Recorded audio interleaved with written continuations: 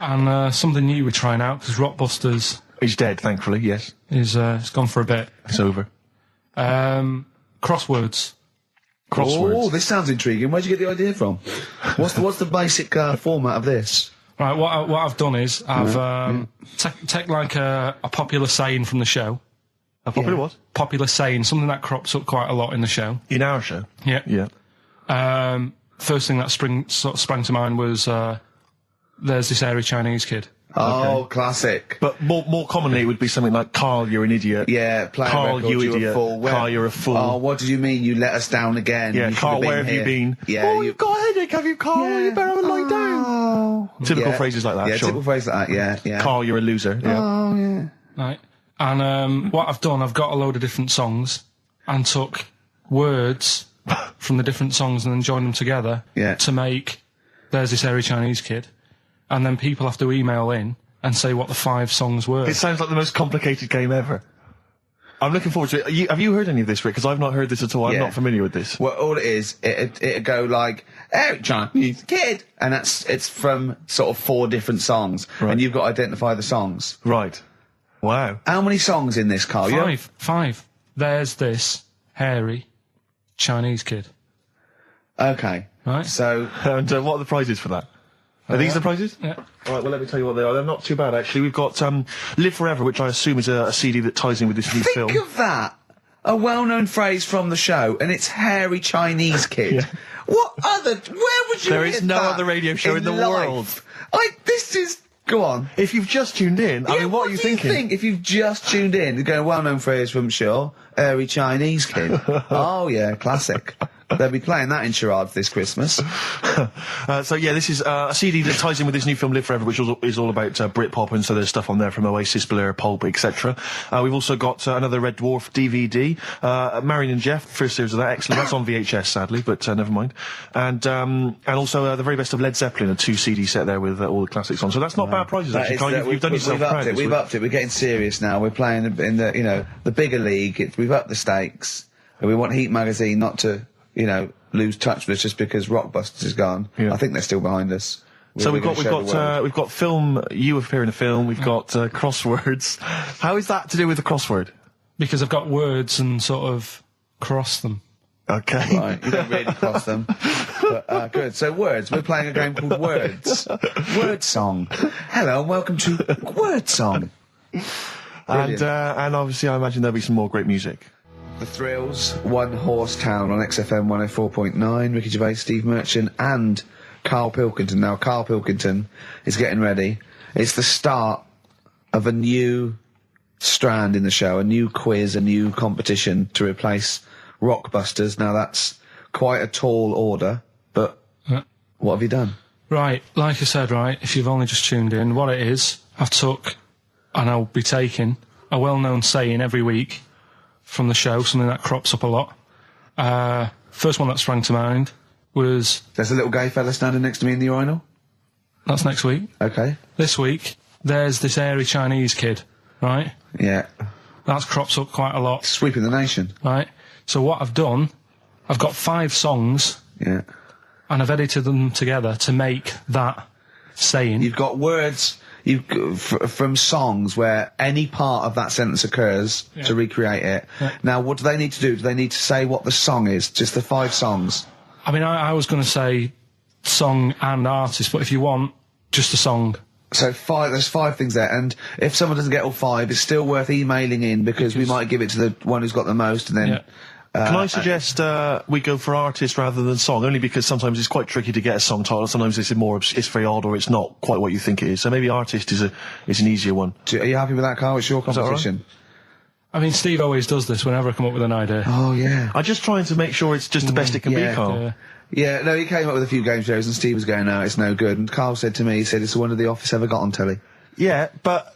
Well, we shall see how Cheapest Chimps plays out, but frankly, the fact that you said to me, Steve, I've come up with the best game show ever, it's called Cheapest Chimps, what's the idea? I don't know, I just like the name. It's something to do with chimps. I thought, well, I'm not sure that's the best game show ever. And what was the other one you came up with that you told me about? I think a few people will be disagreeing with him, Carl. I think people will say that Cheapest Chimps could be the best game show ever. You know, when I was in school, people like you, I really didn't like. You're a stirrer, Gervais. He flits, doesn't he, from one side to the next, Karl. The one thing, we may argue, mate, but at least we're consistent. Ricky Gervais flipping from one side to the other. One day he's on Karl's side. When was the last time Steve wrestled you to the ground and got you in a leg clamp? No, you're right. Never. What, is that supposed to be a good thing? Well, didn't you see us? Yeah, I saw you struggling in Karl's office earlier. He was punching my legs to release me. We were on the floor, and I was squeezing him with my mighty legs, wasn't I, Karl? Right. It was like, I imagine that's what a crab feels like when an octopus has got it. We were playing that, weren't we? So anyway... So, I'll play you this clip now. It's 10 seconds long. We'll play it a couple of times, because you'll need to take it in. So here it is, then. What are we saying? We're saying artists? Let's go with artists. Artists. So email in ricky.gervais@xfm.co.uk. Name the 5 artists it has taken to make up the saying, Give there's that this email airy address Chinese again. kid. Give that email address again. ricky.gervais@xfm.co.uk. There's this airy Chinese kid. Here we go.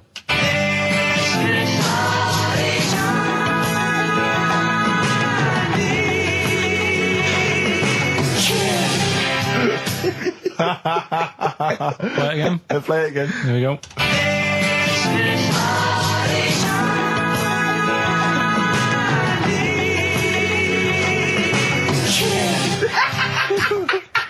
I think you better play it once more. Oh, I've got them. Have you got them all? Yeah. That's nice work. Here we go.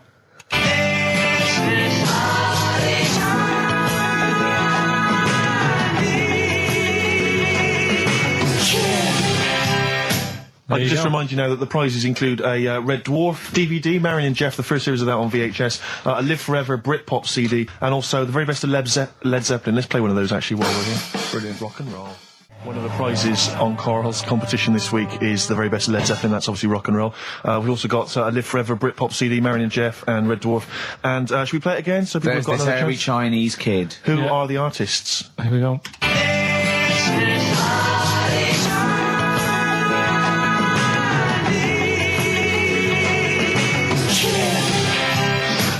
It's tricky. It's not very easy. Once more.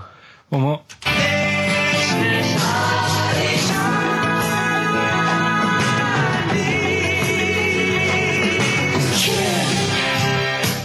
Well, there you go. Ricky.gervais@xfm.co.uk. Those prizes can be yours.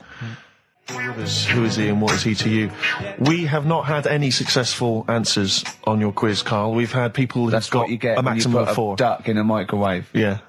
Bill Withers. Nice. All right. Cheers. So I'm not talking about cheapest chimps. That's safe. That's going to run and run. Yeah, that is going to run and run. That's really got legs. I'm going to check the press Monday. I can only assume it's a Triumph.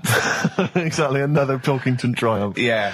I'm going to give the prize, if you don't mind, Karl, to Karen and Jeff Gillian, because they're the only one that they were the only couple that got the second answer, which was very, very But tricky. they got 4 today. But they only got 4 right. 4 is the top answer, so should we give the answers play it, now? Karl, and then tell us who each one is. All right.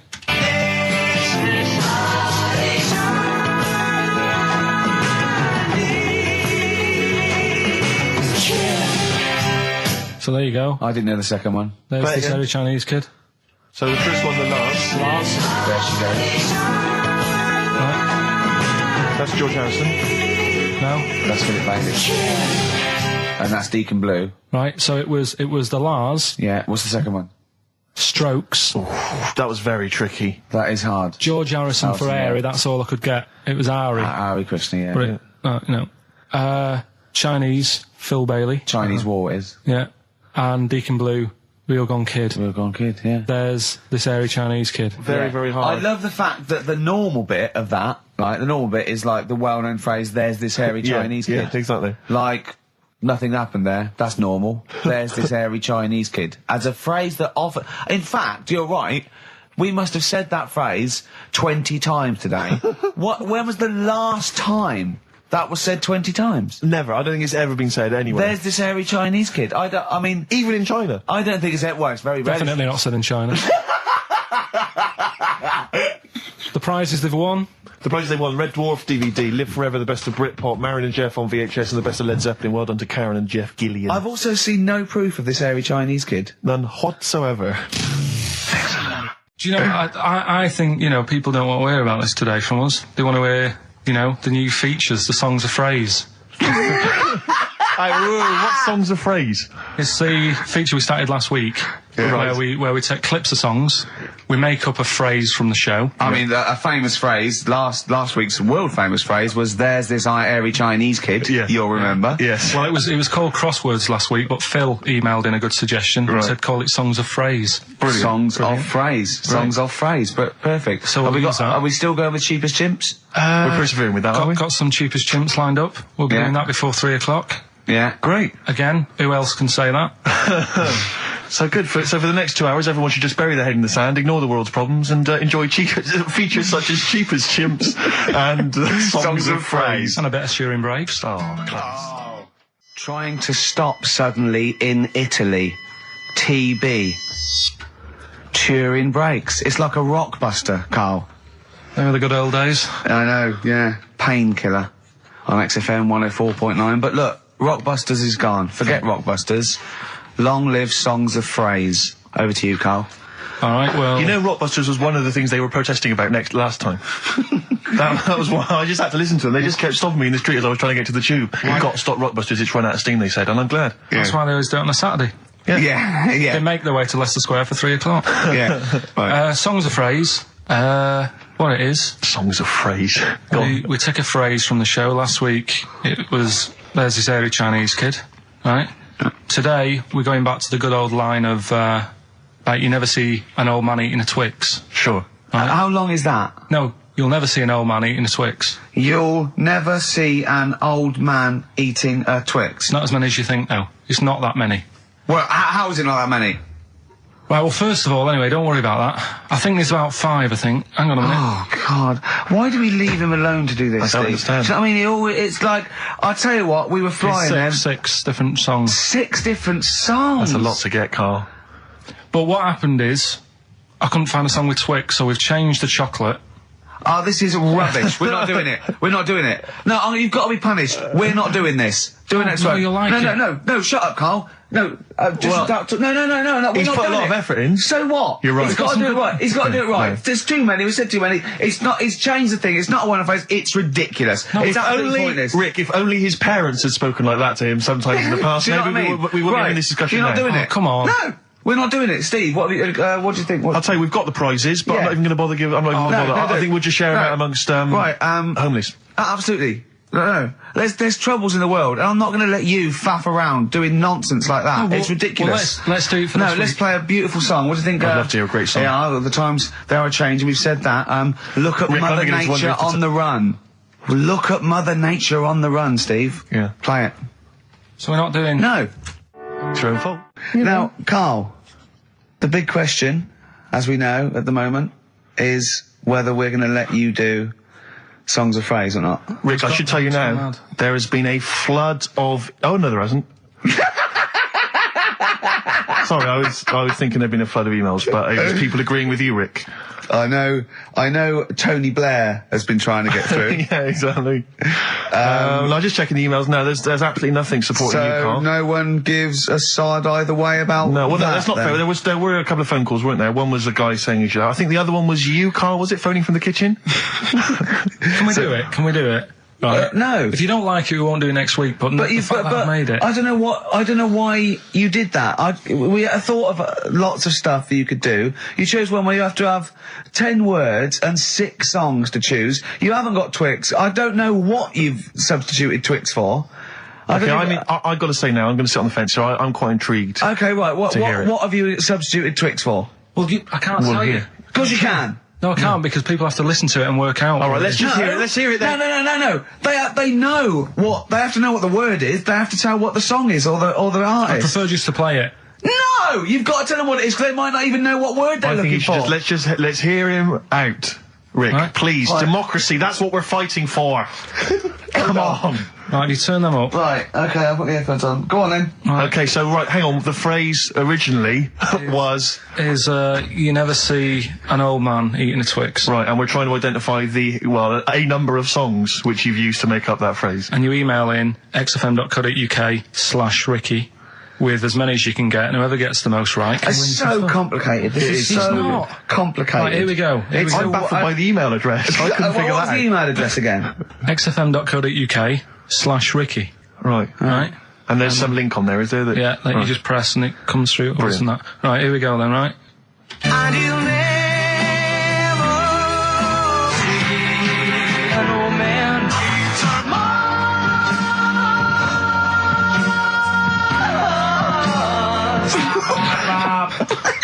Well, I missed a little bit at the end. Let's hear it again. Mars, ba ba ba. Let's hear it again. and you'll never see an old man turn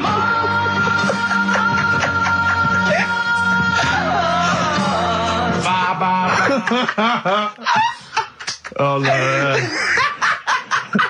Oh, God.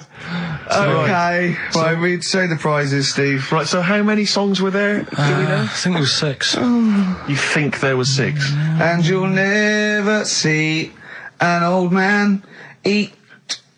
It might be 5. 5 or 6? Yeah. Anyway, well, email in the answers and how many there were, and you might be in with a chance of winning on DVD the original series of Citizen Smith with Robert Lindsay. That was good. Paul Whitehouse's Happiness, the first series of that on DVD. We've also got a couple of CDs here. The Best of Britpop, Live Forever, Oasis, Blur, Radiohead, and all the rest of them on there. Right. Supergrass's current album as well. That's all I right. think it's a current album. Yeah, it is. And Okay. less convinced by this one. If I tell you that some of the artists include Delamitri and Deacon Blue, then I know you'll be rushing out later, Rick, to buy this. Scotland Rocks. A compilation of... Is Wet on there? Let's see. What about Biss? What happened to Biss? Let me see. I'm not gonna... I tell you, it doesn't... I mean, we've got Gun on there. Oh, yeah. We've got... baby, lately. Aztec Camera. Yeah. Big Country, obviously. Proclaimer's not on there. Wait a minute, where's Runrig? There they are.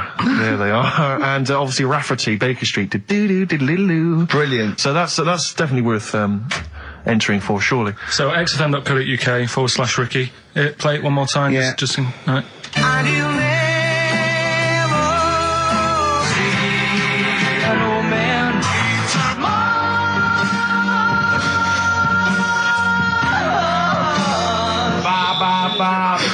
Class. Pure class. Well done. Okay. Yeah. All right, let's go. Oasis. Stop Crying Your Heart Out on XFM 104.9. I'm Ricky Gervais, with me Stephen Merchant and Karl Pilkington. Karl's competition is in full swing now. I just will remind you, when playing songs of phrase and trying to guess the songs and artists, what do you want, songs or artists? I think songs is better. Yeah. All right. But that's ambiguous, isn't it, what a song title is? Where Yeah, if I you think know it should the be artist, artists, definitely. maybe the artist that cleans it up really. Yeah? Yeah. Should we do artists? Artists. Okay, you know if they know what it is, because that'll stop any ambiguity, won't it? And don't worry if you haven't got all of them, because the winner last week didn't have all of them, but it's the closest one. I understand when you're trying to guess what's in Karl's mind, you can only get so close. Yeah. Do you know what I mean? He wants us to bring in Darren Brown. He go, because he won't be able to read my mind. And Yeah. I think he's right. I think he might be. I think he's the one person that could outwit Darren Brown. Yeah. Now, moving on, Karl. As we have to. Should we just play it very quickly? Just play again. Just if Karl's you're in case you want to competition? join in. Go on then, one more time. Here it is, songs of phrase. and you'll never see an old man turn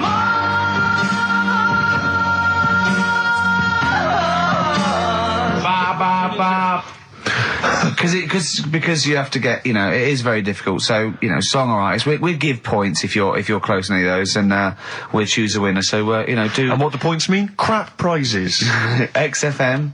xfm.co.uk slash Ricky. We're running out of time. We've got like 5 minutes left. Winner for songs of phrase. All right, give us the answers. Right. We did this at the start. We haven't even got time for the film thing today. Oh. But we'll do that next week. Songs of phrase. It was a phrase you never see an old man eating a Twix. I love the fact that we haven't got time. Like, we've had such important stuff, and it's been so jam-packed and interesting. Not that it's been drivel with gaps we could have filled much better. Yeah. Don't look at it like that, like, What, with his film quiz? Come on. Oh, dear. So, songs of phrase. You never see an old man eating a Twix. We had to change it to Mars bar. Here's what we had. Jerry and the Pacemakers. Echo and the Bunnymen.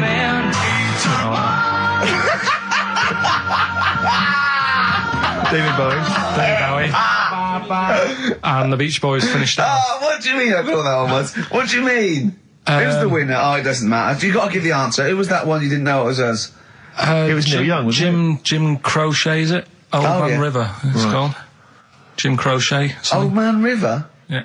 Jim Crochet sang Old Man River? I don't think so. What was it? Who cares? Right. Well, people... I can't believe this. Old Man River, it was. Let's give the prize to... Jim Crochet wouldn't have sung Old Man River. Well, let's give the... Paul Robeson. Let's give the prize to Mitchell Sterling, who has got some of the answers right.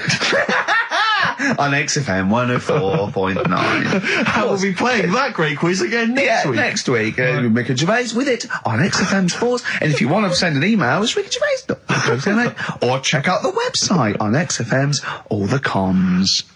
Good night, 3:30. Coming up is Harold Levine and Stoopy Nouns. So I'm just looking at, we have got Cheap as Chimps coming. Songs of Phrase. Oh, we haven't chatted about some stuff. Why don't we kick off with that so we don't forget it? What? Cheap as Chimps or Songs of Phrase or the film thing. We didn't get the film done yesterday. We've also got a new feature, Cheeky Freak of the Week. Incidentally, I should just point out now that someone has, Ashley Phillips has emailed in, because obviously with Songs of Phrase, what Carl does, for those who have not heard it, he takes a phrase that you might hear commonly on the show, and then he uses various songs. There's this hairy Chinese kid. Was the one you never seen an old bloke eating a Mars bar. And, as I say, he uses different chunks of songs and he makes up that phrase. And so he has made some suggestions here, Carl, because he thinks that the more common Carl, you're an idiot, fool, etc., perhaps a little overheard, he'd like to maybe hear Carl, pause, I don't know where to start, which is a common one from Ricky. Carl, which bit of that do you actually think is true? And then there's the regular dialogue between the three of us. Carl, well, you know, it could happen. Me, sure. Ricky, no, Carl, it could never happen. Not now, not ever. You're an idiot, play a record. So maybe some of those you could use next time. Well, will we get it going then for today? Yeah. This week we're. Do you remember the story about my auntie having wind for 5 minutes? Yeah. Your auntie, was it your Auntie Nora? Auntie Nora. She was on a lot of medication and stuff. Sure. And I think that's a side effect comes with it. So she had wind for 5 minutes. So I thought we'd dig that one out. Okay. Classic line. Me auntie had wind for 5 minutes. Okay. So I've got loads of songs here. How many is that? Me auntie had wind for 5 minutes. 7 tracks. Oh, that's tricky. Why do you learn? Okay, so you need to identify, if you can be bothered, the artists. Yeah, that's what we're after, isn't it? All right. Okay. Let's go. My auntie had wind.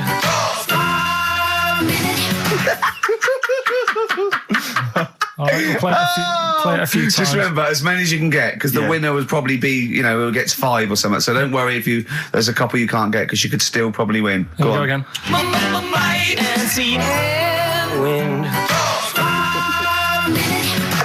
Can I just, what's the email address? It's, well, if they go to xfm.co.uk/Ricky, they can just send them through there and that. Send them through that way.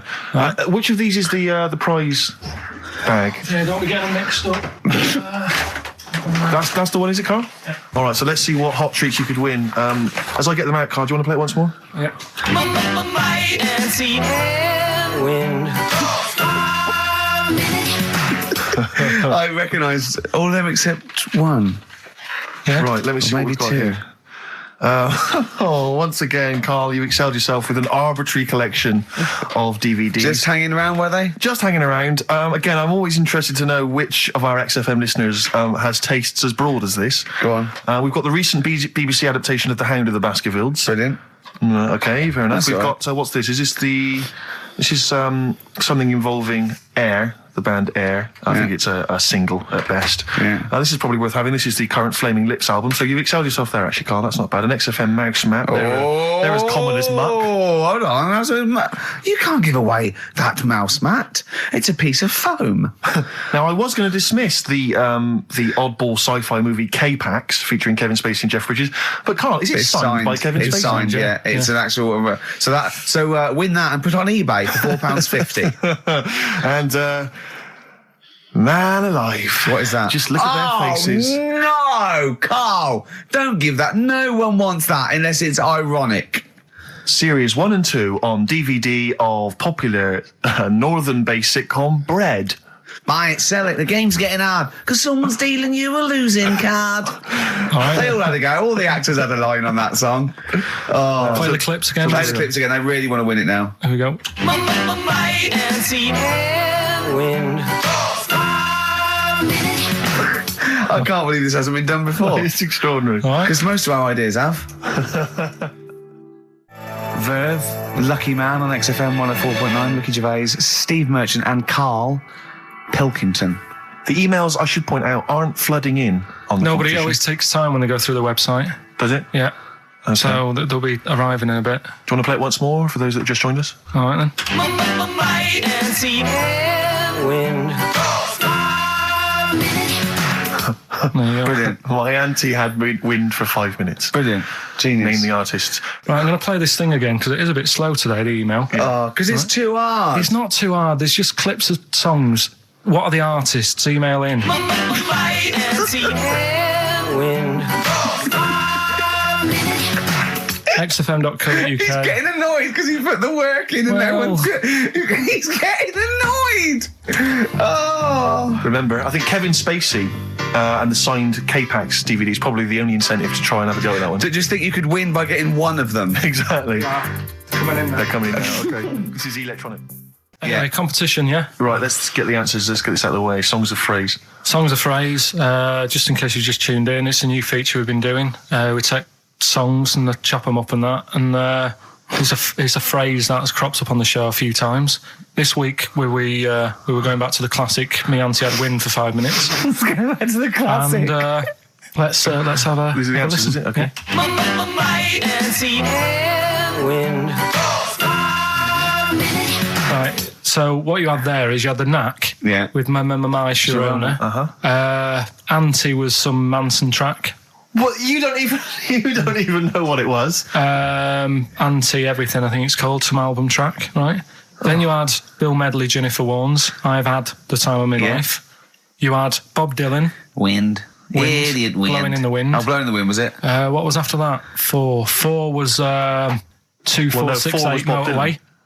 2468 Motorway. Yeah. Tom Robinson. Tom Robinson, yeah. That was the 4. Then you had the 5 from Manfred Mann, 5, 4, 3, 2, 1.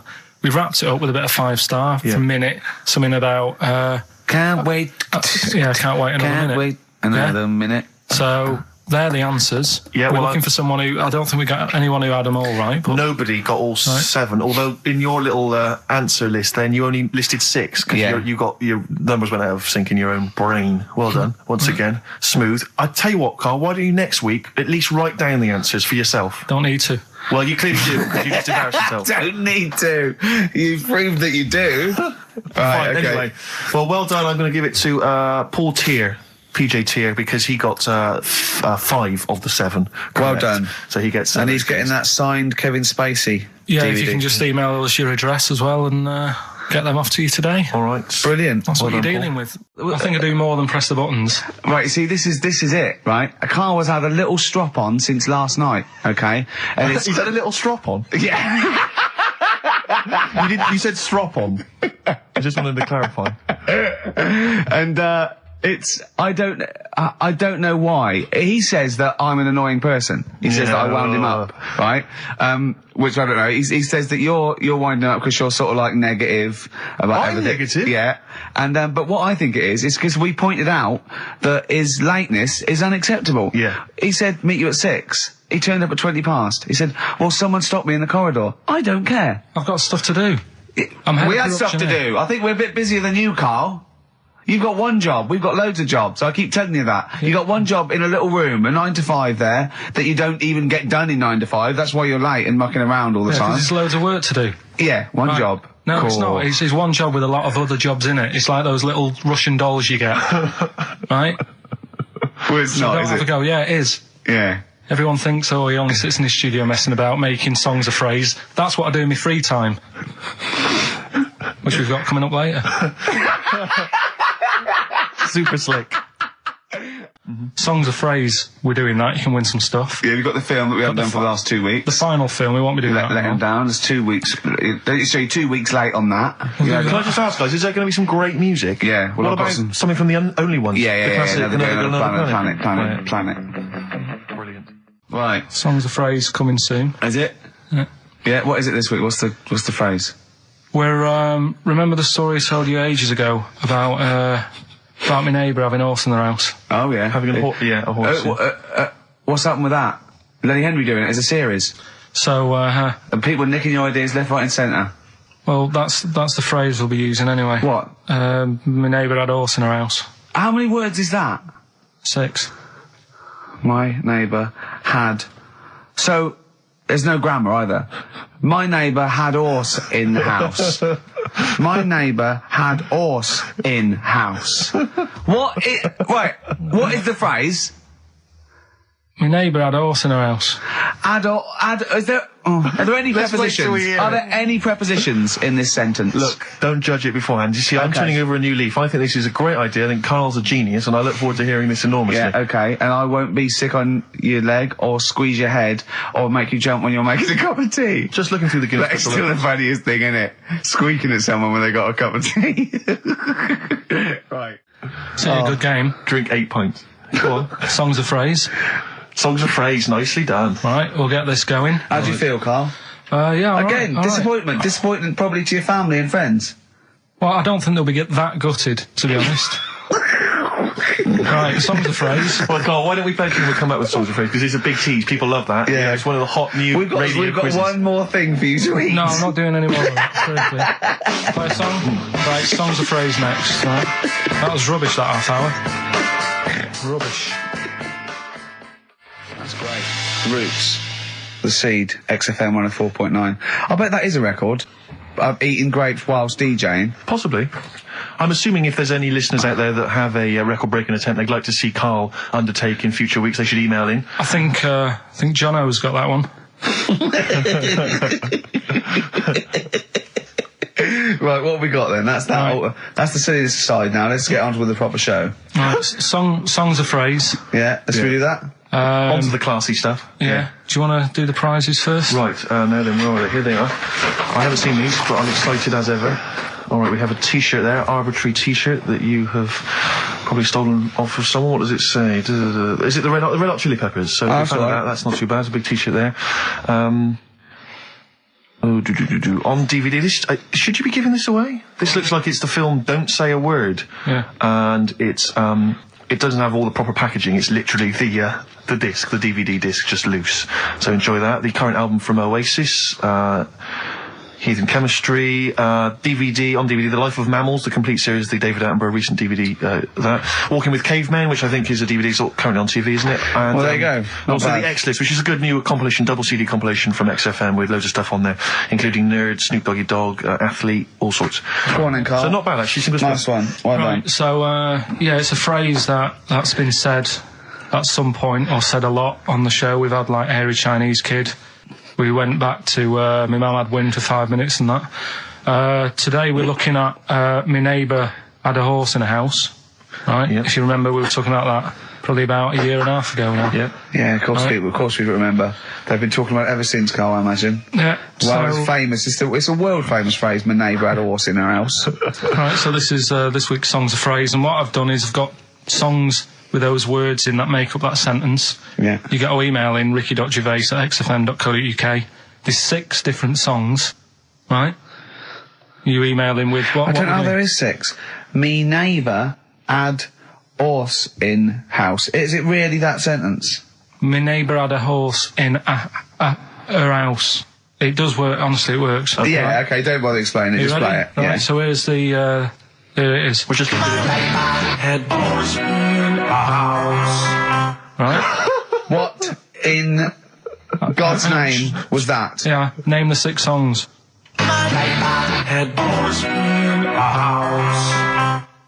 Huh? Are we naming the artists or the songs? Either. Artists. Anyone who gets anything can get a prize. What's Jeez. more, Carl? Artists, here we go. Head boys in a house. That's tricky, Carl. That's very hard. Once more. Head boys in a house. Email in ricky.gervais@xfm.co.uk. I'll give it Another letdown. Another letdown. It's brilliant, this. No. How can you just say that after I've just been stuffing grapes in my face and that? Well, you failed. You didn't get one burger in, right? Even when you tried to chop it up, there's 3, right? So that's it. Well, Steve, out of the goodness of his heart, went to McDonald's. Okay, I got some grapes. You at 62. That's got nothing to do with this, though. This is my game show here. Bob Holness didn't say, yeah, Blockbusters is good, but I never see him eating grapes. So this is a different thing. Forget that. Right? Here's the clips again. Here's the clips. Head boys in a house. Oh, you know I said I was going to turn over a new leaf and not criticise your ideas? I think it's the end of this one, mate. Oh, he's done it again. It's atrocious. ricky.gervais@xfm.co.uk if you've got any idea. So ungrateful. Right, songs of phrase. Just give it a couple more plays. Just email in. We'll pick a winner soon. ricky.gervais@xfm.co.uk. Well, this is rubbish this week. No one knows it because it's rubbish. Steve was right. Head boys in a house. There's 6 songs there, so if you know what they are, just That's the end of that, I think. That's the end of songs of phrase. email in. I think. We've got Head boys none there. No. house. That's the last week for that. That is Okay, well, rubbish. why don't you give us some monkey news? Is it monkey news time? Come on, monkey news. We'll play a song and we'll... No, No, do let's play a monkey song, news. let's play a song. Oh, it's a great track. Cheer up, Carl. Is it new? Is this Waiting for an alibi with Thin Lizzy. What year was Doesn't it have to be out? new. It's brilliant. What year was it out? Oh, Einstein wasn't new when he came up with the greatest theory ever. Oh, hold on. Hey, hold on. You're not new. You're not new. You know, we should give the prizes away. Yeah, well, Carl. this has been dreadful. This thing. We started off well with him trying to force burgers in his mouth, and then he come up with this tapped. I mean, this is the end of this because it's. I mean, it was shoddy to start with. No little duo couple. Well, this is not only. Well, I'm just saying, this is what I was saying in the pub yesterday when you try to be sick on my leg. I was saying, come up with new ideas if you don't like them, but you diss them on air. well, it's just disappointing, isn't it? And Right. What's that? I was disappointed when I was choking before. We were disappointed as well. Yeah, you didn't try. You didn't try with the grapes. You were just like Right. chewing on that. You meant to just throw them in and swallow them. Songs of phrase, it was 6 songs, it sounded like this. Boring. Head boys in a house. Right, what are they? Just give you 6 answers. songs there. We had Lionel Richie, My Destiny, for my. Tricky. Neighbour. Oh, that's XFM. Ooh. My Neighbour was Space. Neighbourhood. Had Harry Connick Jr. Had to be you. Yeah. Right. Had a Neighbour had a horse. Horse America. America, yeah. We had a horse. In was Lisa Stansfield with Pathetic. In All the Right Places. Oh, pathetic. Did anyone get that? And No a one house got. No one from got that. Animals. So that was pointless. All right. Well, the most anyone got was 3, Yeah. and we're going to give it to Deborah, and that's Yeah. possibly Deborah and Kate. They got Right. at least 3 of those. So well done. Okay, well done. Yeah, there's prizes on the way. That's the end of that. Well, do you want to do some, give some stuff away? I suppose so, Carl. We could, yeah. Yeah, set it up, set What it do you rolling. think? What is it? Which of your many competitions is this? Songs of phrase. Talking of competitions, Okay, prizes to give away this week. You've excelled yourself again. We've got, once again, Scotland Rocks, the very best of Scottish music, Texas Deacon Blue, Brilliant. and Jerry Rafferty. Proclaim's on there or not? Proclaim's there, don't worry. Delegate's on there as well, don't worry. Yeah, it's very Don't quick. worry. It's Biss on there. It's Biss on there. I'm just checking to see if Midgure and Hugh and Gry feature, but they do, thankfully. I don't know. The Rosillos as well. Oh, and Gun. brilliant. That is great. brilliant. So I look forward to is that. Is Lulu on there or not? Oh, is she not on there? I can't No, see she's her, not on there. actually. She's not on there. But the don't wets, are the wets on there? All the wets or not? Are the Fairground wets on there? attraction. Perfect. Brilliant. That's on there, so... Is Wee Hootie McTooth on there? And is Jamboree? What's this? This is another arbitrary compilation called Strange and Beautiful. The X-List album, which is quite good. The new album by the White Stripes. The DVD Walking with Cavemen, that TV show that's on VHS. it's still got the price on there on VHS in case you haven't seen it. Fight Club and the best-selling book from Michael Moore's Stupid White Men. So actually some quite good prizes there, Carl. Not bad. All right, Carl, what's this competition? Right, Songs of Phrase. It's where I get a line that sort of is said a lot on the show, or has been said quite a lot on the show. Yeah. Is this one Stop Squeezing Me Head? No. Oh, I could have done that. Yeah. But what we're doing is my favourite. The Elephant Man's my favourite film. Is that the phrase? Yeah, that's the phrase that we're looking at today. The Elephant Man's my favourite film. It is as well. It's his favourite film. I know. What is that again? So, 'cause it's funny and sad, and it's you know exactly what you're going to get. Yeah. They promise you an Elephant Man, that's exactly what you get. Yeah. It's good. Have you seen it, Steve? I have seen it. It is good, isn't it? Yeah. Do you remember at the beginning of the Elephant Man? Think of that. Having that as your favourite film of all the hundreds of amazing films. I mean, it's a good film and it's a moving film. Yeah. But I can't imagine it's a film I would watch endlessly again and again. Care about a bloke with an elephant's head. I watched a little bit of it again the other night. It's one of them that, just sort of reminds you. You know what annoys me? When he goes, I am not an animal. He is. Well, I mean, he speaks like one. And what doesn't help? He's got And he looks like one. No, yeah. But it was a bit unfair because they never let him look in a mirror because he's a bit odd looking. It upset him. Yeah. So his hair was always a mess. And that made him look worse than he actually was. Yeah. But good film. Get it out if you haven't seen it. That's the phrase today. Do you know, I remember my friend introduced me to that film, and if you remember at the beginning there's a big montage because he is working in a zoo, isn't he? Or he's being kept in a zoo, and there's a sequence of various elephants, I think, actual elephants kind of rampaging, and it's just quite a sort of moody, atmospheric montage. Is he king of the elephants? Could he maul them? My friend said to me when we watched this, he said, what happens is he gets trampled on by some elephants, and that's what makes him look like an elephant. And I went, right. And I watched it and I thought, that's not the case. And I tried to explain it to him, and he's, to this day, still convinced that the Elephant Man, it's like when Spider-Man was bitten by a radioactive spider. Yeah. It was his man, wasn't The it? Elephant Man. The power of an elephant. Was it his mum who got... He never forgets. Anyway. Be careful. Is it his man what? Wasn't it his mum who was pregnant and then they ran over her? And No, I don't think so. that's the impression I got from it. No. You are joking, aren't you? No. I thought, I honestly... Anyway, right, so the phrase is, my favourite film's The Elephant Man. Hold on, wait a minute. There's 5 songs make up that sentence. Yeah. Right, this week. Have a listen, see if you can work out the songs. Email in, ricky.gervais@xfm.co.uk, right? And you win all that stuff Steve just said. So, right, here we go then. The Elephant Man.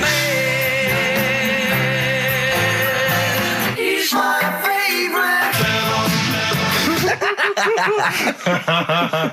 That was nicely done. Genius. Right. Let's hear it again. Here we go. The Elephant Man. He's my favorite. 5 songs there. The Elephant Man not is so hard, this my week, which is favourite good. film. Well, I thought we'd make it a bit easier. Make it a bit easier. Yeah. All right. Just one more. The Elephant Man.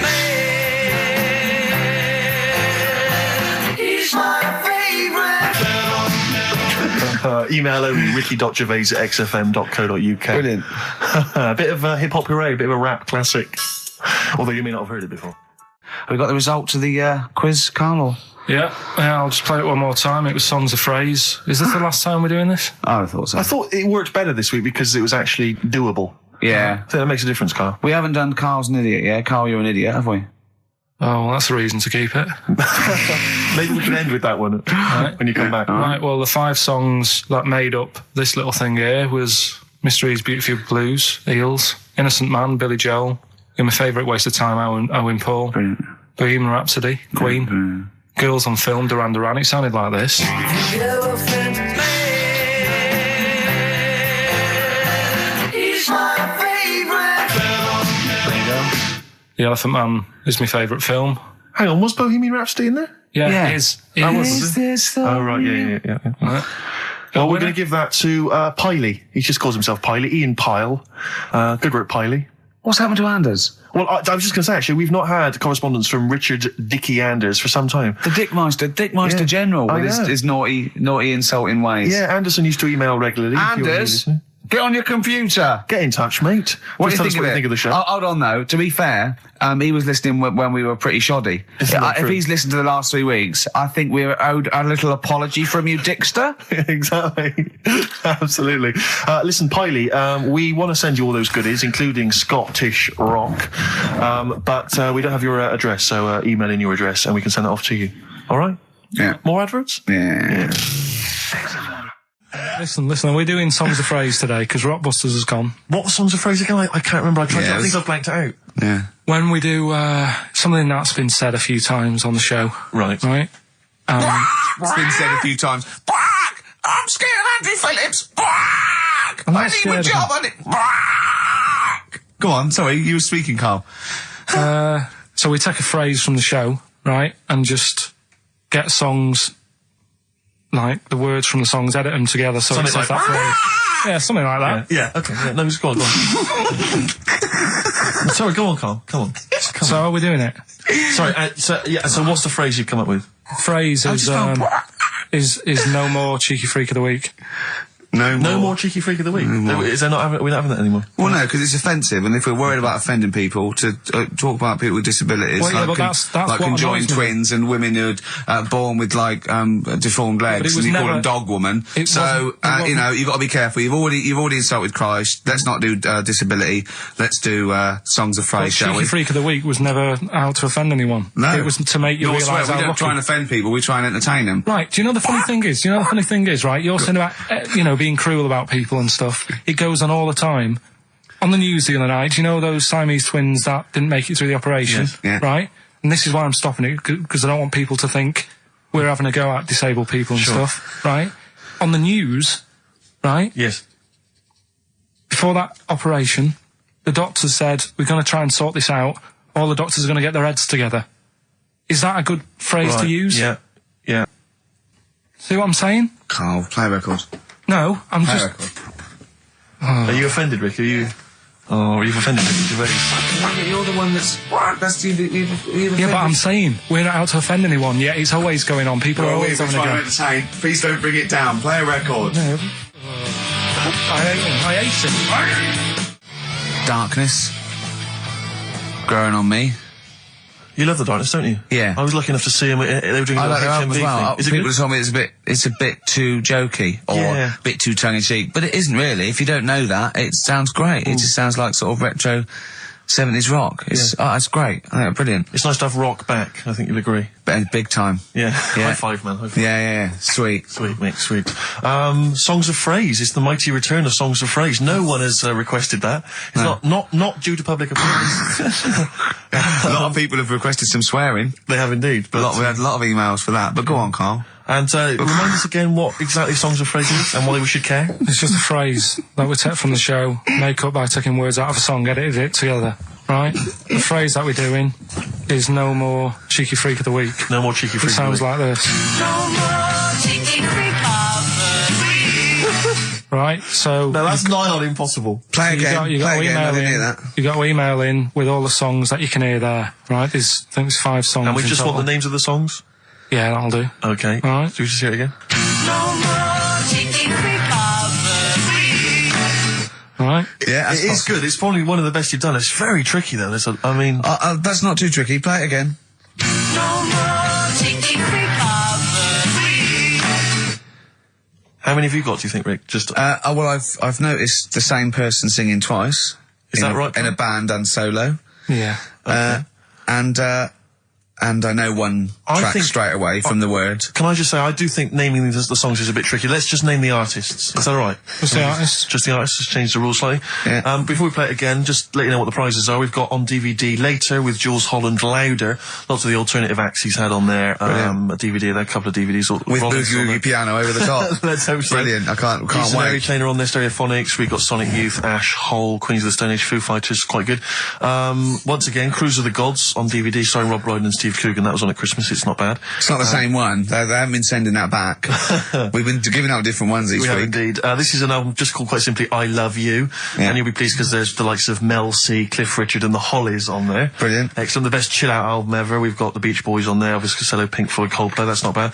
And this is the one that's most interesting, I think, the American Song Poem Anthology. I've not heard it yet, but apparently, I think what it is an anthology of recordings that were made apparently in, I think, maybe 50s or 60s America. There was a particular organisation, you could send in songs or lyrics that you'd written at home and they would send it to music and record it for you.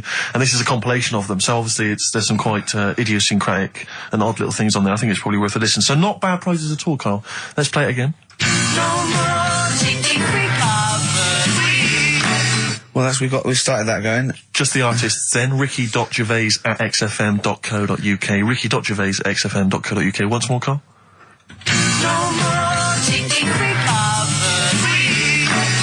See, it's great. Yeah, not bad at all. A little bit of Elbow. Nice to hear that again. This is the one Red. XFM 104.9, Ricky Gervais. Sure. Elbow and Red. Good tune. The old Spanish archer. Alright? Yeah, Elbow. Oh, sorry, you've lost me. I wasn't listening. Elbow. Alright. Sony award-winning from Ricky Gervais. Well, we're not allowed to do anything. Sure, a bit more. Andrew likes those sort of things. Rick, I can tell you now that the answers to songs of phrase are quite literally dribbling in. I think there's 2, maybe 3 answers so far. So very excited about that. And we just had an email from Dan. He says, my Mrs. Lynn is pregnant and is 8 days overdue. Carl, could you offer any words of encouragement to coax the baby down the birth canal? I've sat Lynn only inches away from the speaker to allow optimum audio transfer to the uterus. What would you say to that child there, just to lure it out to the wide world, Carl? I wouldn't rush out, to be honest. Right. It's not good, is it? Out here. Sure. And I don't really want to talk about kids either, because Suzanne's mate's just had one and now she wants one. Oh, God. Yeah. Please never bring a child into the world, Carl. Promise us that. They just bore me.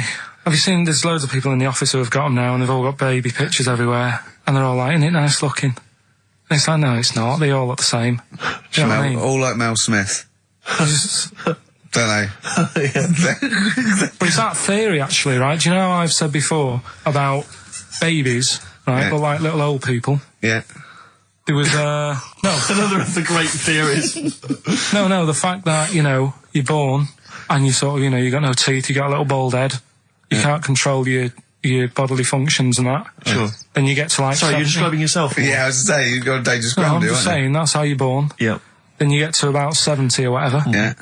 All that starts to happen again, doesn't it? Right. Yeah. Now, there was a story in America about, just backing this up again, 70-year-old fella. 70-year-old fella, okay. Little bald head. Yeah. Right? Probably no teeth and that. Probably, yeah. Nappy and that, right? Yeah, probably, yeah. Goes into... Not 70-year-olds, but pop the old nappy on your 70th birthday, take your teeth out. Goes into an off-licence to get some beer. Doesn't get served because he didn't think he was old enough. Right. Okay. Right, okay. Wait. Carl's back. Wait a minute, No, sorry. okay. So they thought he was a giant baby that had walked into an off-licence. Weird, isn't it? Steve, forget it. Carl, please. I need Carl to answer. No, that's the story, but it's weird, isn't it?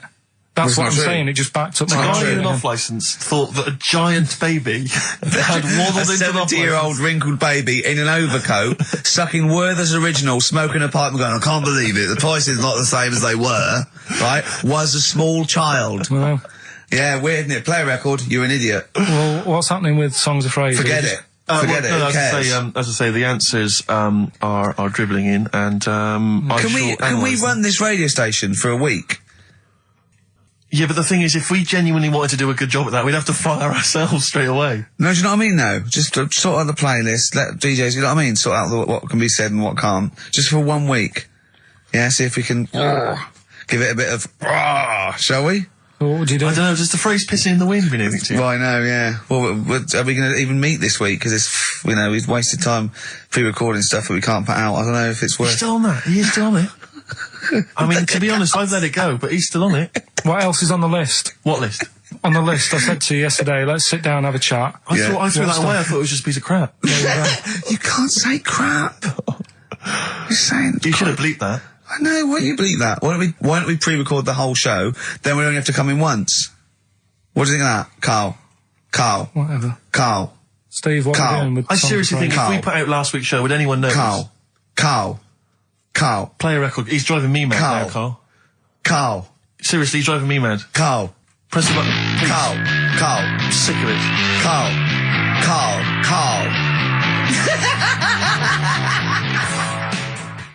Anyway, Hastings answers for soon. Rockbusters. It's going to Hastings in 10 minutes, isn't you? Can't wait. He's looking forward to it. Lovely day. Lovely town. Nice little trip. Chill out, come back refreshed. Monday. Let's do some work.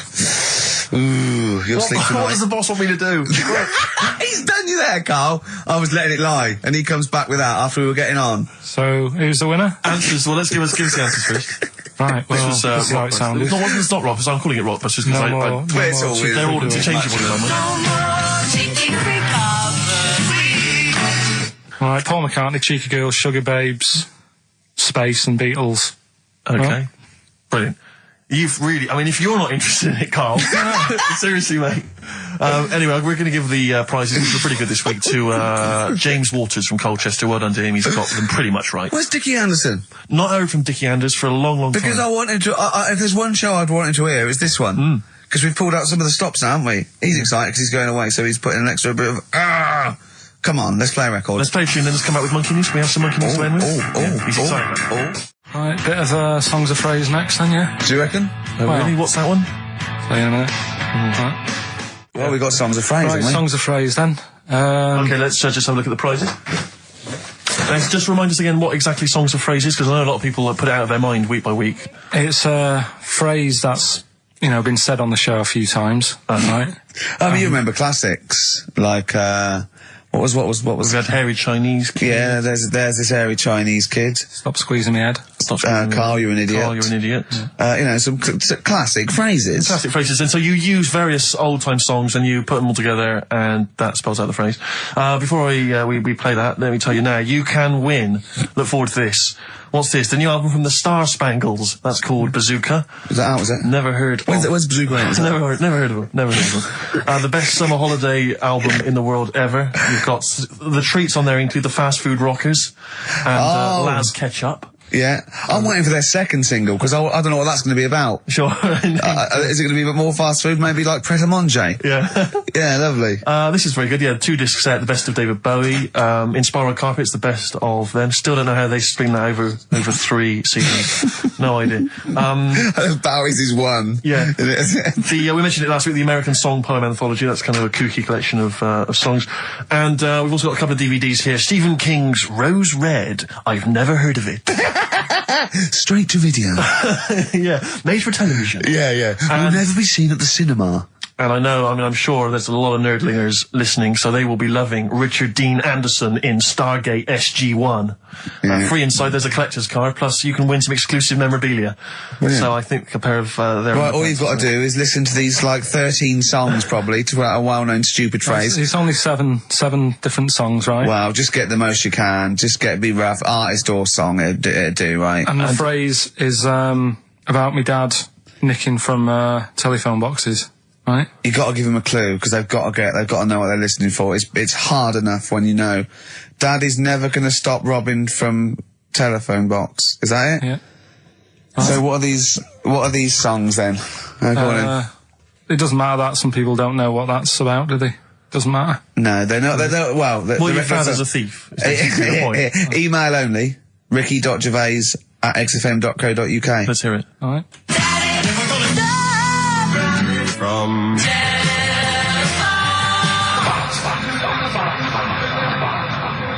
All right. Also not grammatically correct. No. So it's Daddy never gonna stop robbing from telephone box. Rubbish. Unbelievable. Play it again. I think we just need the song. That's all we're after. Yeah, just the songs. All right. From...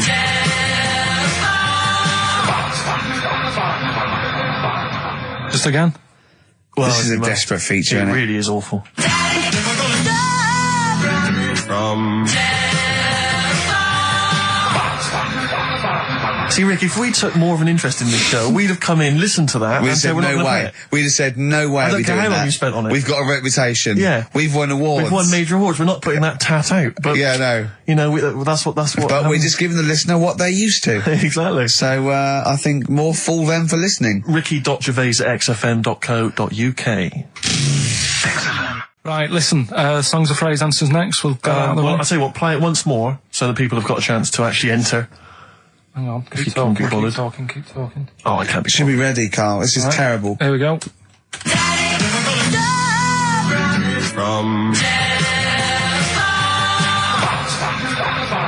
Right. That is the well-known phrase, Daddy's never gonna stop robbing telephone box. The well-known phrase. And we're looking for the songs, I think.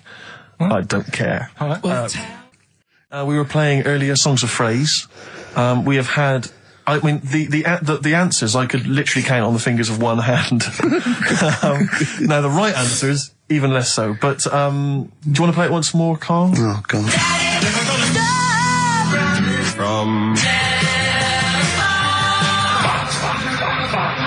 There was 7 songs in there. Right. Read them out, Colin. What are they? It was, Oh, have you got it written down? oh, I can remember them. Daddy Cool.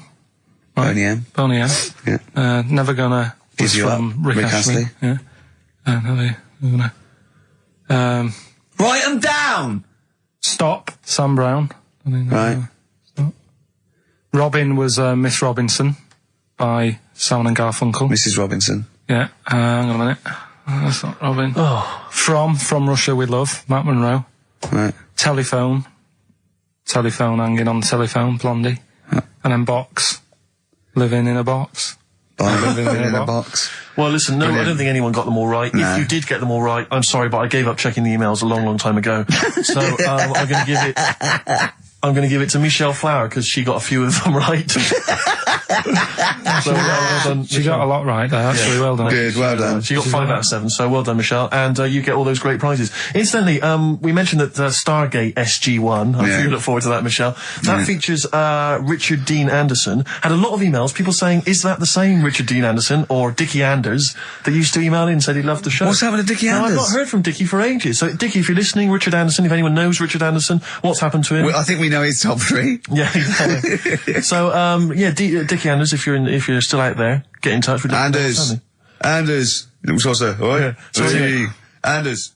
What have we got? What What are you providing then today? Have you got a quiz for us? Yeah, we've got, what's her name if you want? We've got, We've got what? what's her name? What's her name? Is that a new one? Don't know. Yeah, what's her name? Yeah.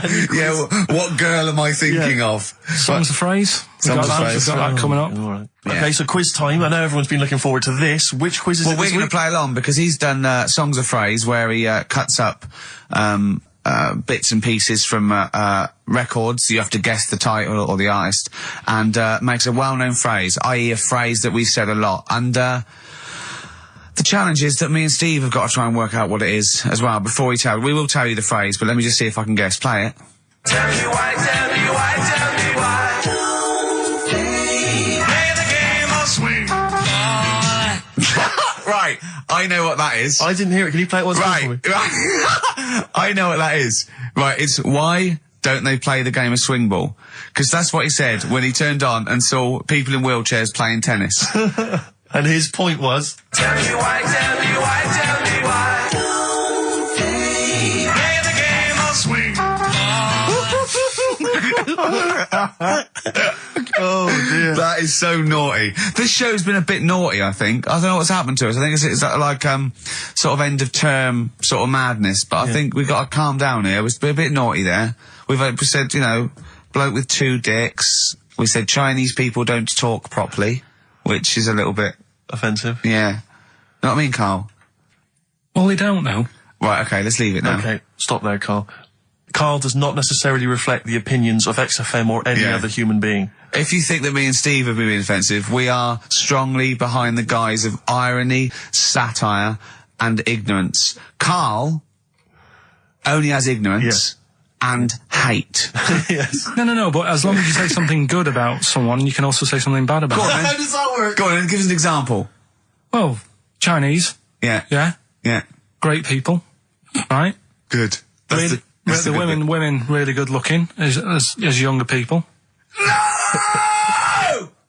What are you doing? I'm just saying, as long as you know what I mean, there's good and bad and everything. For every What are the old ones like? Yeah, they don't age well. What do you mean? The fella in Karate Kid, the teacher, is only about 36. We started this. Oh. Fact.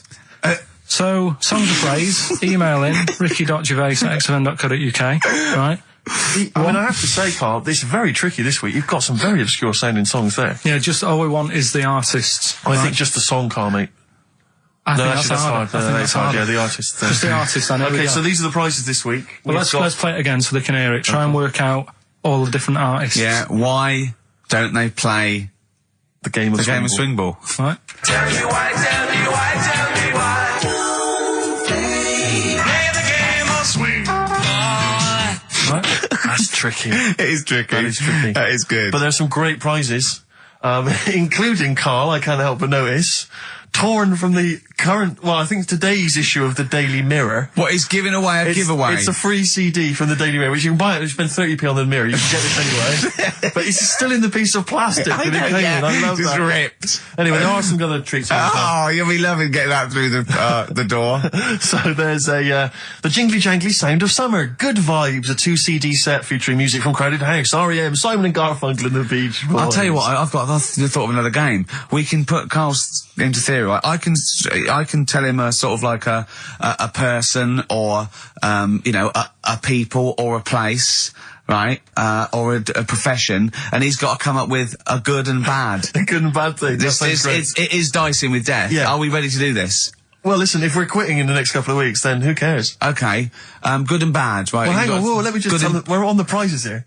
Alright, okay. So now 55. I know there's a lot of XFM listeners who are going to be looking forward to the likes of S Club 8 and the Fast Food Rockers. They're all on there. I can't wait. What is their second single going to be about? The Smashing Pumpkins. This is quite a good little compilation of sort of B-sides and live performances and stuff like that, which is not bad. The best summer holiday album in the world ever. I think we've given that away in the past. All sorts of stuff on there. Plus the director's cut of True Romance on DVD. The Tarantino scripted. It's a great film. Tony Scott directed movie. So there's some quite good prizes. Just play it once more. So email in ricky.gervais@xfm.co.uk. Why don't they play the game of swing ball? Just the artist, yeah. That's all we're after. Yeah. Right. Tell me why.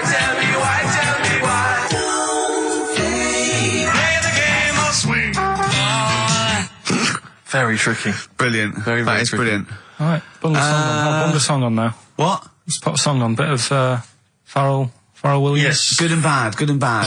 Old people. Pharrell Williams featuring Jay-Z, that's a new single, and then Frontin', that's released on the 4th of August. It's made me sort of feel funky, but in a chilled out way. Yeah, that's perfect. Do some adverts though, that would really help you. Yeah. Darkness. I believe in a thing called love on XFM 104.9. Ricky Gervais, Steve Merchant, Karl Pilkington.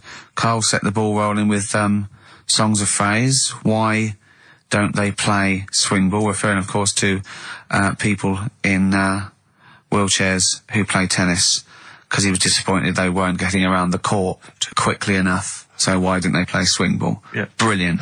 Someone just emailed in saying because if they hit it to the top, they wouldn't be able to reach it to unravel it. Exactly. Which is a good point. Yeah. But I mean, nonetheless, good and bad in people in wheelchairs? Do you want to do that? Good and bad things about people in wheelchairs. Good and bad. Yeah. Suppose.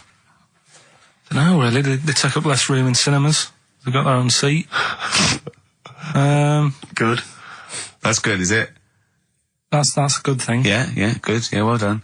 And what's bad? Don't know. I'll have to think about it. Okay. But, well, let's leave that, eh? You started it.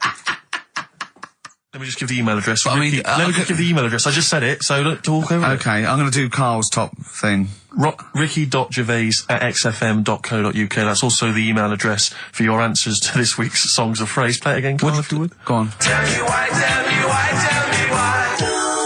Play the game of swing ball. We just want the artists, is that right? Yeah, that will do. I've got two that you don't like. Not that you hate them, but that you sort of like, don't agree with them. Would Liverpudlians be in your list? Probably. What about gay fellas in toilets looking at you? Well, I think they've sorted that out. So.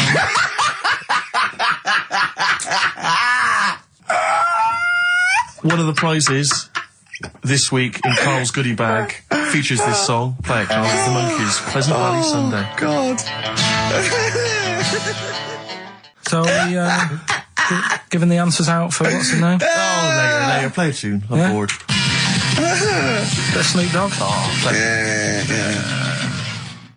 Snoop Doggy Dogg from 1993. And What's My Name? Long time ago. It was indeed. 10 years ago. XFM 104.9, Ricky Gervais, Steve Merchant, Karl Pilkington. Songs of Phrase. We've had very, very few entries. I really think people aren't interested. They really have just given up. I mean, seriously, Carl. That's the one thing you contributed to this show, Carl. And it's the weak link, I think. Missing link. In the chain. The missing link. Oh, do you reckon there is one, Carl? Do you reckon they'll ever find the missing link? Wandering around Manchester. Wait a minute, Carl. The stats then. Let's have the answers, if we can. Right, it was Let's specials. play it once more. Alright. Tell me why, tell me why, tell me why. Special. Yep. Jermaine Jackson. The game of swing. Right, it was Play the Game of Love. I think that was Wayne Fontana and the Mindbenders. Right, you think, but you're not sure. Louis Armstrong was the Don't Mean a Thing if it ain't got that swing. Mm-hmm. Yeah. And Queen, Don't Stop Me Now, We're Having a Good Time. And that. We're having a ball. We're having a ball. Yeah. Well, I mean, considering you yourself weren't entirely clear, I think it's only fair to give it to Paul Brown, who got some of the answers right. PB, you are getting those prizes. Well, they are on their way They're to you winging their now. way to you. Silence is easy. Star Sailor on XFM 104.9. Right, it's the quiz of the week. If you want to go out and do some shopping, this is probably a good time. And come back again for about 15:15. But don't forget, what I will say is, even though these clues, we're going to do songs of phrase, by the way, where Carl picks out a phrase that he might have said once, tries to find words from songs to put it together. You've got to guess as many as you can, song or artist, I can't remember. But even though you might look at it and go, that's mental, I don't know any of them, you might win if you get 2 right. I mean, I think the winner last week got about 3 out of 3 Well, or I have 7. to be honest with you. I mean, last week, Rockbusters, surprisingly, was a very, very popular quiz. Yeah. It just happened to be awful. Yeah. This one is pitiful. I mean, it's truly atrocious. Yeah. And it really doesn't even have a fan base. I mean, there's no one championing this one, Carl. Last week, seriously, mate, I got about Carl's face. 7 or 8 replies. Oh, God, that's terrible. That was like when you told a kid that you couldn't afford a Christmas present this year. Look at his face. Yeah, it is a bit distraught. Carl, I suppose it's like Chris Evans' face when they said they were cancelling Girls and Boys. It's like, but I can come up with great TV game shows like that. No, you can't, Chris. Not anymore. Oh, his little glasses slid down his nose. I'm the guy who don't forget your toothbrush. Yeah. What was that money you owe me? No, you owe us. Oh, believe it. Alright, so will I just play it to you and Whatever, you Carl. try and work out what the phrase is? Sorry, it's a phrase that might have once been uttered on this show. It was said last week. Oh, right. All right, okay, brilliant. Alright, here we go. I know you're just 16, but looking all of 21.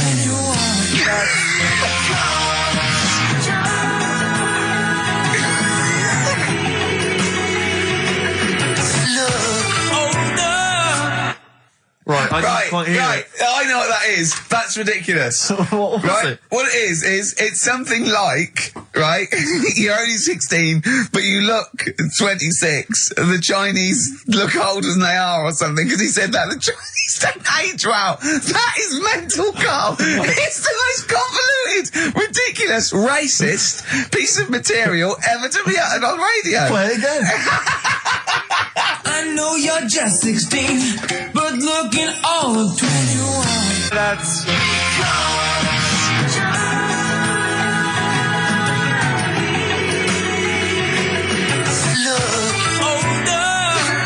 Okay, you're just 16 and looking all 21. That's because the Chinese look older. Carl, you've gone mental. All right. Oh, that is amazing. So, there you go, the well-known phrase, you're 16, looking all of 21, that's because the Chinese look older. Well-known phrase there, sweeping the nation. That'll be up there with "was up," And shut that door. If they do a poll, right. Okay, play it once more. We're after the artists. Just the artists. Yeah. Right. I know you're just 16, but looking all 21. That's...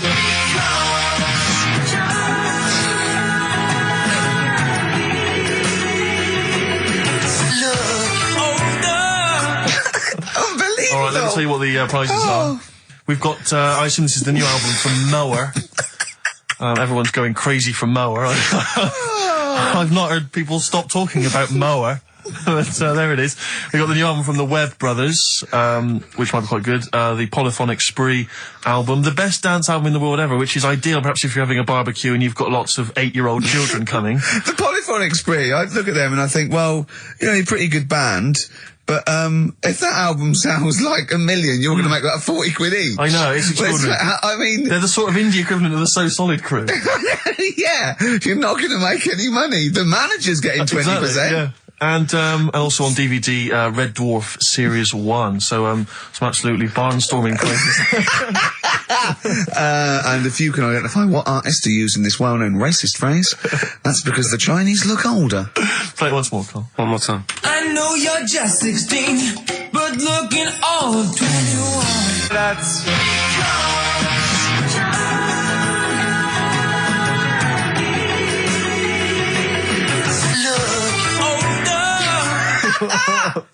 Oh, Ricky.Gervais at xfm.co.uk. Play a record. This is radio. Panic, the Smiths on XFM 104.9. Well, we've done the first half hour, which is mainly genital related. Then we've kicked in with some racism. You have to guess what artist. It seems just a couple of emails just to update you on what's coming in here. Go on. Natasha has emailed us. She says that she's of Chinese origin, and at 27 she often got mistaken for 24. So your notion that Chinese people don't age well is obviously factually incorrect. Yeah, well, we didn't need... Thank you for phoning, but I mean, honestly, trust us, Natasha, we didn't need you to tell us that. We know Carl is talking absolute nonsense. Wait till you get to 30. Oh dear, no, this is quite a nice email from Paul. He says, let Carl know that I have a Chinese friend called Oi. Imagine the confusing and amusing situations we get into. We're out and about in busy Soho.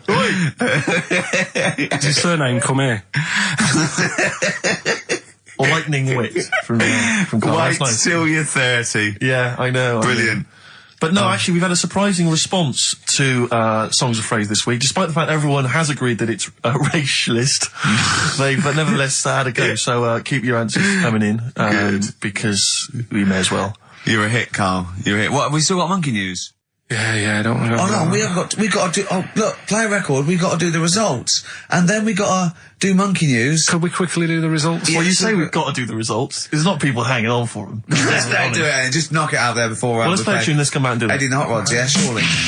Carl, quick, the results, then monkey news. I need some monkey news, but I need the results first. Right, play it again and give the answers. Here we go. Songs of Competition. Phrase. Songs of Phrase? Name the artist. Name the artist. I know you're just 16, but looking all 21. Hue and Cry. That's... Who's that? Hang on.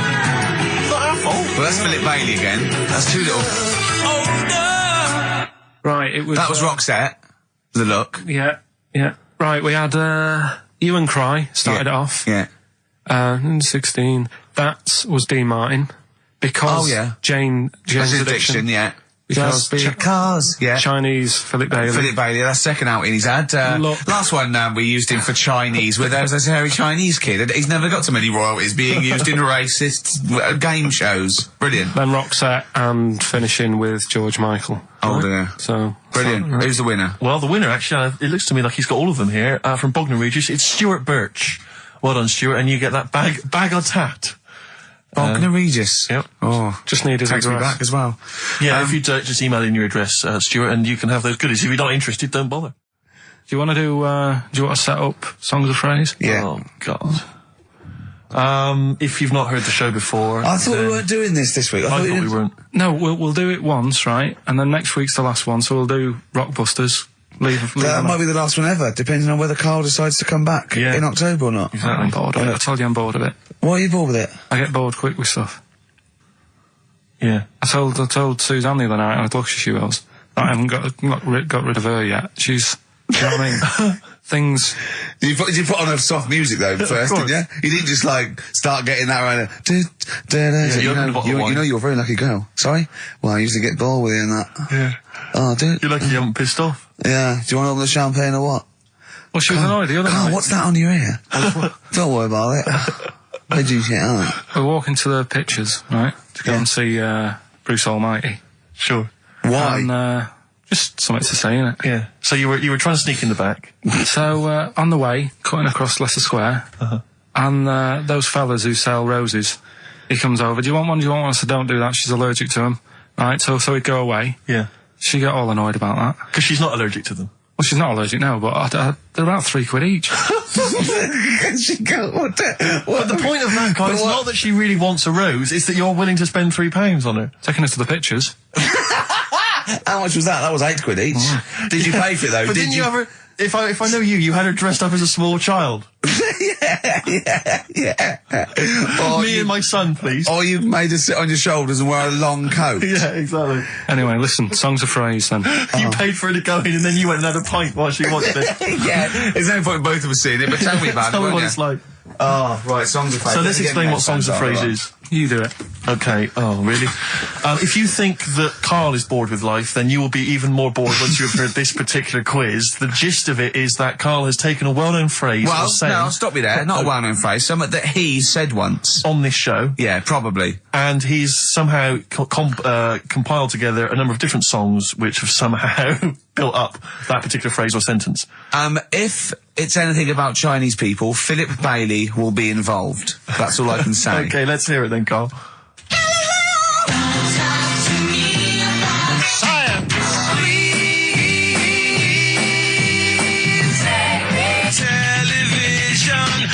Right. Alright, I don't know what that is. I don't know what that was. This is appalling. This is appalling. Carl, I do not know what that is. What is the phrase? I just was saying last week about everyone's raving about Galileo. No, they're not. No, they're not. No, they're not. No, that sounds like a sort of B-side from the Buggles. Everyone's raving about Beyonce and Robbie Williams. Yeah. They're not, people going, Pop idol. What are you into? Galileo's good. Yeah. Forget it. No! Placebo, song for Carl there. That's Special Needs on XFM 104.9. I'm Ricky Gervais with me, Steve Merchant, Karl Pilkington. We were doing songs of phrase. Oh yeah, I forgot about that. Yeah. Oh god. So what is this phrase? What is the phrase, Carl? Last week we were talking about Galileo. Right. And I just was saying, years ago, I can't remember now, when was it? When was he doing his thing? End of the 16th century, I think. Right. And he was messing about, trying to find out about speed of light or something, is it? No, he did lots of stuff, Galileo. All I was saying is, Gravity, back then, yeah, surely everyone was saying, stop messing with that, make us a telly. You know what I mean? There was other things that people would have been happier with. Sure. Back then. Like they So now. the phrase exactly is what? The well-known phrase is what? Galileo, it goes like this, doesn't it?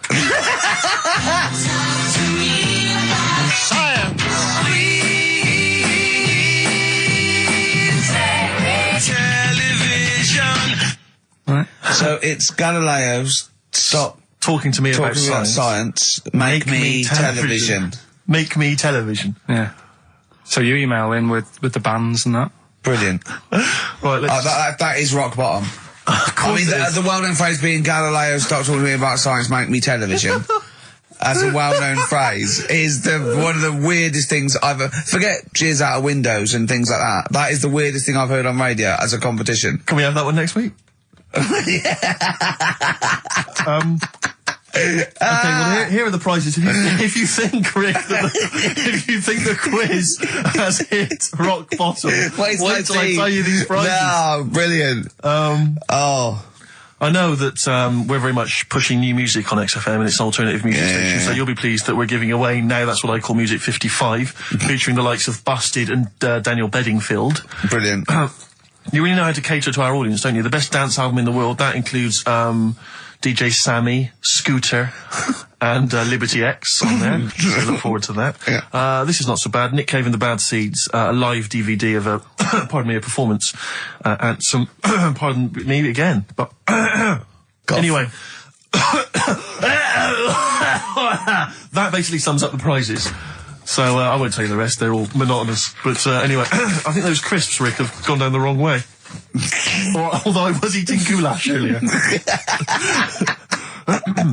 I'm fine. So anyway, yeah, that's some of the prizes. And you can win some tat. So, if you can identify these artists. The well-known phrase, Galileo, start talking to me about science, make me television.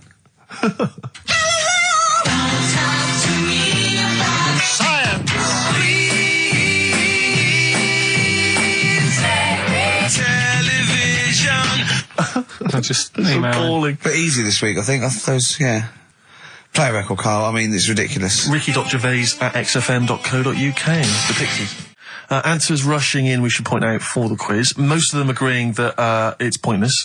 Some people have called it... It's songs of phrase, of course. Some people are referring to it now as songs of arse.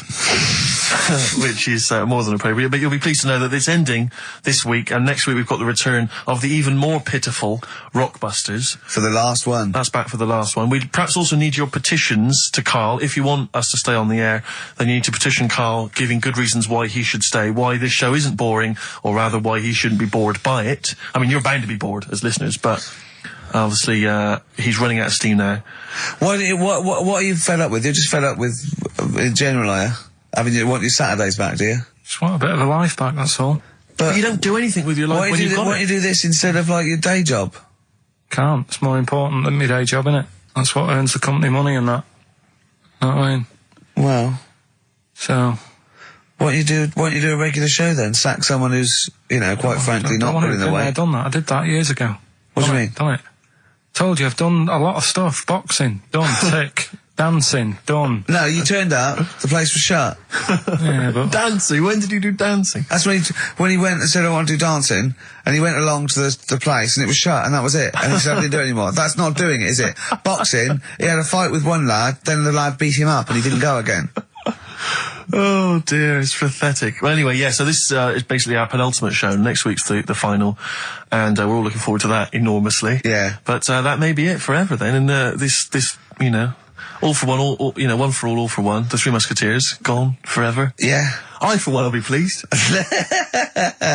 Oh, I have to get some of these taped, because I like coming in and sort of, you know... Incidentally, Rick, don't be afraid to nick as many CDs as you see fit on that last show.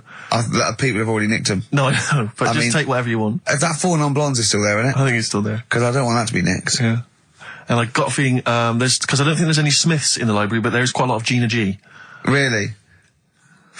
What? What was that sigh for? Nothing. What? Ooh. Play a record. Monkey News is on the way, plus the results. This isn't radio. You've got to keep talking or playing music. Play some music? Yeah. I was going to say the winner. I don't think anyone cares.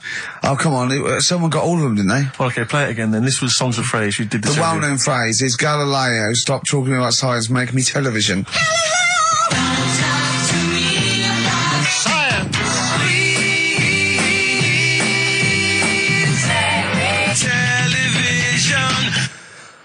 The most convoluted, banal quiz on any radio station ever. I mean, I'm including Moyles, Chris Evans, do you know what I mean? Simon Bates. That's worse than anything they ever did. Apparently, Channel 5 have bought the rights.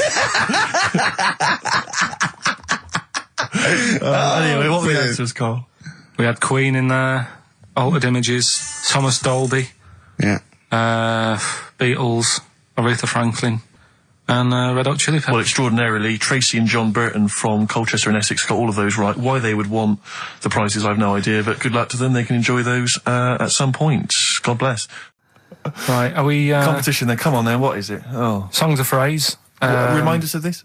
We got the film one coming up later as well. Oh. But Songs of Phrase is the one where I take a popular phrase from the show. Well, no, it's not a popular phrase from the show. It's sometimes something you said once. Right. There's this airy Chinese kid. Yeah.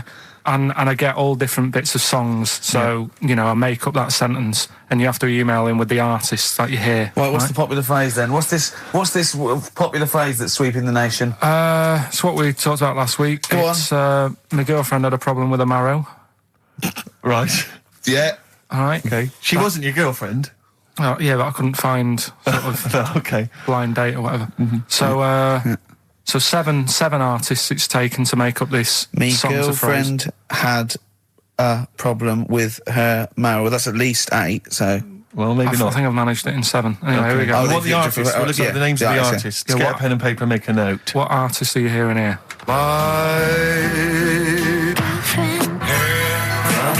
With her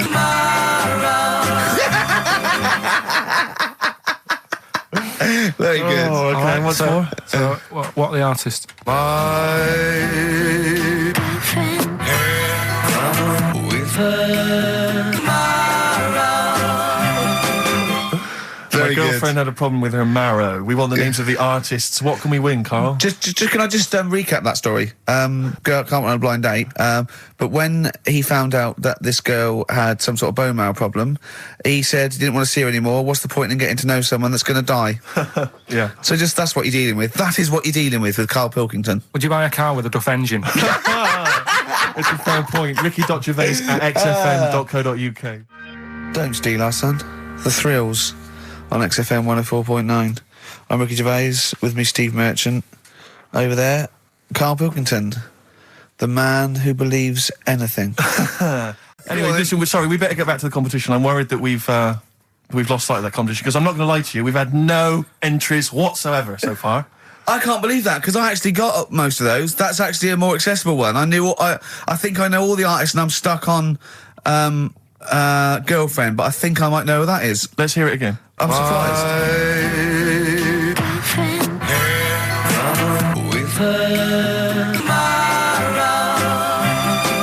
And I think that's a pretty accessible one. An eh? accessible quiz? Yeah, so no one's... Is the email up or no one's listening? No, well, I think there's a little bit of that. But I think we've accidentally closed down the texting. Oh. So if you're texting in, This don't is bother with that. rubbish. It really is awful, isn't it? Yeah. just play it again. Hang on a minute.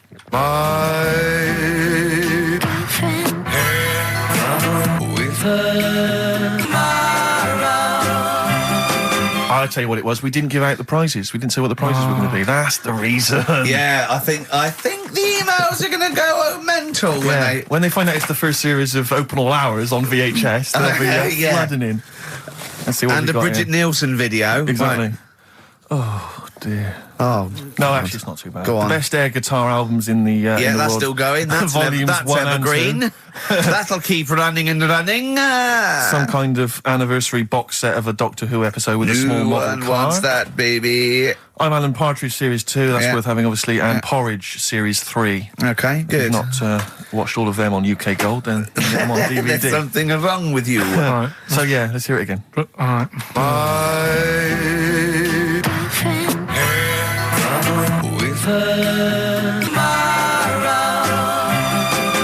Just name the artist. That's all we want. Just Yeah. the artist.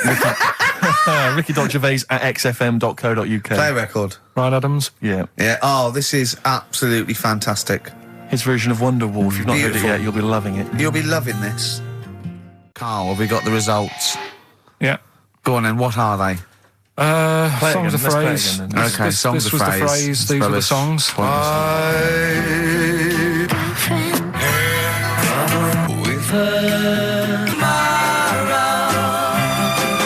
My girlfriend had a problem with a marrow. The answers: Sinatra, Prince, Bill Medley, U2, Shirelles. There was also Dub Pistols in there.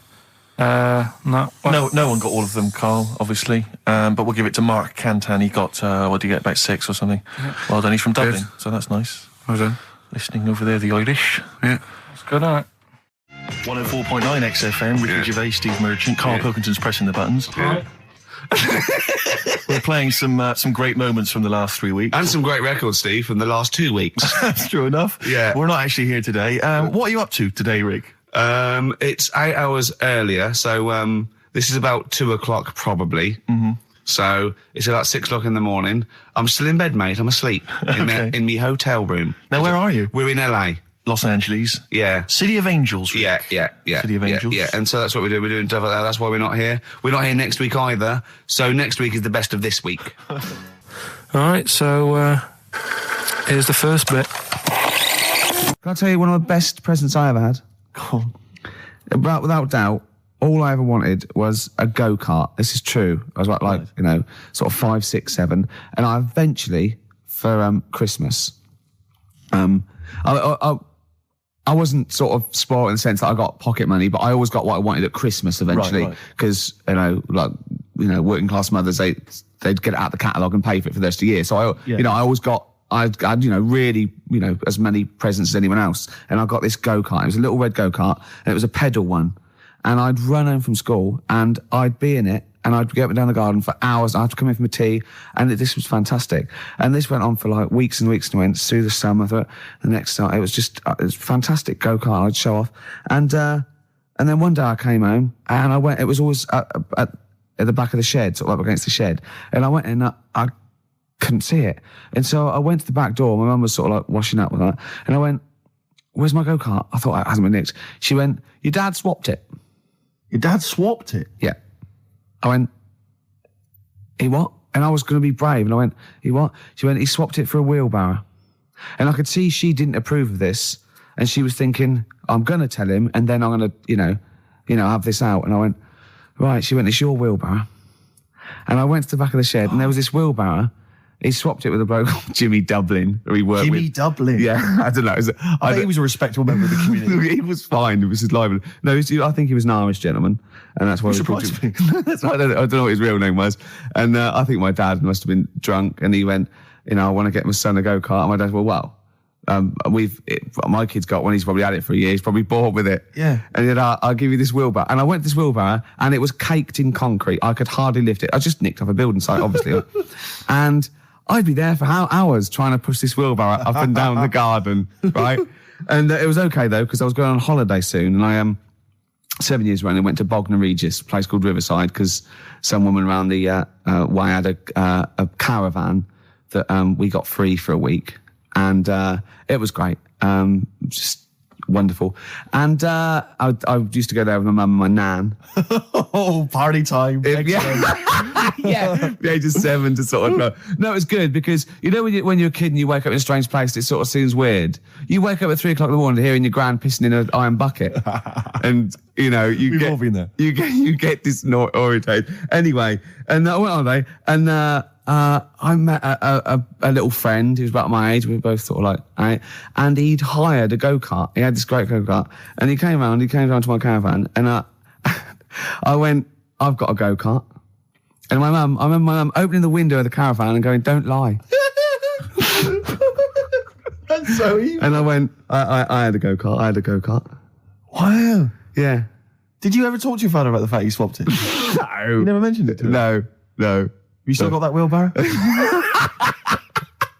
I think so. I've grown into it. Yeah. Yeah, I can nearly lift it now. Yeah. And now I'm just too old to run up and down the garden with now it. Now you get one of your several gardeners to use it all the time.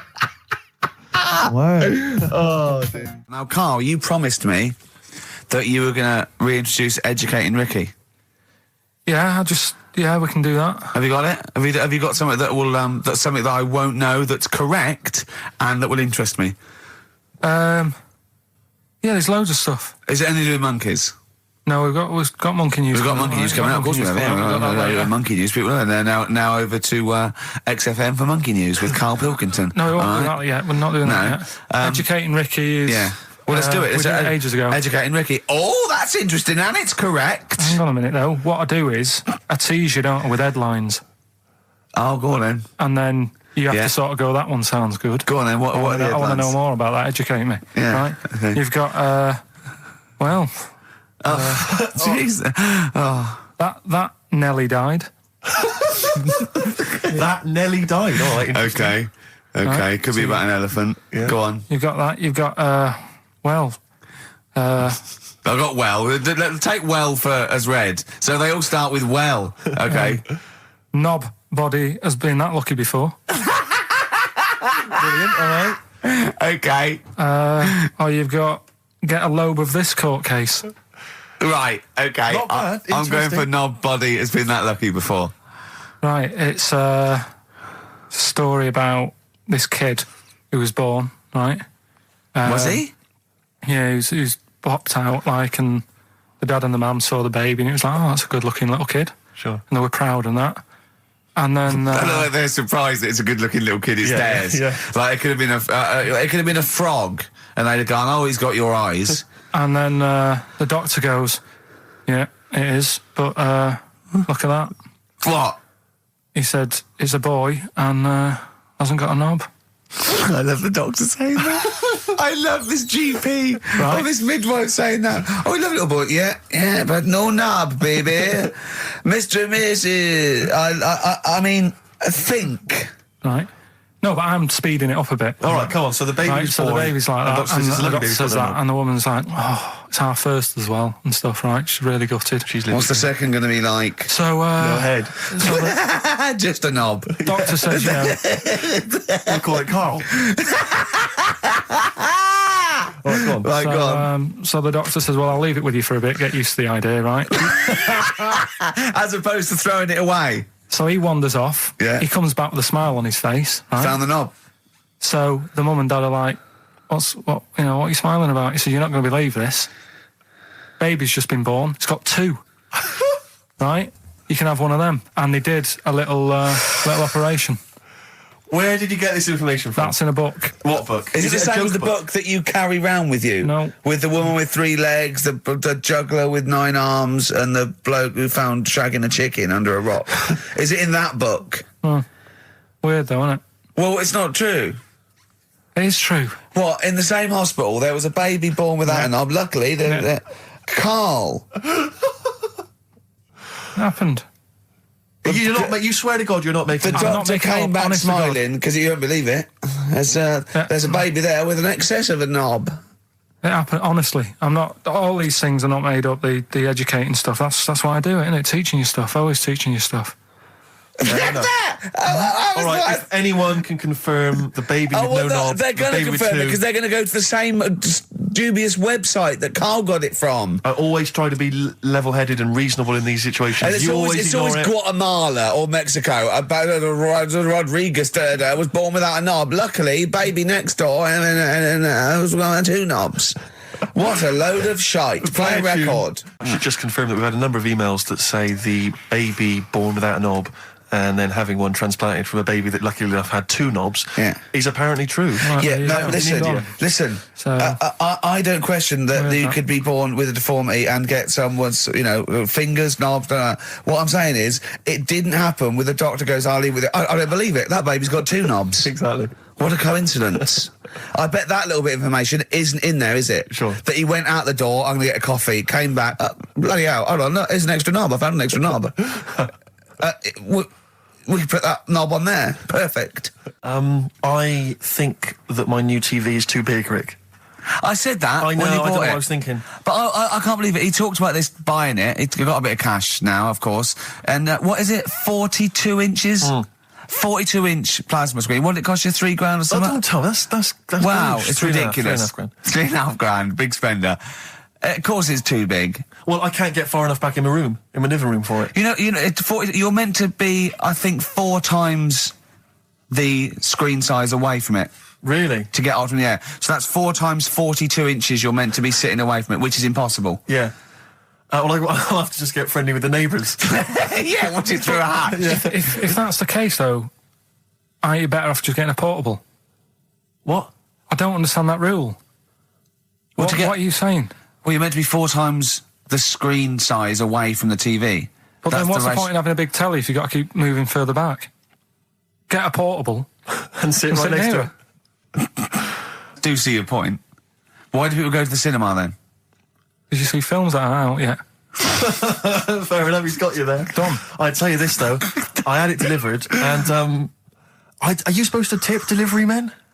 Of course you are. I don't know. You said I've I've never had anything delivered before. I've never spent that much money. Not if it's a courier with an envelope, but if it's a bloke who's struggled up the stairs, I held the door open two for him. fat blokes with a fridge, then give him a £5 for a drink. The problem was, I didn't realise, and I was thinking to myself, I wonder if I've got to tip him. And the guy was leaving, and my mobile phone went off in my pocket, Yeah. and I reached in to get it. He put his hand out thinking it was a tip. I went, it's just my phone.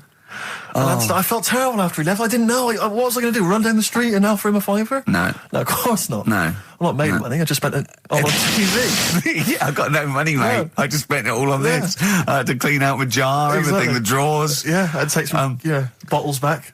The problem was it took me forever to wire it in. I thought I'm not going to pay for someone to wire it up, So it took me about 3 hours to wire it in, and it was huge. And I got it switched on, and the first program that was on when I got it wired in was Bargain Hunt. I'll tell you this, David Dickinson's tan almost took me eyeballs out. It was incredible. It was like X-rays. It was extraordinary. The glow. A huge plasma screen with this orange thing coming out, and he keeps turning to the camera, doesn't he?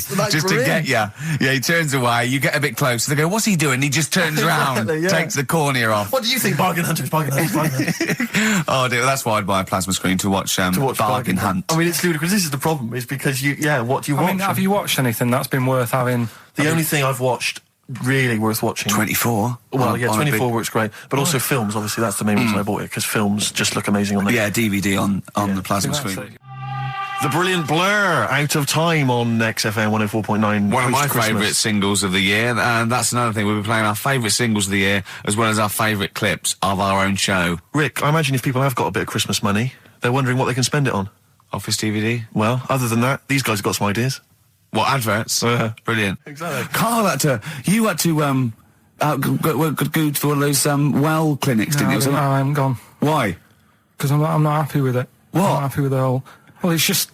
Do people know what them places are? They'll give you a whole... Have you heard of them? Yeah, I've had one, yeah. They check everything. Which, Suzanne, my girlfriend, was like, you're 30-odd now. When was the last time you went to the doctors? And I haven't been for ages, because... No, I never go. I never go unless I think I'm honestly going to die there in agony. They can always find something. Jane made me go to one of those things, those boot things where they do it's a couple £100 and they give you a complete head to toe, don't they? But head to bottom is what it is. They do the old finger up the arse thing. Now, what is that testing for? Well, I like that he said it quietly, because he's on the radio. You can't say arse. Yeah. Well, say it quietly.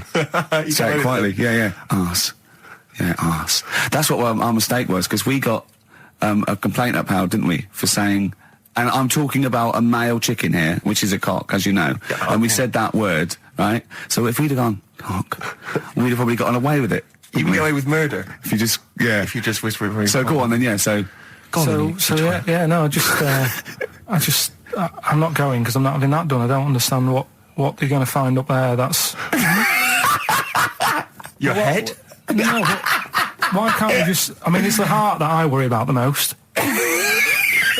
Do you mean that in a kind of romantic sense? No, I mean, like, if They'd have to have a long finger, wouldn't they, to check that out? They go, "Is something wrong with your left ventricle?" Yeah. Now, this thing about the doctors, they hold your testicles and they make you cough. Yeah, they don't hold the testicles anymore. They just put it sort of like by the side of them. And what's that testing for? I don't know. I think it's something to do with if you got something wrong with your diaphragm or something like that. You can't do it when they press there. I don't know. It shows them something. So it's not doctors having a quick feel. Right, so you can... well, that's good, because do you remember when Carl said he's going to die of cancer? And I said, why? He said, I don't check my balls. I said, why? He said, I don't like the feel. So they feel it for you. They feel them for you. And you can just relax, shut your eyes and think of England. But don't mess with them. What do you mean? You can do more damage messing about with them. Just leave them. And there's two anyway. You can afford to lose one. Yeah, I don't think that's the point. I think the point is it sort of spreads, doesn't it? You've got to check the... I mean, I'm not saying, if don't do it, because they spend a lot of money saying to people, have a quick feel if you've got the time, what have you. But I don't worry about it. Leave it alone. Why, out of interest, why do doctors stick fingers up your arse? Check the prostate. Check the prostate? Yeah, because if it's swollen, it could lead to all sorts of problems. Again, they're not having a laugh, Carl. They're not going, hang on, look at this bald little mank fella. But there's no nice way. I'll feel his balls, stick a finger up his arse and send him home. 300 quid, please, on you go. What about me art? It's fine. And they're all laughing. Roger, Jeff, stand behind that two-way mirror. yeah. What's this? I'm not going anyway. So. Really? You're not going because you don't want... No, I'm not happy with that. It doesn't even matter. It's not the fact he's a stranger. If it was someone who I knew, it'd be just as bad. That'd be worse! Imagine that! At a dinner party. Oh, God. Oh, look, hello, Roger. and Selena. Do you mind, Roger, do you mind? Would you allow any of the celebrity doctors to do it, though? Dr. Dre? Any of those? Doctor Who? I just don't understand in this day and age. Would you allow Christopher Eccleston to stick his big northern finger up Do your... you want a song on anyway? But I still call Carl every day anyway. Oh, sure. Today I called him a couple of days ago. Of course you did. And I went, it was the weekend, I went, what are you doing? He went, oh, just in Regent's Park and that. I went, what are you doing? I said, just going for... He went, oh, Jesus. I went, what? He went, a caterpillar just fell out of the sky. I went, what? He went, a caterpillar just fell out of the sky. God, it's there, it's wriggling around. I went, sure a bird didn't just drop it? He looked at it and went, oh yeah. It was a bird. Of course he did. Yeah. For a moment, he thought caterpillars were raining from the sky. I thought I was in Chicken Licking. Yeah. Unbelievable. Why did you think a caterpillar had fallen out of the I sky? don't know, it just startled me a bit. I love Carl being I startled. like the idea of him straight on the phone to Trevor McDonald. Look, Trevor, there's caterpillars, insects falling out of the sky. They're falling out of the sky now. Put it on the news, quick. Are you sure there wasn't a bird? Oh, there was a bird. Yeah, sorry, Trev. Bye. But it was after, like, I hung up the phone and that from you. I sort of sat there for a bit watching it. I imagine him cross-legged, just in front of it. But do you know on the what? grass. Because of his shape, the shape of his head, and his sort of IQ, I bet the caterpillar was thinking, Mama. Yeah. Do you know what I mean? Yeah. It's unbelievable. Go on. And it was sort of running about all over the place, right, Steve? So the caterpillars have loads of feet and that, don't they? Wow! Well, they have 6 legs. They're actually larvae of an insect, so they have 6 legs. But they have little sucker things to hold on to the back of cabbages and that. No, they've got more than that. They've There's got, I'll loads. tell you, they have got 6 true legs. Trust me. Trust me, I'm a scientist. And you were thinking what, Carl? Well, But they've got little pods. They've got little pseudo pod legs and little suckers. Yeah. But it was running about, like, everywhere, right, mental, but sort of running off to the left, and then it sort of went back to where it was, then back, you know, went right and what have you. And I'm just thinking, whoever gave them the legs, right, what's the point if they don't know where they're going and that? Do you know what I mean? If you can get about... Imagine that sentence. Did you hear that sentence? Can we play that sentence back? No, I don't think we can. Imagine who gave him that legs. Whoever gave him them legs, what's the point if they don't know where they're going and that? And that. Always and that. And that, but maybe you just, to be fair to the caterpillar, with all its legs, okay, and you didn't know where it was going, it had just been plucked from its house by a bird, shot up into the sky, and then dropped from 80 feet, hitting the ground. Onto the head of a weird, bald-shaved monkey. It was probably concussed. Yeah, it's one of them things again, though. But it still knew more about the world than you. How does that make you feel? I just think it's a waste of time having all them feet. It's the same thing as the... Now it's got feet yeah. now. It has a nightmare yeah. buying shoes, doesn't it? Yeah. You know, you just mentioned there about sort of no knickers and that. Is this going to be your Auntie Nora? No. Right. It's just, you know, like the last flat that I lived in, I always had a good view across the road and I could see, it was the hairy... There was the hairy Chinese not the hairy kid, Chinese kid, he was just a Chinese kid, actually. Yeah. Yeah. Running Because back. that's rare, isn't it? Hairy Chinese kids are very rare, isn't it? Yeah. There's only one official sighting, isn't there? In one of those shit little magazines that you buy. And there was God. the old woman who didn't move, she was just sat there reading a book all the Who time. we wasn't think possibly died and no one came round for weeks, That yeah. might have been. But, and now I've moved, right? And it was quiet for a bit. I always look at what view I'm getting, right? Looks across and it was just sort of empty, sort of flats ready for people to move in and that, right? Anyway, people are in there now, right? And they've put all the furniture in, but I haven't put any curtains up. Oh. Right. So anyway, I'm sort of washing up, just having a look out the window. Yeah. Right. Girl sort of wandering about, you know, knickers on, right? With no knickers on. You mean No naked? knickers. Well, she had a bra on. Right, okay. But, She's no probably knickers. looking for a knickers. So I thought, oh. And I don't know how long I was looking, No. right? But anyway, she looks across. Oh, God. I think she spotted me. Yeah. I think, oh, God. I felt really bad. Yeah.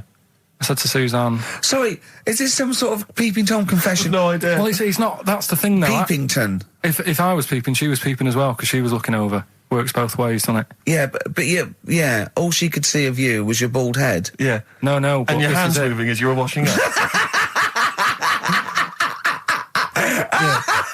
and some white-looking substance frothing up. Particularly stubborn stain on this glass. Yeah. Oh, God. Imagine that. Imagine if she looked across. I'm assuming your sink is lower than the window. But didn't she just cover up or something? Or she looked back and go, oh, you looking at my fanny? Well, the thing I did... What? I thought, just sort of drop me boxer shorts. Because I thought... Well, Suzanne said, what are you doing? What are you talking about? What are you talking about? No, just so they can see me cheeks of me. What are you talking about?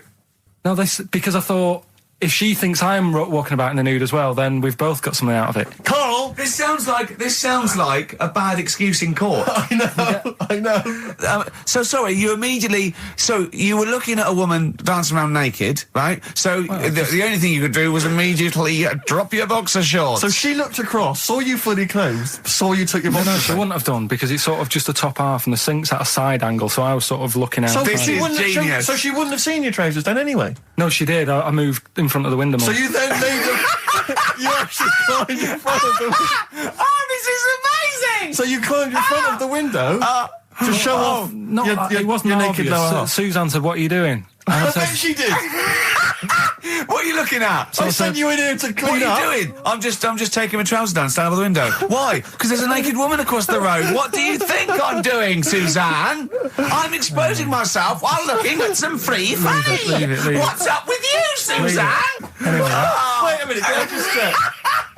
A final question. What did the woman across the way... What happened? What was her I reaction? didn't look again. I just thought, you've seen a bit of action as well. We're both happy. Let's leave it. Brilliant. So were you waddling around like a penguin with your trousers around your ankles? I just was walking about, and Suzanne said, what are you doing? I said, I'll explain to you in a bit, but don't look out the window, because then it's Excellent. obvious. Then he sees that she calls her husband to look at Carl walking around naked. He goes, oh, she's got a... Quick, Suzanne, get him out. There's only one with him to get some more friends. They've gone one more. Oh, that's a wonderful, wonderful clip, and a great record that preceded or followed it, I'm not sure. But, could I make some dedications? Yeah. Because I, last week, just before we had to come in to record this, I popped out trying to get onto the tube, and I had a nightmare, because there were millions of protesters, so-called protesters. Now, a lot of them obviously doing good work. There was one fella, I think you'd have appreciated it, because I know you are very politically active, and I think this guy has really studied hard, and he's realised the best way to make his voice heard on the international political stage is to ride around on a tricycle wearing a jester's hat. He was really shaking up the bloody government. I wouldn't want to be George W. Bush about now. Not indeed. Once he sees that. Once he sees that guy. Imagine his aides rushing in and going, George W., look at this guy.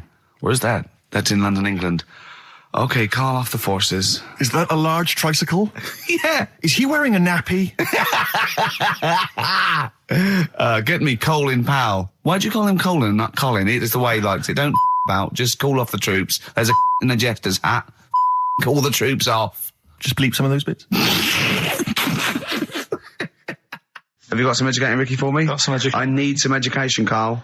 That's I kinda like desperately need some education. I want to learn about Chinese kids that are born hairier than average. I want to hear about deaf girls that can hear after their mum hits their head against a wall. These are the things I need to know. I mean, I don't wish to be disrespectful. He doesn't look like a genius. He doesn't look like But then I don't know what a genius looks like. Exactly. So, Steve. you know, I don't want to be an Look at Einstein. Yeah. Yeah. His mum thought he was mental as a child. Where'd you get that information from? That was in the Einstein book. Well, it was in the Einstein book, then it's presumably true. Which Einstein book is that? His Theory of Relativity? The big book of Einstein stuff. Oh, yeah. Yeah, the big bumper book of Einstein stuff. It's for a coach trip, and you have to fill in E equals MC1 squared, 2 fish, or 3 hello, and then it's multiple choice, and you fill it. It's great. It's Did his mum think, A, he was a genius, B, mental?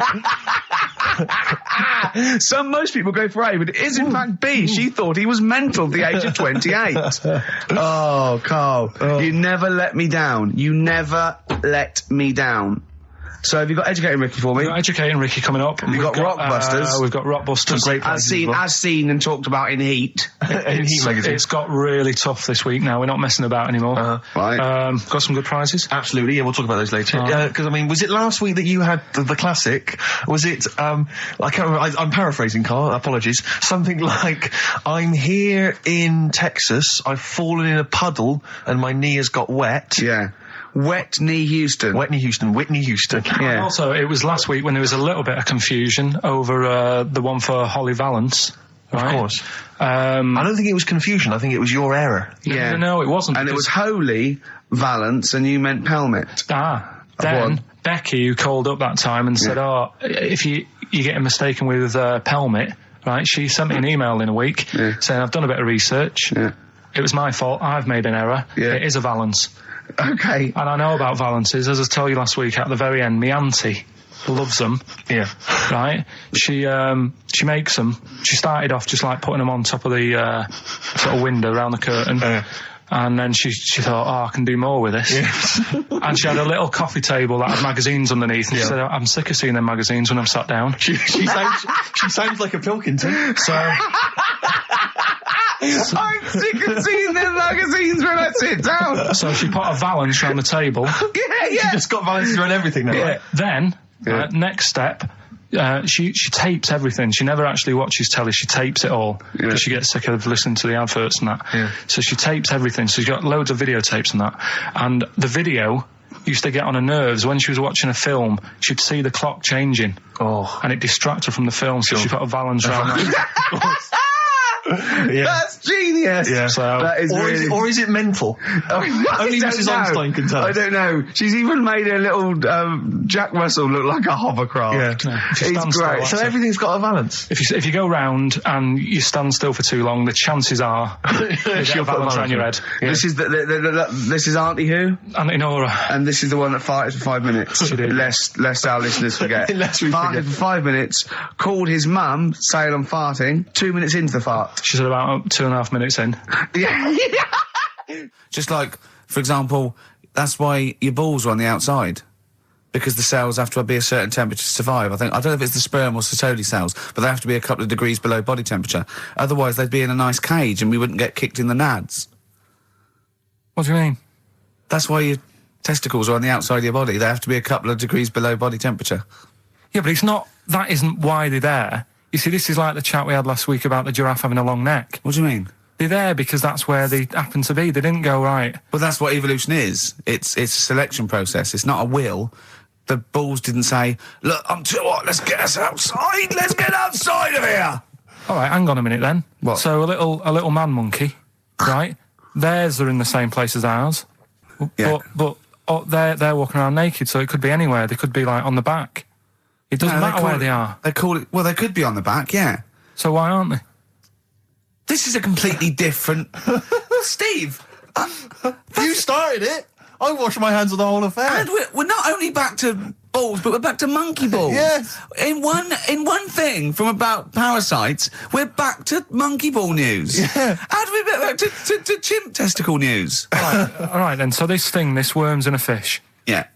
It's like a little platyhelminth. I think it's some sort of.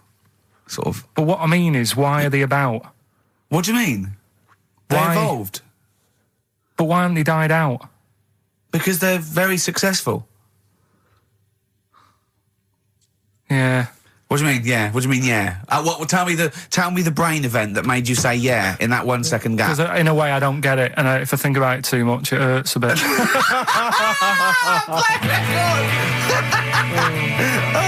They've just been around for years, Carl. Yeah. Like Cliff Richard or something like that. Yeah.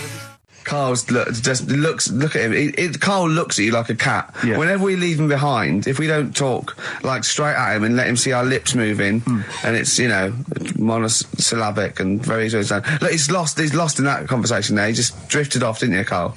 No, I just was also thinking on animals and that. Something else I was going to use. Go on. Was this isn't a radio show, is it? I just suddenly caught myself. This is nothing. I told you that before. It's been bad today. No, but I mean, it's the way, this casual way that it's like we almost have no regard for our listener, and I'm not proud of that. I just don't know what to do about it. Do you know what I mean? I don't know how to do this properly. I mean, we're just chatting here. I mean, it's only Anderson who's seen through us, and that surprises me that more people haven't. I mean, what are the figures like? Do people listen to this show? I'll find out for you. You keep saying that. But, yeah, there's this parrot, and, apparently, it lives I mean, Rick, it's unique, if nothing else. I mean, when you wake up with Woken Tomorrow, you're not even going to hear him start a line with there was this parrot. Go on, there was this parrot, yeah, go on. and it can talk and that. Someone's obviously, taught it how to speak and that. And it flew away, and it's living in this church, right? And people are at the church doing hymns and that. And then Trouble's brewing. in between the hymns. That parrot was owned by an old miner who used to swear a lot. Yeah. Well, Then the vicar is going to be really annoyed. That vicar. Yeah. That vicar's going to go on. I just hope it stays quiet, Rick, during the vicar's sermons. Yeah, go on. have you read it? No, go on. Have you read it? No, because that's what happens, right? Go on, tell us, Carl. During the hymns, it's sort of effing and jeffing and stuff. Jeffin. And everyone's like going, oh, it's quite funny, really. It doesn't know what it's doing. Everyone's having a laugh. Yeah. But it's causing a havoc at funerals. When did this happen? Not years ago. John was a much loved man. He was a wanker. Yeah.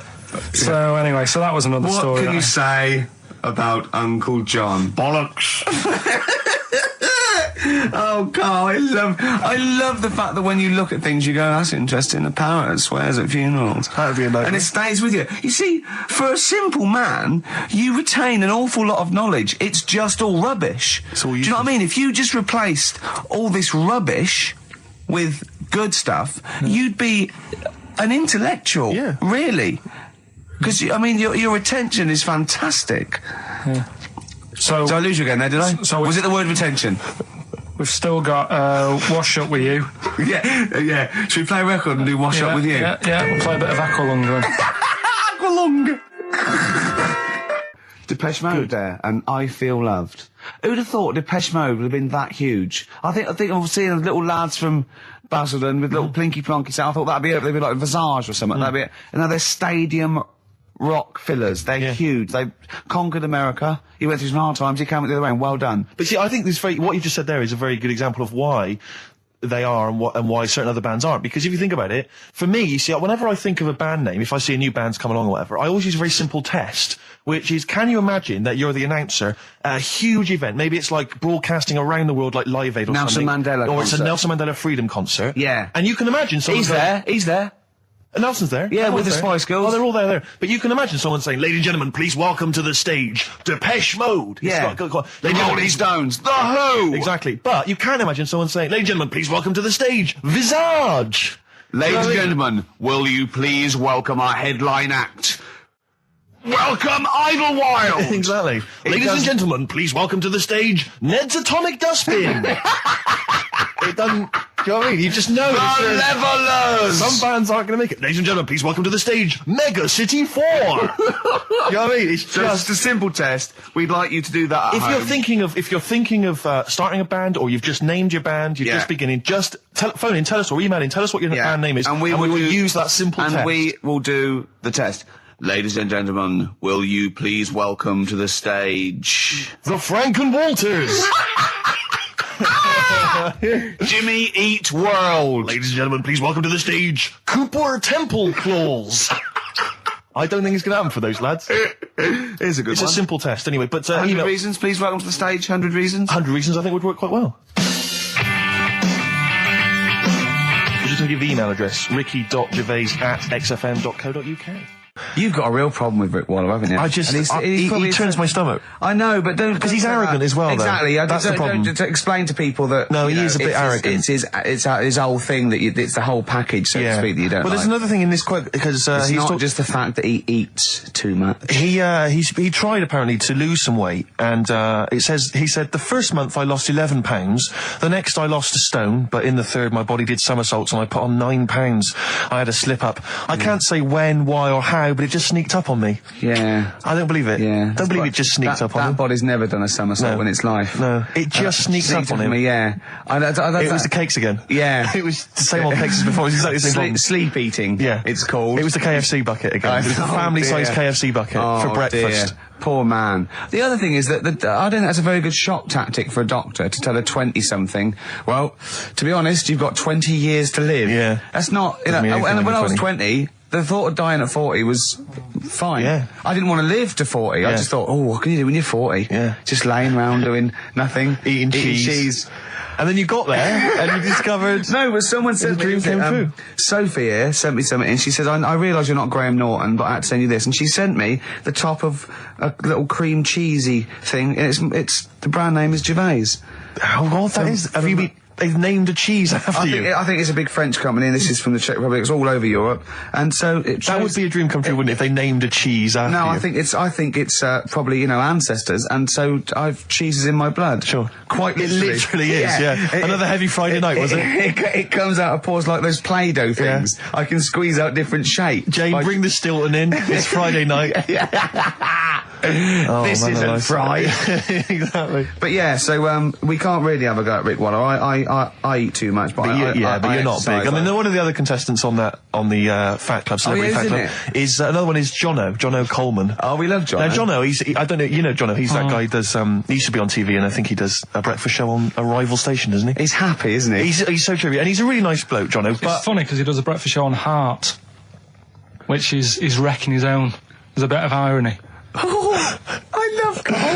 Thanks, Carl. Do you know what I mean? Yeah, I love you. I can see where you're coming from. Yeah, that's good. But we've met Jono a couple of times. We saw him at a couple of, not wishing to say not to show off, but a couple of awards dues. Yeah, like that's showing off. But like people would have seen dead there. Well, yeah, but we went to one where everyone was in like tuxedos or suits and ties. Not Jono. Jono was wearing a pair of Bermuda shorts, big Bermuda and shorts, knee-length Bermuda shirt. shorts with just these little. But I saw him again another time when he had shorts on at a similar event, and I've seen him since in the street, and he's all. I'm wondering if he can wear trousers. I don't think he can actually wear trousers. I don't know if there's a medical reason for that, whether he's just, his legs are too fat. I think the material is a waste of money. I think it's just that you can get shorts that big and they're comfortable, and, I mean, to be quite honest, I don't want to squeeze into a tuxedo anyway. So, if you can go, I'd love to turn up those things in Bermuda shorts. Well, of course. Flip-flops. But do you think he started off by wearing, maybe he just had the upper half was a tuxedo with the tie and then the shorts for and the shorts underneath, and he would just have to come in, kind of sneak behind, a sideboard. Potted plant. Or a potted plant, or bring his kids ahead of him. Yeah. You know, you are wearing trousers, aren't you? You're wearing trousers. Of course I am, yeah. In you go. Kids move a bit. Well, no. Exactly. Of course I'm wearing trousers. Why would I? Wearing trousers. And they just thought, this isn't fooling anyone. So now I'm going to make a wacky effort to sort of, The next stone is, I've heard he's going in a grass skirt and a garland around his, and he's going to come in limboing. But you did ask if you could go to the BAFTAs in a dressing gown, didn't you? Just for ease. Yeah. This is the Best Of Show on XFM 104.9. I'm Ricky Gervais, with me Stephen Merchant. Yes. I hope you're enjoying the Best Of. What do you mean your fortunes on the up anyway, DJ? Well, I'll tell you, I was hired. Well, I say hired. I did it as a favour to a friend. His wedding the other week. And I got there, I was thinking, because everyone had their little role to play, and then people were doing a good job. I love you taking it seriously. And I spent ages putting together some CDs, special selection CDs. I love that! Because what I did was I burned them on iTunes. Did you turn up with your own headphones round your neck? Own headphones, wearing a suit, but headphones. Metal case. Didn't need it, just had them all in one small box. Brilliant. Boom. I thought this is good stuff. I got some classics here. Give me an example. Give me an example of that, like the first hour, the warm-up hour. Rick, I'm coming straight in with Frankie Valli, Oh What a Night. Brilliant track. I mean, when those beats start at the beginning, who's not getting on the dance floor? Wait a minute, what's this following up? Go on. It's the Jacksons. What, I Want You Back? I Want You Back. Brilliant. It sounds good at the moment, Carl. Yeah. So I'm thinking, at least I'm gonna roar this, because they laid on a good spread. The ceremony was nice, food was nice. I'm thinking this is going to be the piece de resistance. Yeah. Alarm bell started ringing. Why? When I realised there was a marquee outside. Of course, it's a balmy summer evening. I'm stuck inside on the dance floor, so I'm thinking I'm going to be struggling here to get them in. Even with flavours like this, I thought I'd struggle, Rick. So I'm sat there in my suit. I'm sat behind this little DJ console. I've got all the big numbers. There's one or two people making some token effort, but frankly, most people are outside everywhere. I was livid. Of course, they couldn't hear it out there. So I was playing to an empty room, really, and I was furious. I was absolutely furious. Because, I mean, what is, they're wasting my time. They're wasting, now I could have just stuck the CD on and They're gone out. wasting Frankie Valli's. Frankie Valli's time. They're wasting the Jackson 5's They're time. wasting, D-Light's time. Yeah. And, so I'm sat there, and there's a couple of people making a cursory effort, mainly when they come to get a drink from the bar. They might have a little quick, couple of twos. You shout, we don't want your Not lot. interested. All of you or no one. All of you or no one at all. And, then there's a microphone set up because people have been doing speeches. This little girl gets on the mic, right? It's being funneled through the speaker system. So every time I put my headphones on, Miss Dynamite, was it? It wasn't sadly Miss Dynamite, although she decided to have a little go at MCing. She was screeching a little head How off. old is she? Oh, I don't know, 8 or 9. At their most annoying. When children are their most annoying, because they got a bit of confidence there. They're a bit cocky. They're not shy anymore. They're a bit arrogant. Yeah. She's screeching her head off, so I'm playing, and she doesn't know it. Your face! I'm playing into the groove. No one's getting into the groove because she's going mental. She's just going, what's this? What's this? I don't know what this is. Play something I know. I think I haven't got any bloody DJ Otsu or Crazy Frog. I'm not going to play what you... So she's just screeching along, ruining it for everyone. I say everyone, there was no one there. So she was ruining it for me. I bet you were really I angry. was furious. But of course as well, every time she screeched, it went through my headphones. So, of course, and then her dad comes along, right? And I'm thinking, all right, he's seen what's happening. Just imagine you in your suit, sweating, getting annoyed at someone ruining your set that no one's listening to. I think, her dad's coming over. He's going to put pay to this. He's realised that, she's causing a disturbance. He comes over there, joins in. No. Sits her on his lap. He's just saying, she's having a whale of a time. I'm thinking I'm furious. I'm thinking it's his responsibility to shut her up. He's not going to do anything. What can I do? I can't step in. No. And I know very well that if I interfere, he's going to say, oh, well, she's enjoying herself and no one's dancing anyway, and we've just got into a fracas. Yeah. I didn't want to start a fight. No. Because I don't know, but he'd have knocked you out, wouldn't he? Someone would have got knocked out. And I'm not saying who it would have been, but, but there were, to bear in mind, Rick, there would have been 2 of them. And, so I didn't want to get into a fight with him. And, anyway, so I'm playing. Anyway, so my friend came along. He realised what was happening, and I didn't have the guts to unplug the microphone because he'd have known. You see. Yeah. So I got my friend to do it when she had her back turned. So he pulled the plug out. The microphone went dead. She went, "What's going on?" I went, "I don't know what you're talking about." I said, "I don't know." She said, "Where's the microphone?" I said, "You must have broken it." I don't know what's going on. Someone will probably make you pay for that. Anyway, at least we shut her up. That is great. But it really went from bad from worse. And there's that thing when you panic, you start panicking, so you're putting on a lot of flavours that you would have saved till the last hour. What are we talking? Boom, boom, shake. Exactly, you're throwing him in early. Love Shack's coming on way too soon. Really? Oh, Love Shack before 11. It's heresy, but I had to do it.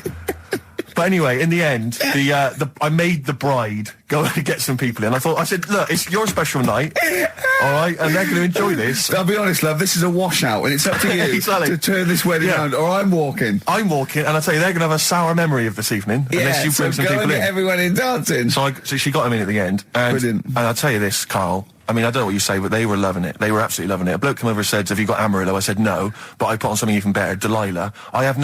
Wedding crowds always go for Delilah. A song, of course, about old man killing his wife, but it always goes down very well, strangely, at weddings. They get into a sort of hokey-cokey thing. They went berserk for it. And I was following it up with, I had the monkeys, I had all sorts going on. Brilliant. Of course, you know what happens. What? I'm going great guns. People are absolutely loving it. They're rocking it. I throw in, I had something cracking on at the end. Come On Eileen, of course, was on. People were going berserk for it. Which is unfortunate because the bride's name was Eileen. Yeah. And then the bride pipes up. I'm throwing the bouquet. So they all traipse off outside again. Oh. I was furious. Oh, no. I plugged the microphone back in. I said, "What are you doing?" We got, but they went out. Then, of course, you can't get them back once they've done that because all the women are running around. I got the thing, and then they got to wave everyone off, throw the confetti. They ruined your day. I was having a great time and they ruined it. She ruined your special day. She ruined my special night. Oh, no. It's on her head. What would you put on about now, Carl? What if I was DJing? Yeah. Probably a bit of world party. Go on, interesting.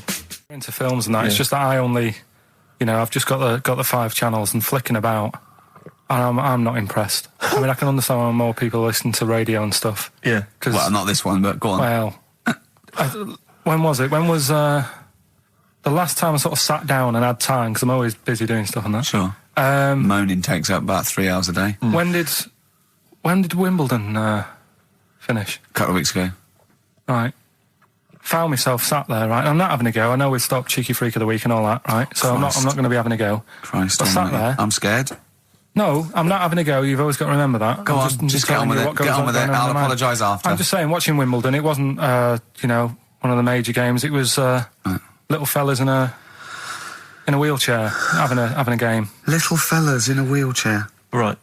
But for me, I mean, great. They're doing a sport and everything. But don't put it on the telly. What was up with it? There wasn't like a rally going on. God. No, do you know what I mean? Do you know normally, Christ. Like with the well, not to Enman, but with some of the other with some of the other players and that, they're playing for ages, aren't they? It's like, oh, who's going to win this and that? Yeah. None of that. It was just like, hit it, net. Oh, Christ! Oh, God! I don't know what to do! And people were like sat there watching it as well when they've got other games going on in there. That's what I couldn't understand. If you've paid your money to get in, I mean, like I say, good on them if they. Do you know what I mean? But it would have been. And they all start first in the marathon. I just thought it would have, given the game a swing ball or something. Yeah. You know what I mean? No, yeah, I understand. Oh, God. Yeah. There's never anything XFM in the community. Let's play a tune. Ricky Gervais, Ricky.Gervais. Don't put my name to this last link.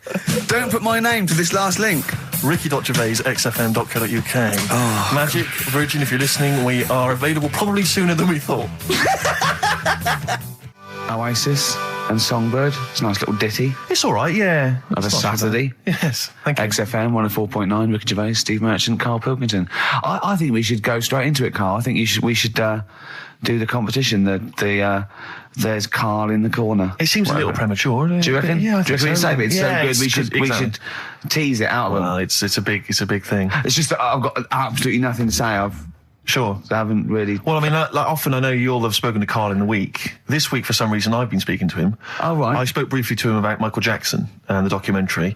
Yeah. Now, of course, I thought that was extraordinary. Amazing. And I asked Karl's piece of opinion. work. Yeah. And he didn't mention to me the fact that Michael Jackson likes to climb up in trees. No. He didn't mention anything about his bizarre relationship with children. He didn't mention anything about his obsessive billionaire spending sprees. Right. He didn't mention anything about the mannequins he has in his thing, or the fact that he drives around his sort of 7 hotel suites in Las Vegas in a little kind of old people's scooter. The only thing of note for Karl was he said to me, "Did you notice how big his hands are?" I'll tell you what, though. I did. What? How are you looking at... The man's got, like, a face that he's had reconstructed... Well, I can't seem to say that. It's libelous. Yeah, no, he hasn't. He's got an old He's had two nose jobs. Yeah. And you're looking at his hands. But I think it's because you look at him and he looks a bit like...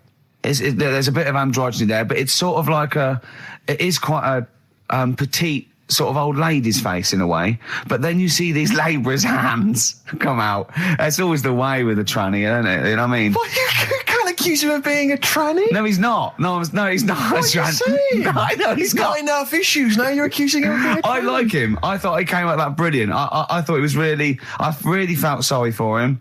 No, I think... He cleared up a few things as far as I'm concerned. I thought it was a fascinating piece of work. But I did like the shopping spree. That was great. Extraordinary, because he's just got going such around bad just taste. pointing. I know it was bad taste, wasn't it? It was like one of those bizarre shops. Yeah. You know what I mean? There's anything, sort of a gift shop, but they're trying to make it look like Ming. But if it's sprayed gold. If he'd been living in a trailer park, he'd have been ordering, one of those porcelain dolls dressed like a Harley Davidson bike rider, or an Elvis commemorative plate. It was the kind of billionaire equivalent of that. But the hands were a giveaway. It's the same as those sort of transvestites. It's like what was it about his hands? When you get like a cab driver or something, right, and he decides to turn transvestite about 60, and he goes on Kilroy. Do you know what I mean? That way, he got a twin set of pearls, and he goes, "I've never felt so comfortable." But his hands are still big. He's got a little wig, and he's got the lipstick on, and he's with his teenage kids who are going, "Kill me." Do you think he's been having surgery on his hands to make them larger? Bigger, yeah. Was that why he was wearing that glove? Exactly, but I think he wants to be a goalkeeper. Right. And they said, well, you can't, Michael, you got a big hands. It would help him climb the trees. It's right, yeah. And he can play tennis now without a racket. Yeah. So what did you make of it, Karl? Were you intrigued? The Michael Jackson thing. It's, it was all right. Blur, Out of Time on XFM 104.9. I'm Ricky Gervais. With me is Steve Merchant and Karl Pilkington. I really like that Blur track. I think it's the best thing they've ever done. Blimey. So strong words. They can quote me on that if they want. Oh, yes. On their, I'm sure they'll rush to. On their, one of their albums. Yeah. If they wanted. Well, listen. You're lucky I'm here, Steve. Okay. Right? You can see, you know something's happened. I've done my back in again. Right. I've got a special chair in here. I'm in agony, and I'm on the strongest painkillers I can get. Okay. I feel a bit... Karl, I had to call Karl up today and say, look, I don't know if I can make it in, can you come and get me? He came over to my house, we got in a cab and he got me here, right? While he was round my house, Jane showed him, sort of camcorder footage of how I actually did it. Of how you hurt your back. And I wanted Carl to tell you, because I was actually worried that if I didn't turn up, what you'd say to me. Yes. What was I doing, Carl? Right, so I get round to his place, right? Says, right, hit play on the video, right? Have you ever seen a gorilla having a fight? I think I have, yeah. It was like that. Him and his mate round at his place last night decided to sort of have a bit of a wrestle. Yes. It went on. I mean, how much footage? Honestly, it was like a scene from Women in Love. Yeah. We'd done about 5 fights. We had to stop at one point because his arm was bleeding. You'd had about 5 fights? Yeah, well, we were wrestling. We were doing wrestling, right, in the just behind in the couch. lounge? Yeah. Well, we were on our knees and then sort of like doing, and I kept winning with an arm lock. Right? Yeah. And then the last time he sort of threw me and I went on my back and my back was done. And I was, it was Ian Morris. Yes. It was, Yeah, isn't he the commissioning editor of comedy at Channel 4? yeah. And the funny thing was that we'd had lots and lots of wine, and we went. You surprised me. Yeah, right.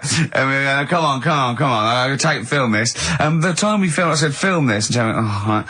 And I took my shirt off. So I'm there, and you can just hear slapping.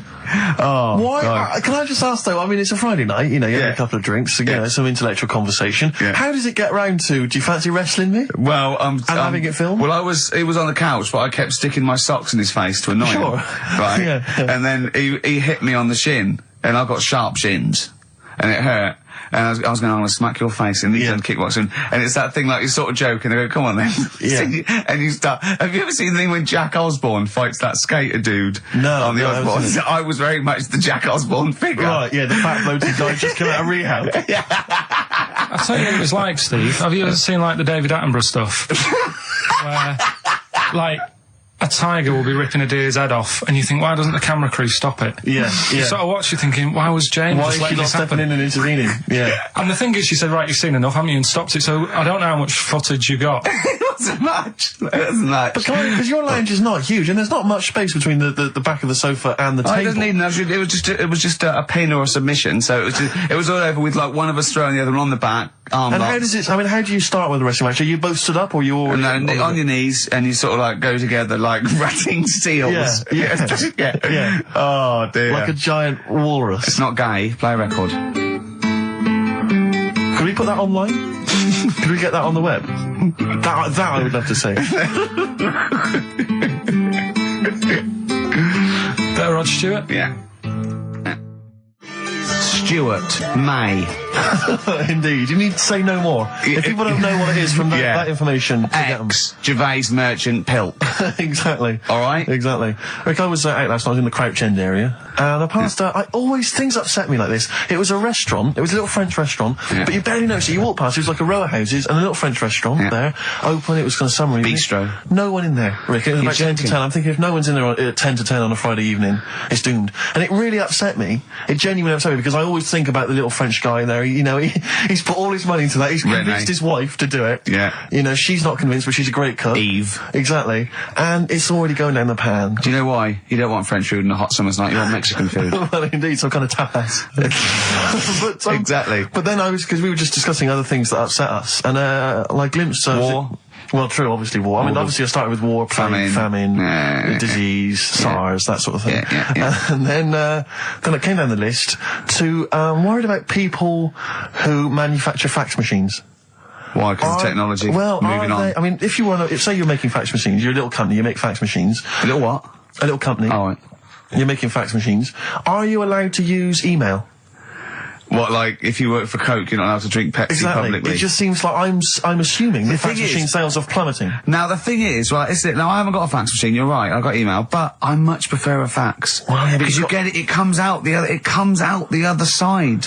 Yeah, but... Do you know what I mean? It is what they've sent, that's what's great about a fax. But you can print off your email, can't you, and then you've got it in hard copy. Wow. And it's sort of instant. But, I don't look at the emails, the fax comes out, it's there, it goes, it's like someone putting a little post-it note into your face, do you know what I mean? You go, oh yeah, I'll read that. Yeah. Whereas email, you got email, You know what I mean? Well, yeah, no, but what worries me is whether I'm assuming fax machines are just, I mean, I don't know if there's anyone listening who works maybe for a fax machine organisation. 08700 800 1234. If you're in the fax industry, give us a call. Tell us, what sort of figures. Yeah. Exactly, yeah. We want to go down 17%, something like that. Those kind of stats. In the southwest. Exactly, those are the kind of stats. But have you got fax machines yet in the north, Carl? Yeah. Yeah, I mean, you're loving it, aren't you? I like getting letters. Well, no one sends letters anymore, do they? You like getting a scroll from a man on a horse. Yeah. Saying your... When do you get letters? My mum still sends me the odd letter. Sure. Even though I call, she'll still... She likes sitting down at a table and... Yeah. So what, you call and ask the questions, there's no reply, and then you get a letter a day later going, question 1, yes, I am well. Yeah. Question 2, yes, your father's well. Yeah. Oh, it's nice though, isn't it? Yeah, letter's nice. It's nice to receive a letter, yeah. It's always nice to receive a letter. Particularly if, you're on a sort of expedition. But what does annoy me, though, you were looking at them the other day, you were talking about the pictures on them, postcards. Yes. Don't like them. You don't like postcards? No, they annoy me. And just because it's never anything of any interest, and the fact that, even though it's been sent to you, you're the last one to read it.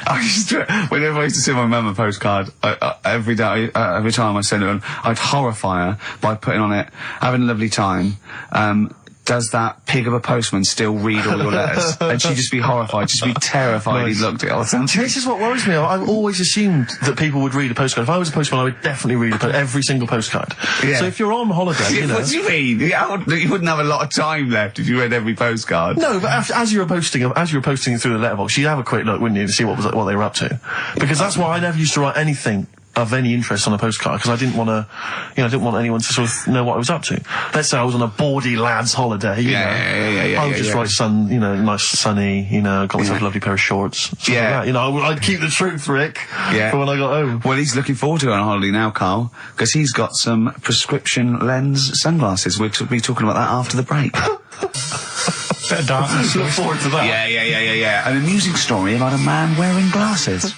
Oh, the darkness growing on me. It certainly is on XFM 104.9. Love those boys. Keep the guitar riffs up, lads. I'm Ricky Gervais, with me, Steve Merchant. Oh, it's good to see that your back pain has not impaired your DJing abilities. Yeah, I know. Well, I'm a professional. I'm a professional. You've soldiered on. Yeah. Put the glasses on for Carl. Well, see, now, because I wear glasses normally, I've always had problems with glasses. The thing about glasses is it stops you from doing so many things, and you may not realise if you're a non-glasses wearer, certain things that you can never do. If you're, like, for instance, I have never been able to go into the mosh pit at a gig and get carried above everyone. When they carry you above everyone on their hands. Because I knew someone would just grab my glasses. You don't need to, you can see from the back. That's the good thing about you at a concert. You can actually stand at the back and look over. Being able to at least jump on the stage and do a stage dive and all the rest of it. So that's one of the things I've missed out on. Missed out on, sport really, because lots of boxing, for instance, I could never do. I never do boxing, never do wrestling. So our big championship showdown is not going to happen. We'd probably be the same weight category. Well, possibly. Think of your reach. Yeah, exactly.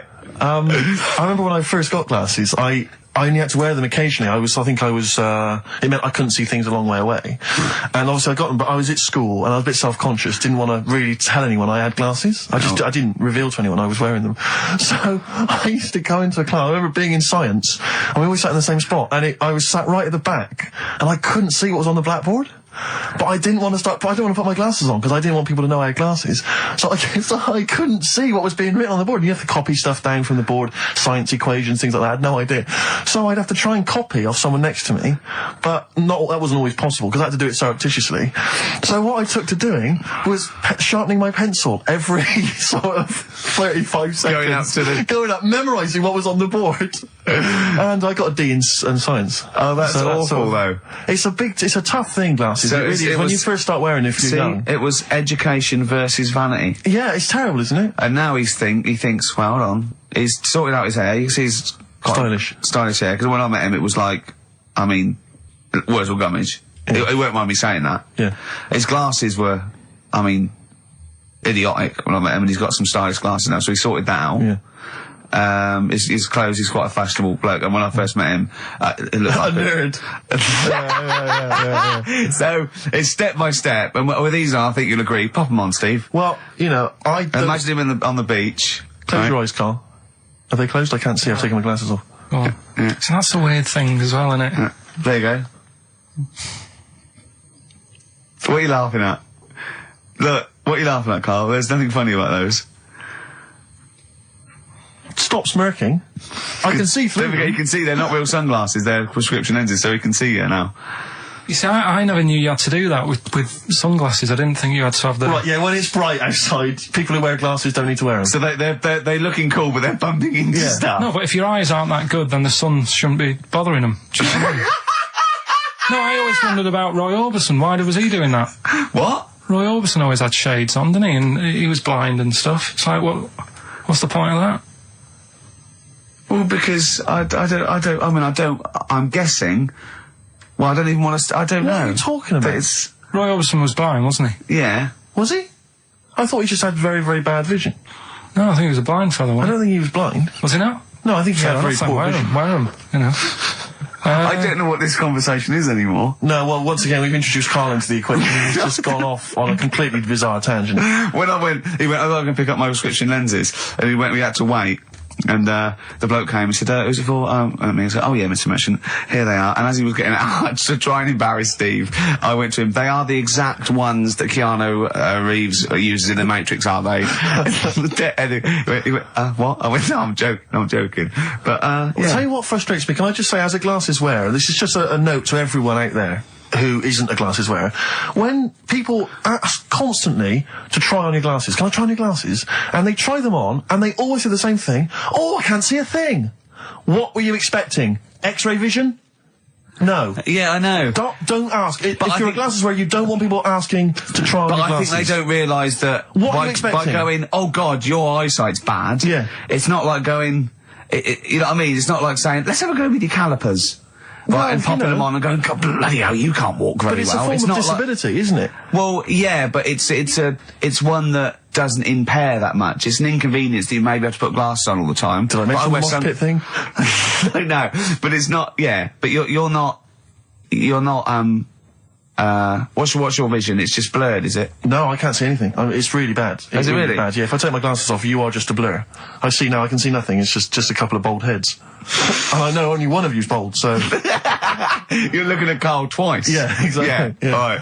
Carl, it's your Vision 2020. Well, there you go. That's Steve's eyes on XFM. Next week, Ricky's knees. Bit of vinyl? Yeah, no, listen, I want to mention this. This is from this new Morrissey compilation. It's a new series. I'm assuming a number of different rock stars are going to do it. It's called Under the Influence, and various rock stars get to choose, obviously, songs which they grew up listening to and that have influenced them. And this is from Morrissey. He's the first person to do it. And there's some stuff on there which is a bit odd and a bit oddball, and there's some stuff which is good. And there's the Ramones on there, and Nico and Patti Smith. But this is one of them. Obviously, famously, Morrissey was a member, I think he was the president of the New York Dolls fan club in England. And this is from there, and this is Trash. The New York Dolls, Trash, from this new compilation, Under the Influence, compiled by Morrissey. Are they the original punk band? 08700 800 1234. Well, everyone knows they are. No, we don't. So we don't want your calls. Everyone knows they are. Don't call in. Don't call in. Please. We're not interested. No point. Rick, it's 1:30. Yeah. Adverts? Yeah. Coldplay and the Scientists on XFM 104.9 with Gervais, Steve Merchant and Karl Pilkington. We saw an interesting sight on the way here, didn't we, Steve? Yeah. When we came in yesterday to plan the show. To plan the show, sure. Yeah. We actually annoyed Karl for half hour and left. Yeah. But a bloke with a completely tattooed face. I don't know what stage you are in, what stage you're at in your life when tattooing your own face is a good idea. But this wasn't sort of like, tribal or religious or anything. It was a bloke just had a sort of tattoo on his forehead and around his eyes, professionally done. It looked quite old, so I don't know if tattooists do that now. I think they've probably got to watch themselves, but I was just thinking... there's not rules about what you can tattoo. I'm assuming if you're a tattooist, you can do what you want. You can tattoo anything. I wouldn't have thought. There's probably some comeback, isn't there? I mean, I certainly, I think you've got to be sober. I think you've got to be over 20, I don't know, right. Over something. And I wouldn't have thought many tattooists would tattoo someo's face. Would they? Well, I don't know. Have you met tattooists? I mean, I don't want to slag them off, but they are like, I know why, they're big. Well, exactly. And they've got needles. A lot of them are big. But they do seem like they live in the periphery of society, a lot of these people. I just wouldn't tattoo someone's face. Do you know what I mean? No. I've been worried. You'd wrestle a man to the ground and then hurt your back. But no, you wouldn't tattoo someone. No, I know. Does everyone ever regret it? I mean, I'm sure some people regret a tattoo. Whenever someone shows me a tattoo, I go, that's brilliant. Because I can't bear to go, that's rubbish. Yeah. I just think that because they can't change it. There's no point. Yeah. I mean, what do you think? I go, it's brilliant. Well, I read in the paper, was it a man or a woman who had just had Beckham on their arm? Just not a picture of him, but the word Beckham tattooed on their arm, spelt wrong. Oh, They missed God. out the K, or maybe they missed out the C, so it was Bekam. Oh, no. Anyway, it was just spelt wrong. I mean, God. firstly, why do you just have the name of David Beckham on your arm? Home tattoos are the best, though. Well, the doing it yourself. That's done with a pin and a sort of some ink in prison, like with skins. Yeah. And it's sort of wonky because they've done it in a mirror. Yeah. What does that say? Well, read it. To knuck. Yeah, I did it in a mirror. Profanity. Yeah. Have you? Would you ever toy with a tattoo, Carl? No, I mean, I've told you about me Uncle Stan before, haven't I? What happened to Stan? Tattoo Stan. No. He's just covered in them. It just looks a mess. Do you know what I mean? You can be wearing the best suit in the world, but you still look a scruff. Sure. Yeah. Do you know what I mean? Yeah. Once you have it done. Well, some tattoos, can be quite tasteful. No, but he was covered. It was all like, cut hair on his neck and Really? you know what I mean, all that. It's just, a mess. And he did a lot of his own. I've told you about him before. Have you? I don't remember it. Yeah, because I was saying, if you're going to do your own, at least make sure you're a good drawer. Yeah. Why? It was just a mess. It was just all over the place. What he thought had he done? He sort of doodled snakes around. Yeah, and all his kids' names on his arms, and it's like, can't you remember them? Yeah. He might have had a lot. No, he did. Yeah. And do you remember even from a young age thinking that looks rubbish? Yeah, and I mean, it'll probably be about 60 now. I'd love to see what he looks like now. Well, just look at this. There was a story the other day in one of the magazines that I read about this fella who had a. Well, this would be Bizarre or 14 Times then. Yeah. One of the magazines you read. Yeah. So it's going to be. It's not The Spectator. No. But this fella had a big eagle put on his back. Yeah. With a snake sort of covering it, and such rubbish, isn't it? This kind of symbols of sort of dynamism and life. Yeah, I know. A snake and an eagle. Yeah, a large-breasted vampire woman riding a dragon. Yeah. That's always a good one. But this fella had that, and he had it in his will that when he dies, he wanted his son to have the skin taken off. Oh God! And put in like a little frame. Oh God! That's horrific. What's that? That's my dad's back. Yeah. Oh, are you sure? God. No. Because I read it and kind of started having sort of memories of Auntie Nora again. Yeah. Because she used to always like. Now, Auntie Nora is the woman who farted for 5 minutes. She had wind for 5 minutes. Sure. Yeah. But she also she used to say, "Oh, Carl, rub me back." Right. And with her being quite old, it was all sort of mouldy and warty. It was mouldy? No, mouldy. Mouldy. Right. And what did you do? I didn't like it. I hated it, in It fact. was like reading a Braille book. Yeah. It was like putting your hand in a load of Cocoa Pops. Oh, dear. All really big brown things. And I just thought framing hers would be sort of 3D-ish. Oh, right. Yeah. What's that, a chunk of the moon? No? Yeah. Did you Artex that wall? Yeah. That's Auntie Nora. That's Auntie Nora's back. Oh God! Any piece of your body can't you bind? That's disgusting. Putting your hand in some. Is she the one with the split tennis ball when she wasn't wearing knickers? Shut up. What? No, let's not discuss the tennis ball. Okay. So she used to get you to sort of knead her dough on her back. God, this is really bad. What was she with her dress or whatever? Or she wore those sort of squid-looking things. Like sorry.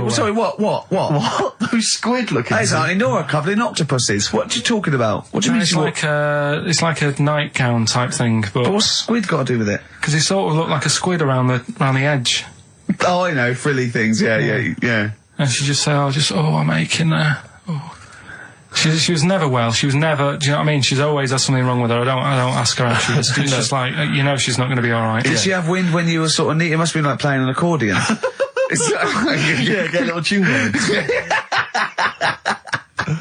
Wow. Oh, who's your auntie with the tattoos? That's Hazel. Oh right, yeah. Let's leave that. Why? Oh, let's Why? not talk about. Well, leave it. What have I come across there? What's up with that? Hazel? What's up with that Hazel? There's nothing wrong with it. Just a.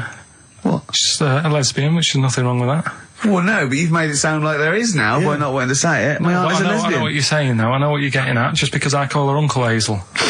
Play a record. He's from Manchester. Please forgive him. Lizzie, don't believe a word. XFM 104.9. I'm Ricky Gervais, with me, Steve Merchant and Karl Pilkington. Email here from Chris. He said he met a girl in Australia whose boyfriend tattooed her arm with the word psycho, except the spelling was wrong, and she ended up scarred for life with the word physco. Physco. P-H-Y-S-C-O. I mean, a word of warning, if you're going out today to get a tattoo, they're tattooists. Yeah. English is probably not their speciality. So be careful. Write it down for them You first. are walking on thin ice. So I've seen some of these boys. They're big. Sure. They're big. No, and if they're willing to stick lumps of metal through their faces, what are they going to do to you? Well, yeah, indeed. So, Steve, sorry to all tattooers. Piercing, you see, I have a weird problem with the piercing as well. Because, I mean, the earrings, that makes sense. I had earrings ages ago, but... Did you? Yeah. Oh, But yeah, you're a man who when I was about notoriously 18. hates pain, and he's scared of everything. It hurt. I was about 18, and I took 2 in 1, and they did it right, and he just went, and I went, all right, I went, yeah. I just went, oh, God. Did you have them in both earrings? It was like a staple gun. I just went, and it did really hurt. I thought, well, I'm not doing that again. It hurts too much, and it just throbbed. Were you still living with your parents at the time? No. I mean, what do people... No, your kind of oiky Reading family, what would they have made of... Oh, well, they know I had them afterwards, yeah. But did they take the mick? Oh, God, of course they did, yeah. Yeah. Rick, you ain't going to eat like that. Oh, you'll get followed. Oh, look at you. Look at that. Yeah. That's disgusting. And when I was new romantic, my mum said, bloody hell, I thought I only had one girl. Which is the earring... Because isn't it like one ear is for gay people and one is for straight people? Is that just a myth? Or I don't know. It might be. It was something to do with which ear you had it in. Yeah, there probably was sort of like signs for that. Yeah, it's like when you're growing up, I had loads like a white polo neck, right, and a ring on your little finger. That means you're gay. Yeah. Yeah. Like if you can see him coming. He's just consulting your little chart. Exactly. Hold on. White polo neck. Yeah.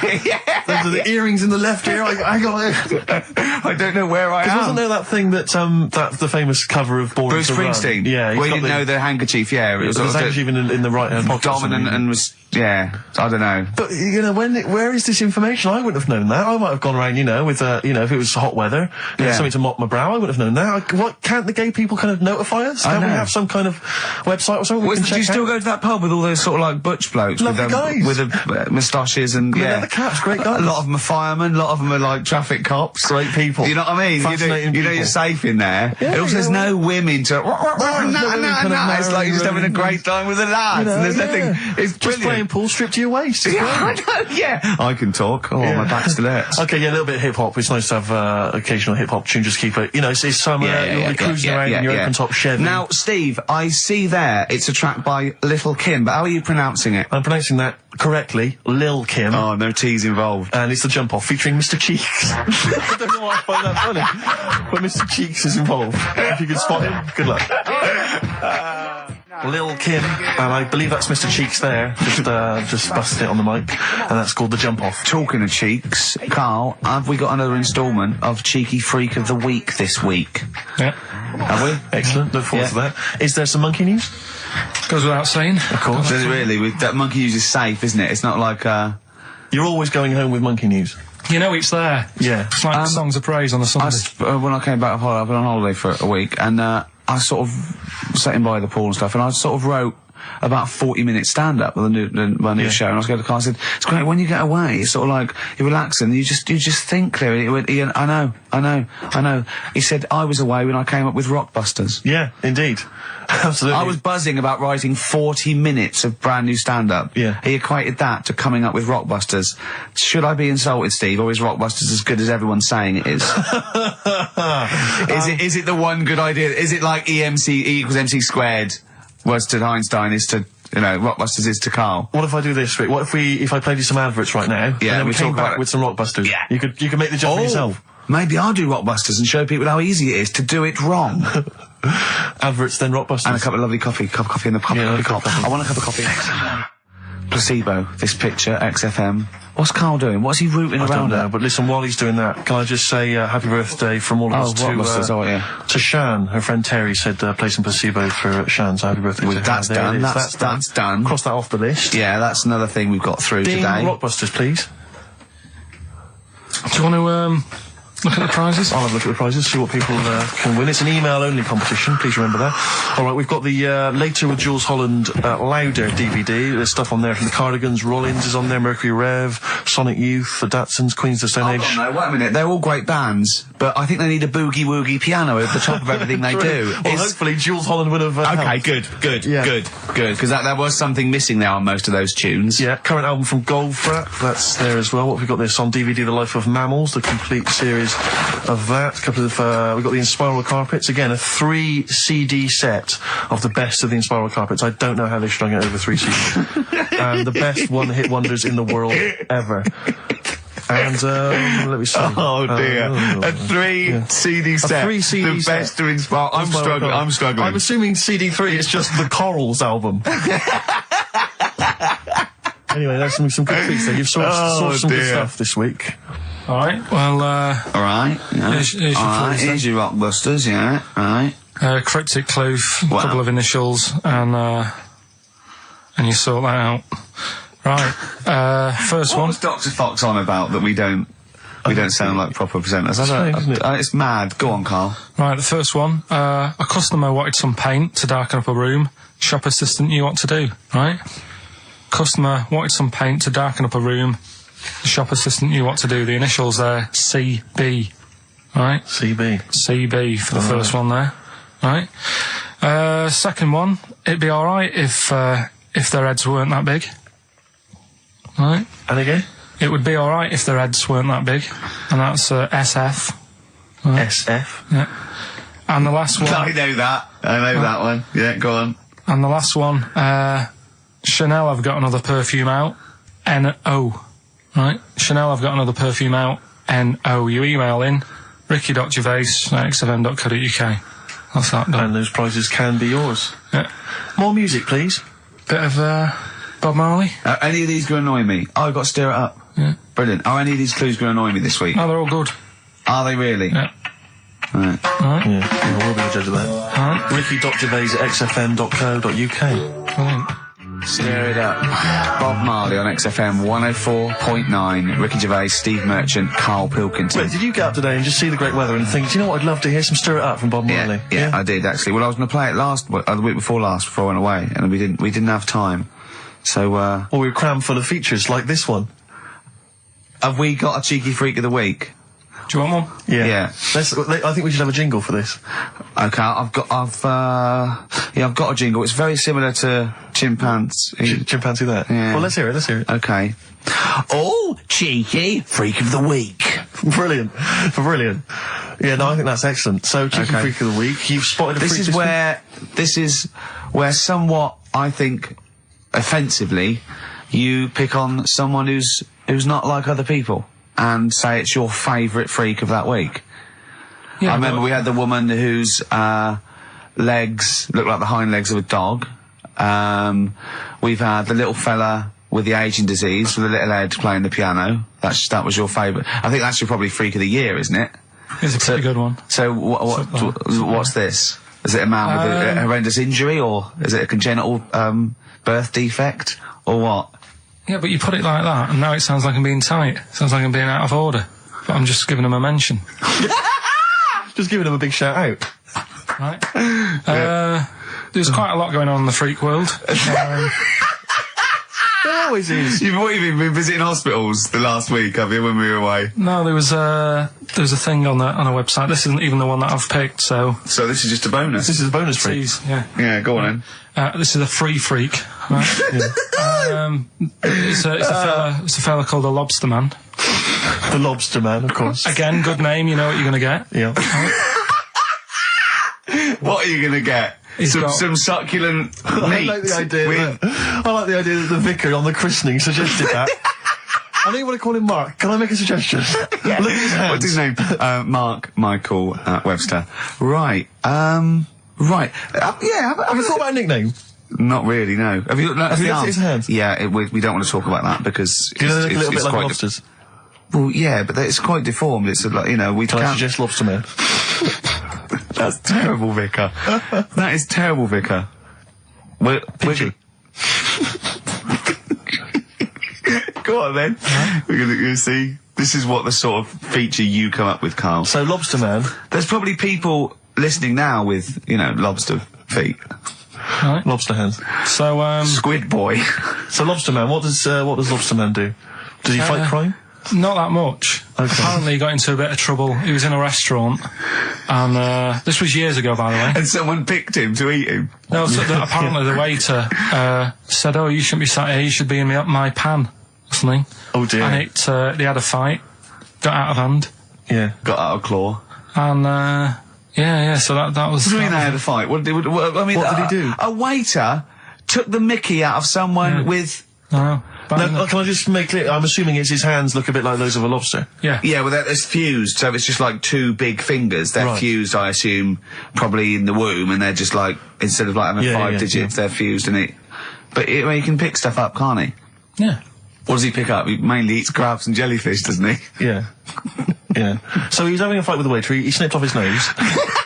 Right, so anyway, He just held on to the waiter's bib. Yeah, And the exactly, waiter was yeah. screaming, "Go and get him off me." Yeah. So anyway, does but- he eat other lobsters? Does he typically he would eat lobster? Or is it kind of...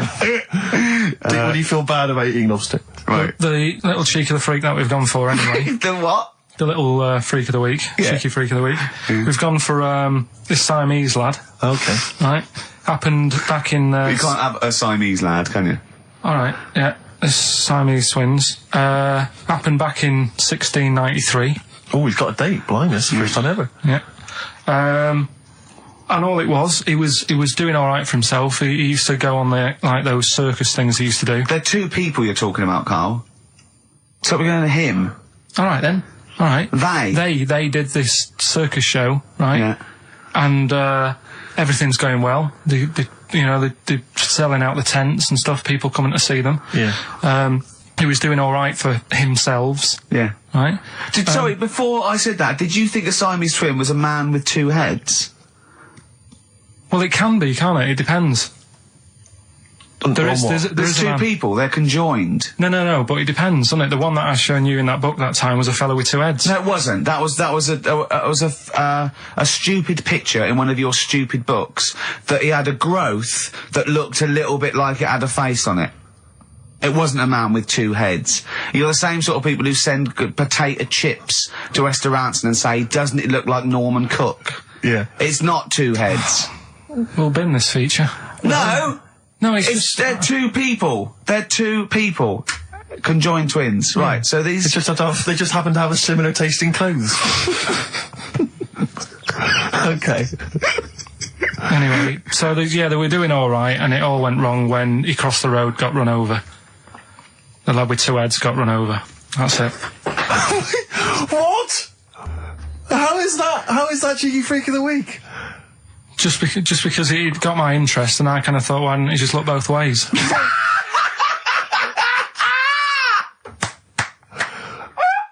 I'm intrigued to know wasn't he looking both ways? I'm intrigued to know how you get run over. What was it, 1629? Yeah. Well, it's horses and that, wasn't it? Yeah. Oh, why wasn't he looking both ways? Karl Pilkington, you are a genius. Play a record, you fool. Well done, Carl. More cheeky freak of the week next week. See what's going on. Okay, in the freak world. Universally speaking, Red Hot Chili Peppers on XFM 104.9. So, got a lot of rockbusters coming in. Yeah, all right, actually. People Yeah. obviously seem at long last to have tuned into your wavelength, Carl. Which is, of course, 104.9. Yeah. Thanks very much. Exactly. Yeah. Should we give the clues again, briefly?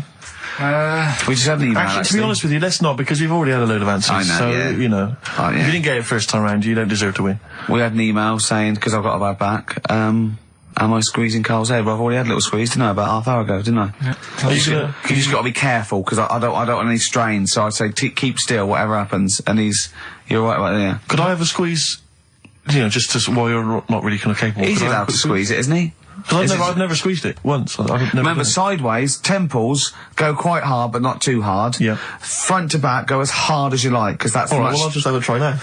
No, you've got a bucket. He sorted it out. He says every Saturday between Yeah, but I'm taking over from him because let him have one squeeze. Let him have one squeeze. Have a go then. So, the front and the back... Get round, so you got... That's it, right. Now, use the thing like that. Not too hard at the front? No, really hard at the front and back. There you go, yeah. You got the hang of it. Oh, right. God, it's good fun. I see know. why you like it. No, I'm just going to do a side. It's great fun. Yeah. It's great, you know, there's a little bit of, grip there with the short hair, but obviously not too much, there's not much up there up top. Good, isn't it? Yeah, I'll be doing that again next week. Do you know, I got a form, right? Do you know I'm staff here, right? I'm like on the staff, I'm one of the staff. Got some internal mail the other day that you have to fill out about if you die at work, who gets your money. He said, do you put yourself at any danger?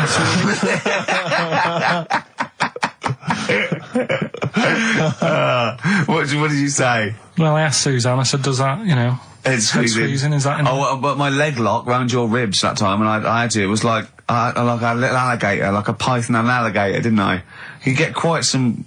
you get a little bit of leverage, you can crush a man's ribs with with mighty legs. Oh, something I want to ask you, Carl. There's that programme on now, I forget what it's called. Is it something like Guess Who's Coming to Dinner? Does that... I did the non-broadcast pilot for that, because my mate was the, the Phil Belker was producing it. And I did it, And the premise of it is that it's one of those things about, a conversation piece, the ultimate dinner party. I think you can have invite people, 6 guests. Dead, alive, or fictional. Or fictional, yeah. You choose where you want it, and, yeah. And anyway, I was just intrigued to know what Carl's, ultimate dinner party, who would pop round? Any of your cheeky freaks? So what's this? I'm putting on a... You're putting on an imaginary dinner party. Anne Robinson's there. She's got to be there. I said I didn't invite you. She said, well, I'm there anyway. Yeah. So it was actually me, Anne Robinson, and 6 people. Yeah. And I chose people like heroes like Muhammad Ali, Homer Simpson, or stuff like that. James Randi. Yeah. So you could choose anyone. Living or dead, fictional or otherwise. Right. Would it look like a circus from the 18th century? I'll have like a few freaks in there. Like what? Who would you have? Well, the first person I'd have is probably have Elvis. I had Elvis. I chose Elvis. Why would you have Elvis? It's just good, wasn't he? He was good at what he did. Right. Just have but once you'd said that to him, what would the rest of the conversation? I'd say sing us a song. Right, so you make him sing a song? Yeah, okay. he'd be like the entertainment for the night. Mm. When he's not on the stage performing, I'd probably have the Elephant Man there. Right. So John Merrick, yeah? Yeah, John Merrick. Okay, I've got Elvis, John... If anyone's out there and, you have got anything to do, can you write down everything Carl says from now to a year and send it to me and Steve, because we might want to put it in a book? Yes. Would that be good? Just maybe someone keep a journal of everything Carl does and says, and we'll try and keep a scrapbook of pictures. Tell you who I would have. Who? Peter Kay. Right. He'd be good, he'd be brilliant. I'd want to be sat next to him, because he's... Well, you're friends with Ricky Gervais, why would you want to... No, but... Do you know what I mean? Yeah, Peter Kay. All right, Peter Kay. Yeah. Which one would you do him as himself or one of his characters he does? Just as he is. Yeah. He's funny. He's a funny man. Yeah. Love him. What else? Probably that fella who lost his arm when he was climbing that mountain. Remember? He had to cut off his own weeks arm. ago. Yeah. Right, why would you have him? I'd just like to have a chat with him and say, what happened there then? Yeah. Well, we know what happened there. He cut his arm off. What would you say? Did it hurt? Yes, it hurt. But I don't think it would hurt. That's one of the questions. What are you talking about? I reckon the shock cancelled any pain out. If you're stuck there with a boulder on your arm, you've probably got bad pins and needles, right? Yeah. With a big rock on your arm. Yeah. And you'd say, right, so how long were you sat there before you said, well, I've got to cut this off? Did you read about it? It was amazing. What do you think the other people would be doing when you were talking about this bloke about cutting his own arm? John Merrick wouldn't mind. Elvis would probably be off his head on something. Elephant Man will be having a couple of bums. I hope Peter Kay didn't make a funny comment. I hope he doesn't make a funny comment. Yeah. Right? Can I just a quick warning? I'll just put bloke with one arm, bloke with... Be careful, Carl, what you serve for dinner. Yeah. Because he's only got the one arm. Yeah. So, certain things. I mean, maybe suggest something you can eat with chopsticks. Or a hamburger. A hamburger. But don't go with something like lobster. Tricky, you need both hands for that. And there's him and John Merrick teamed up. I think they've got one good arm each. Yeah. Soup, maybe. What What would you give John Merrick? Buns? Couple of buns. Have that woman in the boat who went round the world. Why? Just to see, how she managed Pretty that. boring guests, really. Hey? But boring? What do you mean, boring? What was she going to say? What she said? She was going, well, I didn't see a lot. I was in a cabin. Really? There's a lot of water. I was a bit scared. The main thing I'd want to ask her, right, because I remember when she did it, and there was an interview with her, and her parents were there or something, and her mum was saying how she's dead proud because she decided to, go around the world in a boat as a kid, instead of just hanging around on street corners and stuff. She said she didn't want her daughter to be messing about on the streets at night on her own and stuff. She was a responsible mother. Yeah, she sent her off on a boat. Sure, in the middle of the Atlantic. On her own. Yeah. So I'd like to ask her about that. I think even Manchester's safer than that, isn't it? Yeah. And I'd have probably another woman, so to chat to her, probably go for Kim Marsh. Kim Marsh? Sorry, you'd have the woman who sailed around the world, right? But you'd have to have another woman for her to have someone to talk to. Well, why invite either of them then? If you don't want to talk to either of yourself. What? Sorry. I love this. Round World Yachtswoman, and Kim Marsh. But why, of all the women you could invite, Kim Marsh is at the top of the list? That's the best list I've ever heard. Elvis, John Merrick, Peter Kay, a bloke with one arm, the Round the World Yachtswoman chatting to Kim Marsh. That is genius. Why haven't they invited you on this show? I'm going to call Anne Robinson. Right, okay, if anyone's listening to that, have Karl Pilkington. I know no one knows who he is yet, but what a great bit of conversation. Play a record, Karl, you're an idiot. Some Smiths? Oh, always a treat. Yeah, we played something from Morris's selection. Something that would be on my ultimate compilation is something from the Smiths. and it'll probably be this one. I started something I couldn't finish. I think that's one of their underrated albums, Rick. Strange Ways Here We Come. Might be my favourite. It's my favourite, certainly. Yeah. And that's from that album. Queen is Dead is a lot of people's favourite, but I don't like the wacky ones. It's the novelty ones. It's got some great ones. I think he's got some of his best tunes on there, but I don't know frankly Mr. Shankly. Yeah, he's always got this tendency to sort of write music hall style songs. But that's a great one, that. So there you go. Elvis, John Merrick, Peter Kay, bloke with one arm, woman who sailed around the world, Kim Marsh. What I like about those two, numbers 4 and 5, he doesn't even know their names. Yeah. I'm hoping he'll just write on the invitation, dear bloke with one arm. Yeah. Having a dinner party. Yeah. It's better than most, but I imagine most people when they do this, if they go, Nelson Mandela. I know, of course, yeah. I think I read an interview with Mick Hucknall where it was something like, who do you admire? Nelson Mandela. Brilliant. I don't read papers when I'm in this country. When I was on holiday, I read one, and there was an article in there about Beckham meeting him. And the article was about how many people have met him. And I was thinking, we are the only 3 people that haven't met him. Nelson Mandela, yeah. It's just like, does he rent himself out? Do you know what I mean? It's like the back of the, in the back of the stage when you can get a Caprice lookalike to wander around. They go, is that a lookalike? No, that's really him. It's 40 quid, he'll come to your party. I think what it is that he was locked up for so long. Yeah, he's now just never home. He's just so sure. He's like Salman Rushdie, he's running around. I've seen him twice. Yeah. His house must be a tip. He's never in. God. Well, I think it is if you stay indoors for a long time. Yeah. You've got to get out there. You've got to get out there. You get a bit stir crazy, I suppose. But he's met some of the great names in world events. He's met the Spice Girls, Alan Titchmarsh. He's met him. Yeah, they did his garden, didn't they? Yeah, David Beckham. Yeah. Oh, that must have been great. But I mean, maybe we could hold out and never meet him. Yeah, this is like even if we get invited to one of them, that's where I go. No. Yeah. Not really. We're the only 3 people who've never met Nelson Mandela. I'm not meeting him till I make sure he's definitely going straight. Exactly. You know what I mean? I don't really. Careful, I don't like to hang out with people. No, I wouldn't invite him to my ultimate dinner party in case, the silverware went missing. Oh! Well, you don't know, he was inside for a long time. They pick up things in these places. You can pick stuff up. It's usually Karl that comes out with those sort of things. Karl, what do you think of that? What, Nelson not having him around because he's nicking? Well, let's back out now. Let's back out now while we're ahead. Be good in Celebrity Big Brother. Yeah. Being used to being locked up and that. We couldn't, yeah. I started something. I couldn't finish. Yeah. Should we play another record, or should we talk about some, on a lighter note, Muffy the hamster had a narrow escape with a... Oh, clown. Play a song, let's have the Ross answer. Oh, God.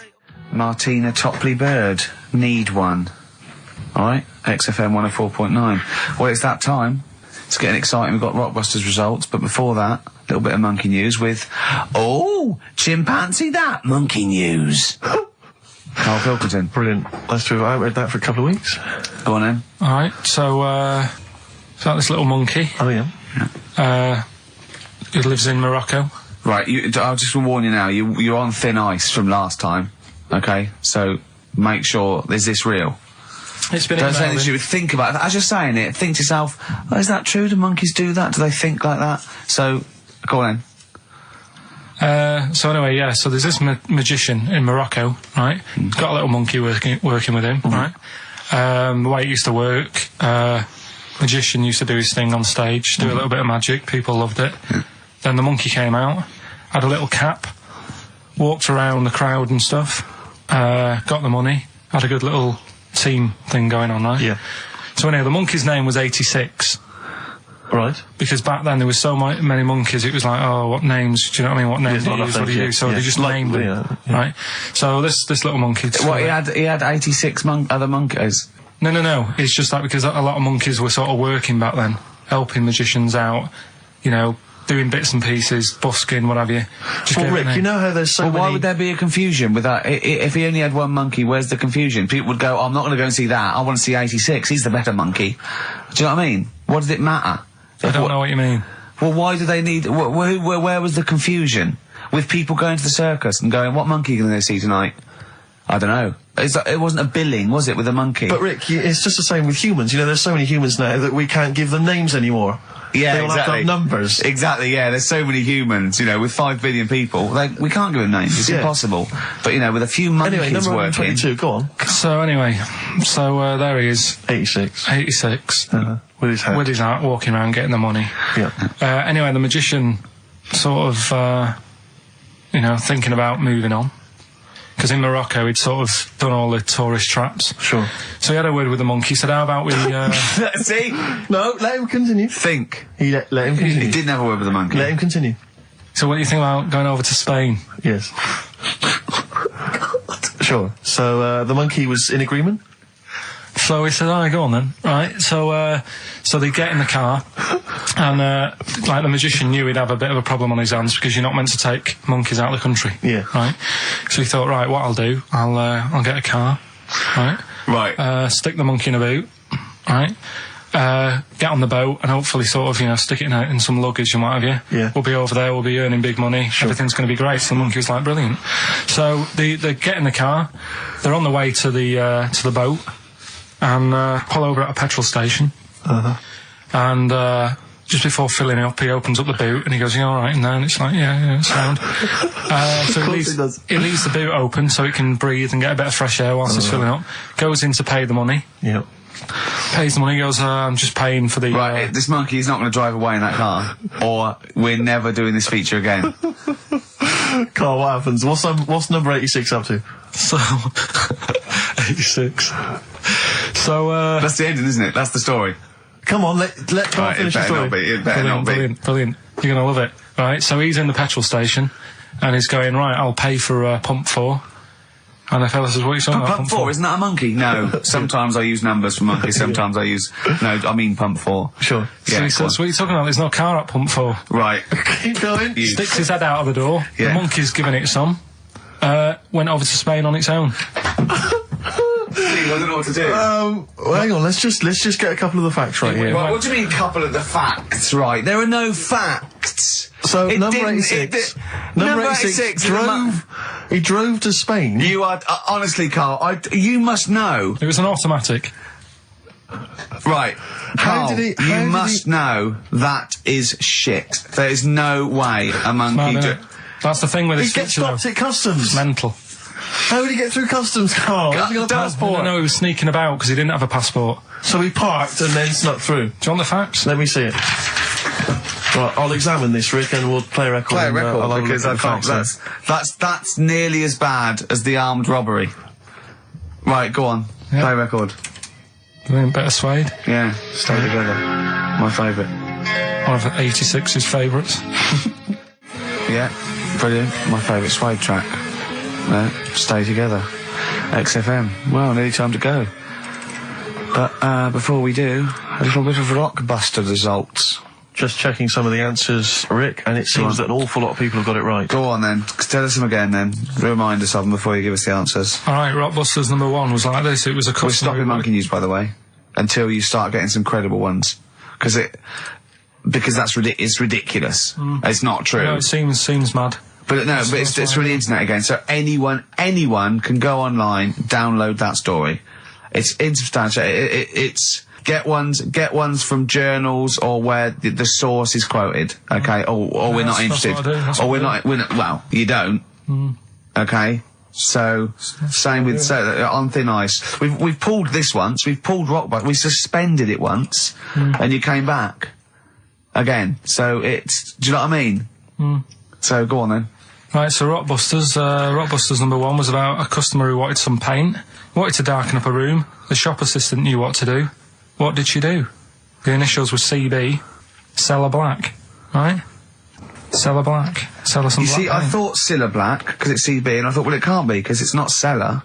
It's not Sell Her Black. Cryptic, it's cryptic though, isn't it? No, cryptic doesn't mean it's wrong. Right. They all got it. They all got it anyway, so... It's a bit weird, isn't it? Second one, it would be alright if the Reds weren't that big, right? Right. The initials are SF. Well, one of my favourite bands, yeah. The Smaller Faces, isn't it? Small Faces. Well, no, that doesn't make sense. Okay, go on then. And the final one, Chanel have got another perfume out. Right. I'll just say, we've had an email from one of our listeners who said, if this turns out to be New Order, he's never listening to XFM again. What's the clue again? Chanel have got another perfume out. New odour. Right, well, that's another listener gone.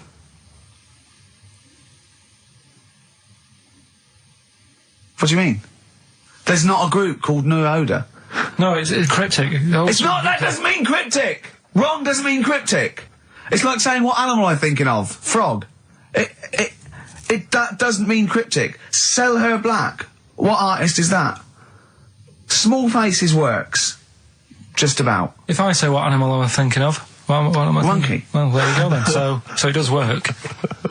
Play a record. Right? Play a record. So who's a winner? Ah, yes. Now, I'm going to give it to someone who emailed in with the correct answer. And his name is Steve Martin. Really? And I'm giving it to, I don't know if you've noticed over the last few weeks, I've been giving the prize to people with just a kooky element to them, you know, if they've got people to start sending their name in, like, Barry Bumpfroyd. Well, don't worry, because I can spot if it's a fake comedy name. What was that last one we laughed at? I can't remember what it was. I think it was Gerald something. Yeah, it was. It was just like Gerald Smethurst or something. What's it? Preston? Gerald Preston. Why is that a funny name? Jerry Preston, a great guy, but Gerald Preston, we laughed at that. He caught my attention. So this week, Steve Martin's caught my attention. Right. Yeah. When was the last time Steve Martin made you laugh? This Steve Martin? Dickers hasn't been... Yeah, we've had no correspondence from Dickie Anderson for some time, which saddens me. Little Dickmeister General, what is he doing out there? Has he got... What, he's got something better to do? Ridiculous. Pathetic, right, well, that's the end, We've got the last song, so is there anything it's the end of Rockbusters, and it's the end of Monkey News. Monkey News will give you one more go for it, and it's got to be credible, it's got to be real, it's got to be true. We need to see your sources, it needs to be incorporated. Okay. Rockbusters, they've got to be real band names. New Odour. New Odour. New Odour. Just anything. Just brilliant. Well done to Steve, he got them all. So is that it then? Yeah. Brilliant. Well, cheers. I've enjoyed that. I hope your back's better, Rick. Yeah. And, Carl, I hope you buck up your ideas. Your brain's better. Yeah. Got something interesting about a brain, we can talk about it next week. No, tell it now. No, I'll quickly, what is it? No, we'll leave it. Oh, like that's a hook. Like people will be going for a week. Oh, I wonder what things are a Carl's brain. Was it a brain that drove a motorbike across to Switzerland? You've heard it. That was the record before us, and here we are, pre-recorded, because we did this a few weeks ago, because we're not here at the moment, are we? We're away in that. I'm Ricky Gervais, with me Stephen Merchant. Hello there. And Karl Pilkington. He's not actually with us. He'll be in some of the best of clips that will be coming up shortly. Yeah, this is just us, isn't it? This is just us. We did this. When did we do this, Rick? A couple of weeks back. Hold on, what is it? What It's day the is it? 27th today. Yeah, I enjoyed Christmas. I loved Christmas. I love Christmas. I had a great Christmas. time. What did you get? Loads of presents. So did and I. I'm glad they made it to number one. I'm really glad. Stroke, he, she. Yeah, I'm really glad that the pop idols, Cliff Richard, Westlife, made it to number one. Bo Selector. Yeah, just delete that. Yeah. Okay, well, we're going to play some of the best of, some of the greatest moments of the last 3 weeks. Yeah. Ever heard on XFM 104.9. What about this? Do you remember this one?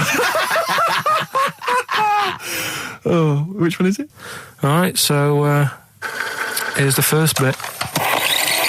Right, there was this. This is what it's like about getting presents and stuff, right? With my mum and dad. Go on. My mate Colin, right? Colin Makin? No, Colin Bailey. Oh, right? yeah. He had a little Sinclair Spectrum, right? Yeah. Computer, Yeah. which was like the thing to have at that time, right? Yeah. Used to always go round to his house. The deal was Not the one you had to play through the window because you weren't allowed. no, that's another lad. Oh, right? yeah. This is a different lad, and the deal was he came to our house and my mum gave him a pie, and then I'd go round to his and I'd stay there for a few hours playing, Hungry Horace and stuff like that on it. Sure. Right? Now, my mum and dad knew that I really wanted one of these computers, right? So I waited about a year. Came round to Christmas Day. I thought, I reckon might have one. Turned out they bought me the wrong one. They bought me a ZX81 instead of a Spectrum, right? And Christmas Day, I'm there trying to load the games up. It's not working. I'm thinking, what's wrong, right? And the thing with me, when I was a kid, I used to get quite sort of agitated. This quite is easy, the moment. right? I found out that it needed a RAM pack to make it work, right? Looking in the thing and it's saying, and make sure you put your RAM pack in the back. And I was like, oh, where's the RAM pack? And my dad's going, I don't know, I've got you the main bit. That's it. So I was that wound up, I just was sick, right? Just sick. I didn't feel sick or anything, I just was like, oh God. Went to the sink, just sick. Because I was that on edge about it. I said, come on, we've got to get one. And my dad's like, Tandy's shut. We're not gonna get anything today. Ruined again, Christmas Day. That was after the year when my train set got blown up by our kid. The following year, no RAM pack. And now you ask me why don't I get good presents? He's scarred. He just I'm gonna die. Honestly, I'm gonna die. He's just screaming sick. Yeah. There's no RAM pack. Did you get to the bottom of it? Why wasn't there a RAM pack? You have to buy them separate. Oh, It's one of them okay. cons. What do you mean I can't play Frogger? Oh no. So, wasn't there another incident when you threw up? Spontaneously threw up? Oh. Through sheer anxiety?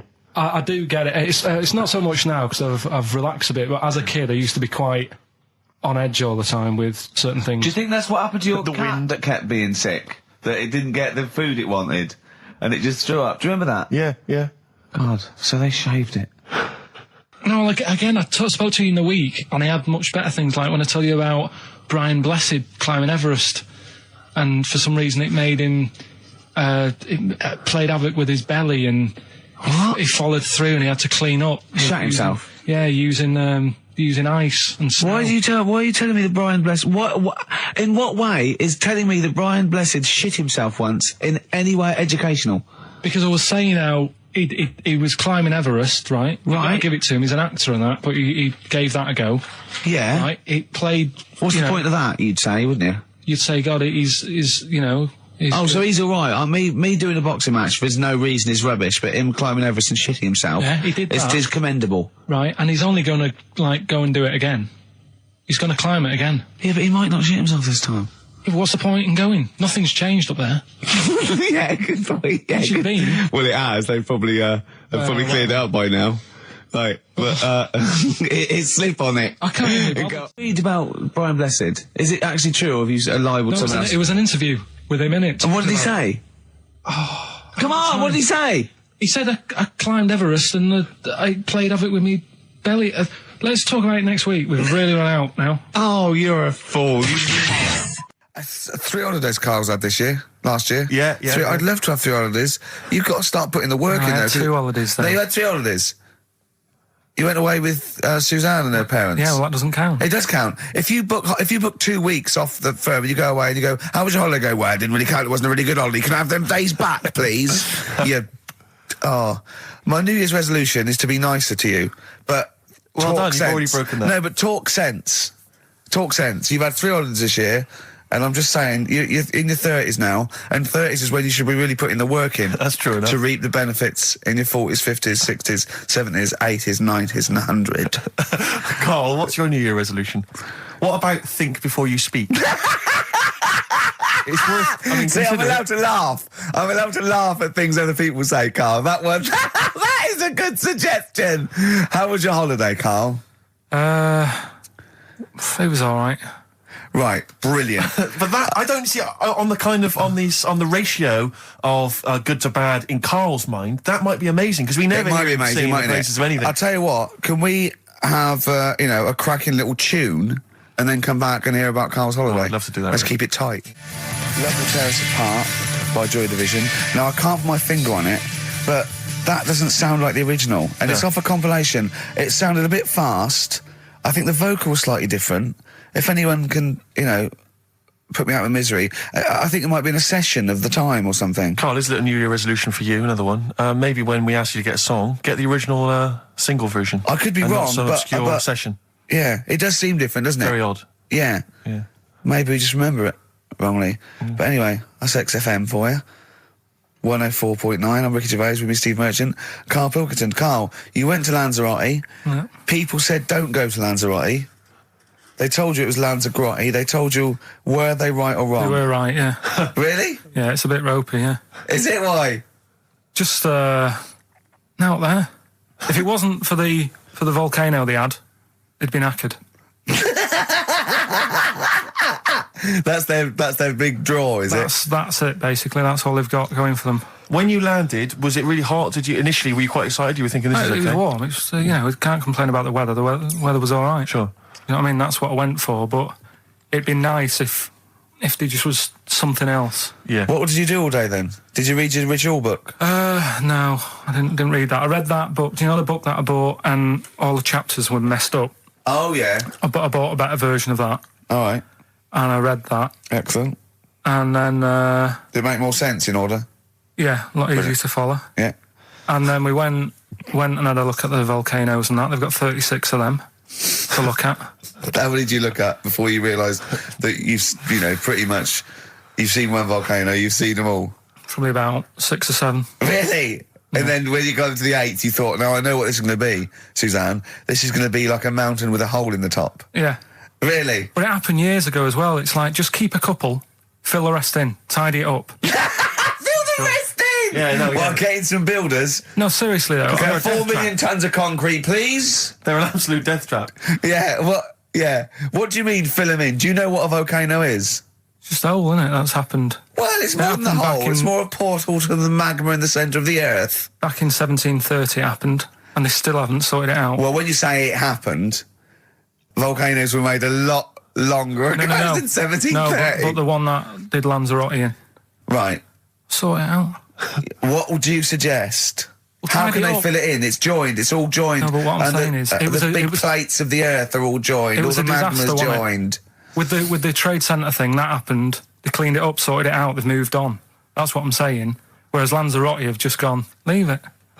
It happened back in 1730. You misunderstand me.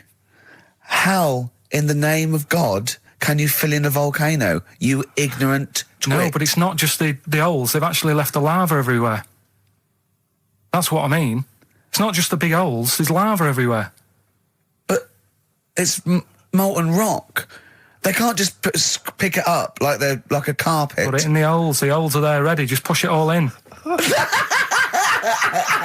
That's what I'm saying. Do you know what a fable is? Got a Carl? rough idea.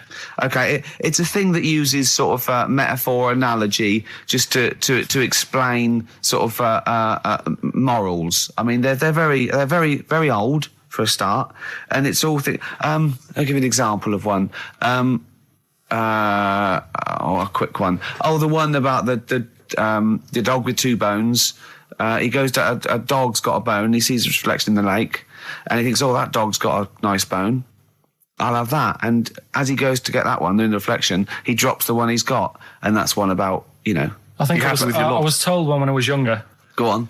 I think it was one. This young lad He's got a dog, right, and he's about 8 years old, and this dog, he's had it since he was about 4, and it's a bit tired now, and he chucks sticks for it, and it doesn't go for it, and he's saying to his mum, I want a new dog, because this one's useless, it doesn't do what, it doesn't have any fun with me. So they say, oh no, but Rover's a good little dog, you should look after it. And he's like, I don't like it, I want a new one. So they buy him a new puppy, and it's running around, yapping about, and he's loving it, and he's playing around with it in the grass. And then one day he goes to the park, and he's messing about and rolling about with it, and he falls into the lake, right? And the little puppy's like yapping at him, and he's going, help me, the little dog's yapping. And then the old dog comes and gets his collar, and it pulls him out of the lake. And he goes, oh, God, why did I forget about you? You're the better dog.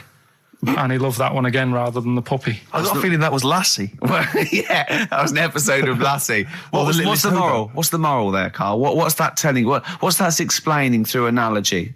Sort of, don't forget the old. Look after old people. I remember there was one I heard once about a young boy who got trapped in a lake inside a cage. But he loved his trainers so much. He wasn't going to get them wet. But even though he had to get out there, and even though he thought that was the important thing because it's material value, he actually drowned, and the trainers were no good to him then. That was Bowie and Waterloo Sunset. Love that. Love the original. Love Bowie. Bowie was my gig of the year. These are my singles of the year. These are our clips of the year. I'm Ricky Gervais, with me Stephen Merchant. We're just picking some lovely little bits and pieces. Do you remember when we talked about this?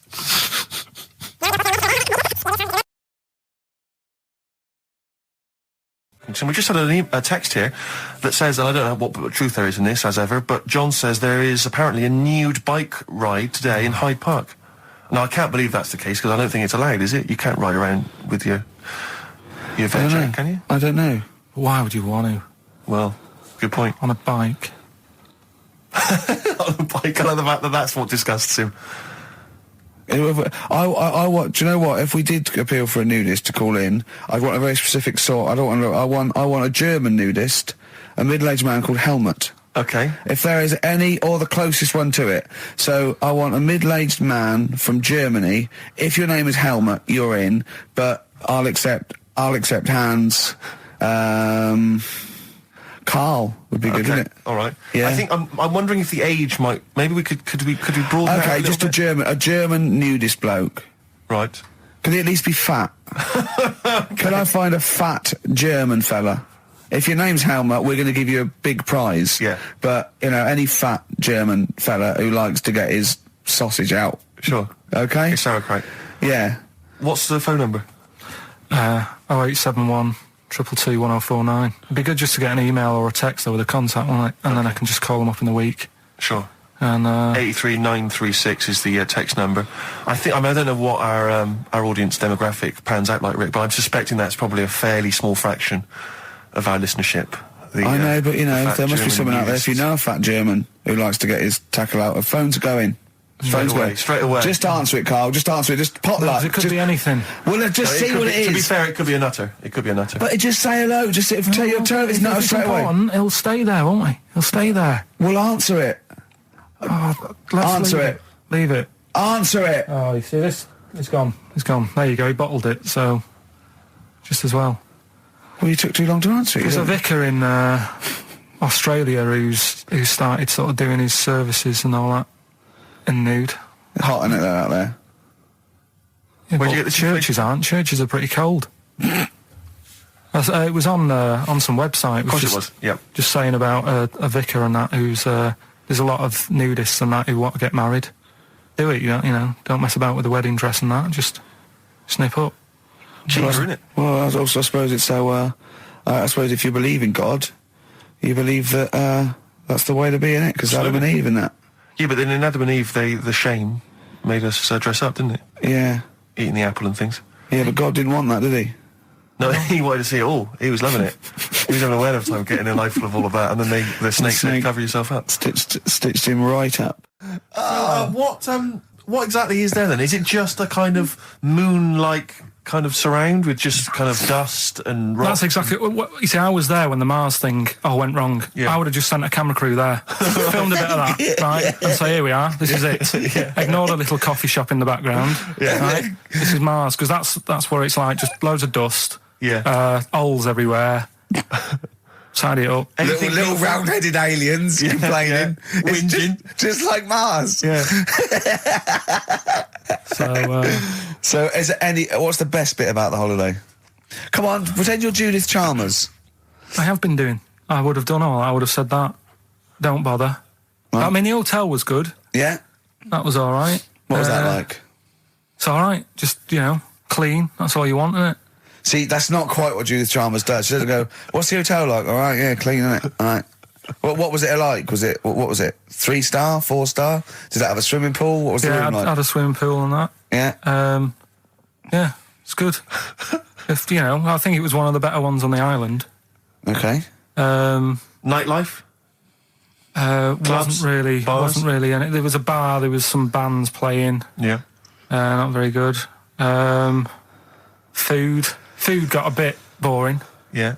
It was always the same food every night, but they sort of themed it and made out as if it was different. So, like, on Mexican night, it'd be chicken with a nacho on it. Right. And Chinese night, sort of chicken with a little prawn cracker on it and stuff. Sure. But that got a bit boring.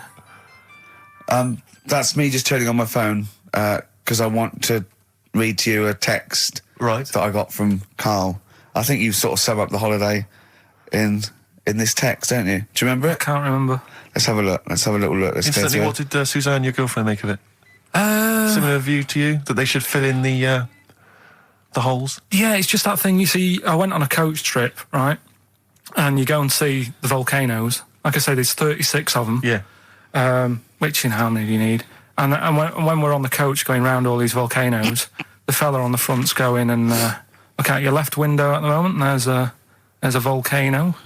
And if you quickly look out at the right-hand side there, there's another one. Right. And on the left, it's just like, all right, we've seen it. Sure. Do you know what I mean? Yeah. And that trip, we'll talk about that trip in a bit. Right, this is the text I got from Karl, right? All right. Been up to a volcano. Been in some dead artist's house who built his house in the lava.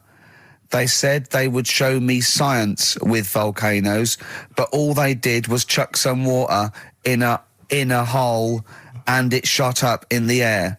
No dwarves in the canteen, no scousers here, but there is a Swede woman with a big head. She looks effing gormless with a cap on. All right? So a little reference there to... A Swede woman? What's that mean? Do you mean Swedish? Yeah. Or she looked like a vegetable? No, a Swedish woman. But they've all got sort of quite big bill, aren't they? And I sent him a text. Oh, well, it's just good to be on holiday because, I'm working. He sent back, so am I. Just been watching Sky News. There is a school for monkeys who want to get a band together. Is that monkey news for later?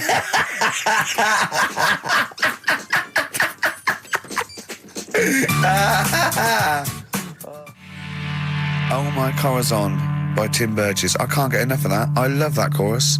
On XFM 104.9. Ricky Gervais, Steve Merchant and little Karl Pilkington. But it was a nice holiday. Yeah, it's all right. It's just, I went there to relax and that. Exactly. Did a little bit of that. Trying to think of some new, features and stuff. Sure, always working. 3 holidays a year, Jesus. Oh, well, not really 3. Oh, 2. It's all but one big sort of like work thing to me and Steve. 2 holidays, isn't it? Work hard, you need the holidays. So, yeah, the things that annoyed me was like, you get bored, sat around the pool after a couple of days. I'd read my book. Yeah. There wasn't much going on the... Not even any crabs to throw sand at, was there? No crabs or anything. They wouldn't bother with Lanzarote, right? So, decided to go on a little trip. That's when I saw the volcanoes and that, 36 of them.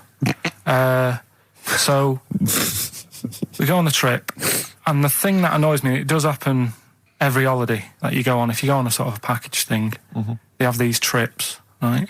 And you pay about 40-odd quid, and they give you some wine, so it make it feel like you're getting your money's worth. But how many of these trips have you been on then? Loads. Probably about 12. Phew, more holidays than I've had. Go on. So anyway, so you're on the coach, right? And they take you for the volcanoes. They took us in the middle of nowhere. Yeah. Right. There's nothing else round there. Sure. It's like I say, it's like Mars, but with holes in the ground. Yeah. Right. And they sort of drop you off, and they go, right, everybody, see you back here in an hour. There's loads of volcanoes for you to look at, and a coffee shop over there. And you know for a fact, right, you don't need an hour there. You could just say, well, just keep the engine running because I'll have a look in this hole, we'll get back on, give us 5 minutes. Don't need an hour. Absolutely. But you know that they've got something going. It's a with backhander, definitely. What, with the coffee shop? Definitely, yeah. They go there and they get everyone to have an ice cream and a coffee, and they sit down, have a fag, talking to the bloke. Yeah, and it's like, cousin. Yeah. How much was the coffee? Was it probably about €3 euros, so I think it was $3.50. Sure. Yeah. Which is, I don't know, what, that's about £2.50. Yeah, they've stitched you up. Go on. Talking about this the other day. What was it now? Listen, the fella. No, listen. Do you want, all right, no, come on. All right, he's got it now. Go on. This fella goes to the doctors, right? Oh, right, okay. Right, if this isn't any way apocryphal, stupid, illogical, impossible, right, you are never, ever speaking again on radio. So make sure this is at least possible. I'll tell you what, I'll even give you improbable but possible. So if anything that breaks the laws of the universe or logic, okay, that's all you have to avoid. On you go. Right, so this fella, right, he goes to the doctors because he's got earache. Right, okay, if a chimp's living in his brain... Go on. So he's got earache, he's sat in the waiting room and his ear's all bunged up and it's hurting a lot and what have you. So the doctor comes out and he goes, right? And because his ear's all bunged up, he doesn't hear it that well, right? So he thinks it must have been me, right? So he wanders in. Keep going. Anyway, I'm going to hate this. I can just feel it in my bones. Steve, I'm going to let you take over. Okay, let's hear it. Come so on. the doctor says, sit yourself down there, right? So he sits himself down and goes, right, take your pants off, right? So he's thinking, that's a bit odd. Anyway, he heard that, though. He apparently he took his tackle off. The doctor, did some operation. What, there in the waiting room? No, in his office. In his office, yeah. What? Wait, so he removed what? His genitals? Yeah. In his office? Why, Carl? Because he hadn't called him in. Oh, he'd called in the bloke who wanted his testicles taken off, and he didn't hear it. What? So the doctor went out and said, Mr. Jones, who's here to whip off your cock and balls, just here and now, right?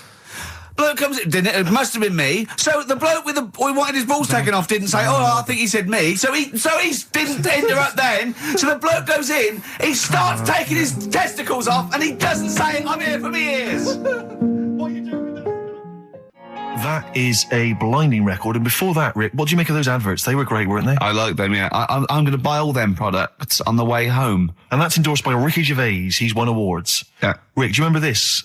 This was a hilarious moment. No, you'll remember this when you hear it. It was when Karl said something that was basic. Well, I think for a lot of people it sounded like a lot of old bollocks. Carl's found love on the street before, haven't you? How's it going with your bird, Karl? Are you married? No. How long have you been out with her? 7 years. Because, you're quite a simple man. Yeah. You're sort of a simple in a nice way. ways. You're like Helen sense. from Big Brother. Yeah, you're sort of nice enough, but I look normal. Well, yeah, you sort of do. But you could be one of those that just suddenly go mental with a pen. Yeah, do you know just what I mean? stab people through the eyes. Yeah, you sort of look normal. But if I wouldn't really want to wind you up to a point of frenzy. How did you meet your girlfriend? Through work. What, through her work? What, you found out and said... We worked at the same place. Oh, you're right. Yeah. You're quite an enigma, aren't you? Could you give us more on that? At work. You met her at work. What, she came in selling sandwiches? She was going through the bins outside. What do you mean you met her Why at are you work? having an attack on me? You're the one who's sad and lonely. Oh, he's done you again. Yeah, but what I thought was interesting was I just scratched at him and he just went mental. Yeah, no, it's like a bear caught in a trap. It's funny, isn't it? You'll never learn. No, I was just interested to find out what the story was, because it might be a really romantic story. Well, it's not. All right, jeez. I love the fact he doesn't want to talk about his love affair. I was thinking about you in the week, and Does it worry you? I mean, you sort of joke about it now, and we're talking about it in the office, you know, like, oh, is Steve really touchy about the way he looks? And Oh, what's this? Where's that come from? He's done it again. He's done you again. I was walking home the other night, and I was thinking about it. And do you worry that when you're old, you will be on your own? You did start it though, didn't you? Well, Carl, I'm glad you brought this up. because I mean, for me, you know, a lightweight, frothy entertainment show on XFM on a Saturday afternoon is exactly the place where I want to discuss the desperate, lonely future that's inevitably coming my way. Oh, God. I'll tell you what will cheer you up and forget all that. A bit of Embrace. Oh, one of the most hated bands. I'm a little bit concerned about your toilet discussion. What exactly is your point again? I was just a bit bemused. You see, it's a tricky one. All I'm saying is, right, there I was at the pub quiz. I go to the toilet, not thinking about anything. I try to go, right? There's a little gay fella next to me. I love this little gay fella. Now, the weird thing is, there's nothing stopping him having a little glance, right? Because he's allowed in the fella's toilet. Yeah. Now, I'm not allowed to go into the woman's toilet and have a little look round. Right. So all I'm saying is, should they have another toilet area? What, for gay people? Yeah. And so this would be gay men and lesbians? Well, Is that going to complicate things? I mean, I can only assume. I mean, to what point? I'll ask you a question, right? If you're intimidated, that's a shame. But you know, most gay men aren't looking at your knob. You know that. what do you mean? I can only say that 99.9% of gay men who use a urinal standing next to what they assume is a heterosexual man aren't looking at his knob. And what they're doing then? They're emptying their bladder. No, but the thing is, I can't talk. you're Carl. saying like, you know, about would you have one toilet for lesbian women and gay fellas, right? What does that mean? Yeah, would it be mixed? Would it just be? Well, would it have a man on one? That's heterosexual man. One little picture of a woman on the other, and then what? What would the little icon be? A man and a woman? A man and a woman. Just having a chat? Yeah. In pink and dot But lines. you couldn't mix them, because then what would happen is you'd get people who are going, oh, I'll play up to this a bit. What, pretend to be gay? And yeah, you know, sort of grow a moustache and shave their head. And pretend to be a lesbian. Right. Yeah. So I see. So you know, people pretending to be gay so they could go in and have a look at the lesbians. Yeah. Right. So that would mean that we need 4 cubicles now, wouldn't we? Yeah, no, this is fine. 4 cubicles. So every pub How now... many toilets do we need at Every the pub's moment? now got 4 toilets. Oh, Carl, bisexuals. Yeah. Now, interesting. Bisexuals. How many toilets do we need now? Call the council. Do you use any? Huh? No. No, because they're interested in everything, aren't they? Because the little bisexual fella will be looking at your knob. Right, with them, Yeah. what you do, you just have a door, you open it, and there's one urinal there, so you can't get a queue. They have to sort of wait. I just thought that, well, why can't there just be a thing between the urinals? So no one can look at anyone else's knob. Wait a minute. Just to go back to Ricky's point, what stops, even if we've got the toilet for gay men, what stops the gay men who want to have a look at your willy going in the regular toilet and pretending that they're straight? Most men don't Who is going to police this? wear gay across their No, head. exactly. They don't have a tattoo. There's no branding yet in the British house where they have to declare. So we're going to have to expand this. What So we've do all you- got to carry identity Do you know cards. you can see a gay, can you? Coming a mile off. No? No, I'll just hold it in next time. No. Can you tell gay men? Do you know a gay man? I'd say probably if you did if you lined some people up Yeah. and said point them out, I reckon I'd get. But hold on, we're not talking about people dressed in leather with the arse cut out and an handlebar moustache. Yeah. We're talking about, the everyday, No, non-seen... of course, Oh, no. well, yeah, but I mean, suppose I put you in a room and there was 10 naked men, right? Yeah. And there's 5 gay men and 5 hetero. Could you walk along that line looking at those gay... Am I naked No, you don't have to be naked. Why would you have to be naked? to catch them out? How would you catch them out? Don't go into it. Don't go into it. Don't go into it. Play a record. Ooh, those boys can rock there. That's the Guns with All Their Roses and Sweet Child of Mine. On XFM 104.9. I enjoyed that. Yeah. That was good. It rocks. I hope the audience was playing it loud like us. Yeah. Ricky Gervais, Steve Merchant, Karl Pilkington. Well, look at him yawning. How rude is that? Carl, what's wrong with you, man? Have you been up late? A little bit. Girlfriend was away, wasn't she, yesterday? Yeah, I always have a problem with that. I always have, because you don't go to bed, do you, early? Do you know what I mean? You sort of think, I just always find that thing that if, you're used to living with someone, one of you will go, let's go to bed, then you'll go, all right. But when you're on your own, you go, You just forget to go to bed. I just stay up. Okay, stop eating now, Carl. You've ate all the food. That's just a plate. All right. Okay. Yeah. No, I stayed up and watched, there was a thing on about Dracula. Right. What, Dracula? And I found a flaw in it. Go on. Not the fact that he's the living dead and and drinks blood to stay alive and he doesn't reflect and he can in turn into a mirrors. bat. Well, and you can go on. The mirror thing, you can't look in mirrors, can he? Well, he can look in mirrors, but he can't see himself in a mirror. Yeah. That still doesn't work. Go on. It doesn't work at all, Carl. It doesn't work Go anyway. on. No. Well, centre parting's always really neat. His centre parting's always really how does he do it if he can't look in the mirror? Blood on the floor or something it was called. Rubbish. I love the flaw in the Dracula film is that his centre parting's too neat. How did he do it without a mirror? Oh. Was it a documentary about Dracula? No, there was the real Dracula. The real Dracula. Yeah, the real Dracula. It's just a film. It had blood on the floor or something. It's called. Yeah. It's rubbish. We had a little lunch yesterday, didn't we? We did indeed. That was a nightmare. Yeah. I hate going out with you two. I was explaining to Carl, right? I like to excite Carl's imagination, right? And if it involves chimps or monkeys, all the better. Brains he likes, parts of the body, deformity. I know where to, what buttons to push.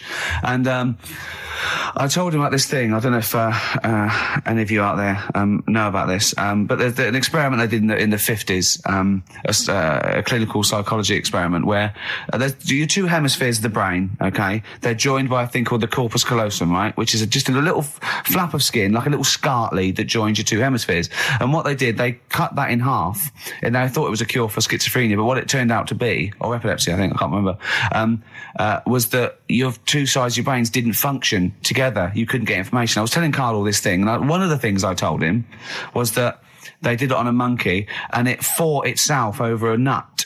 Like its right arm was connected, by its left lobe of the brain, and it was fighting over itself. And Carl went, instead of thinking this is amazing experiment, he went, would it have been happy if you'd given it two nuts? Yeah, I know. Well, you started off by explaining it, and I remember you mentioned, because I was watching the two of you as you were describing it to me, you said, of course, one side of the brain deals with symbolism, and as you said the word symbolism, I noticed Carl drift away from looking at you, pick up his mobile phone, and start pressing buttons randomly. And I thought it was the word symbolism that got him. And I noticed it took you just a moment longer. And I think the first thing you said was, when did I lose you? Yeah, I knew I'd lost him. It's extraordinary. And he doesn't even try to disguise it. I said nomenclature at one point as well. Right, yeah. And I knew I was dicey with death there. Yeah. But, but I told you tried to look it up, didn't you, on the web? You didn't find anything about it, did you? The spelling of it's, what is it again? What's the word? Corpus callosum. Yeah, so I couldn't do it. No, there's no point. Yeah. Don't bother. Give up. Don't bother. Give up. So if anyone knows any interesting facts about that, yours hasn't been cut in half, has it, Carl? That would, again, might explain something. I'll tell you what we will be talking about later.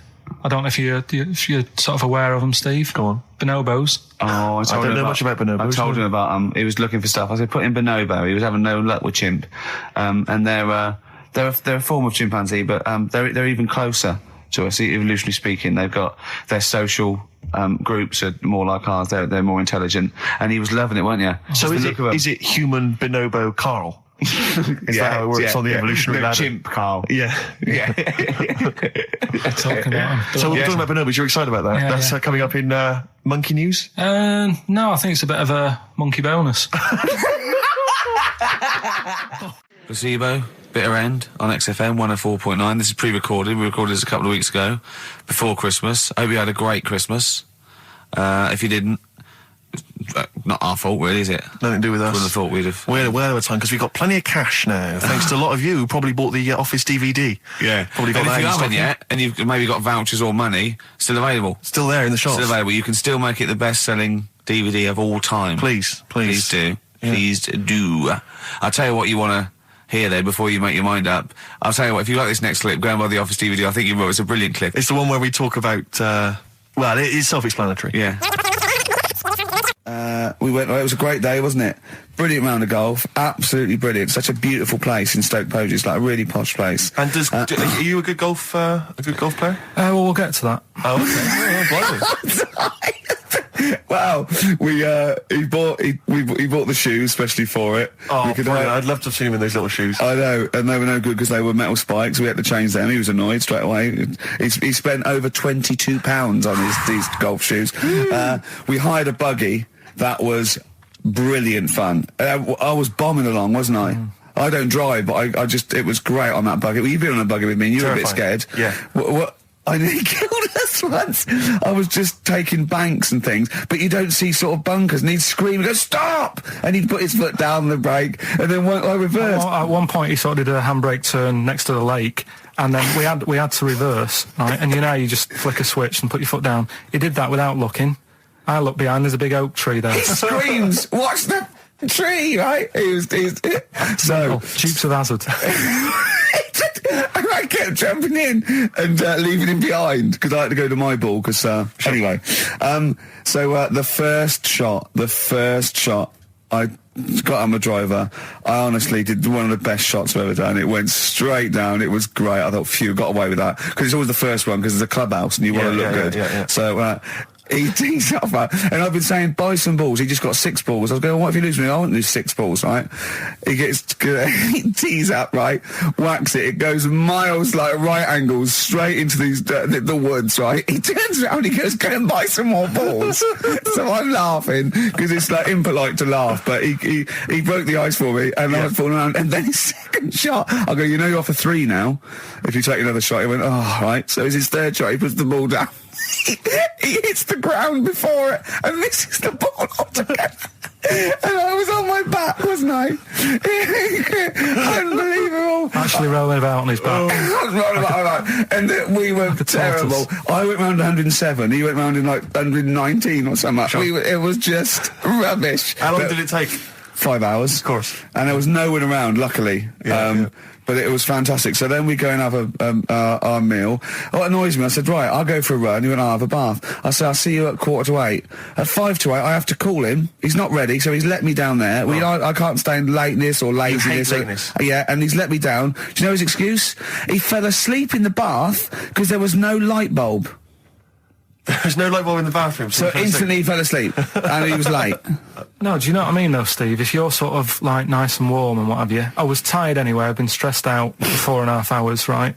My life flashed in front of me a few times in that buggy. So it's all sort of wears you down a bit. I thought, right, I've got a headache.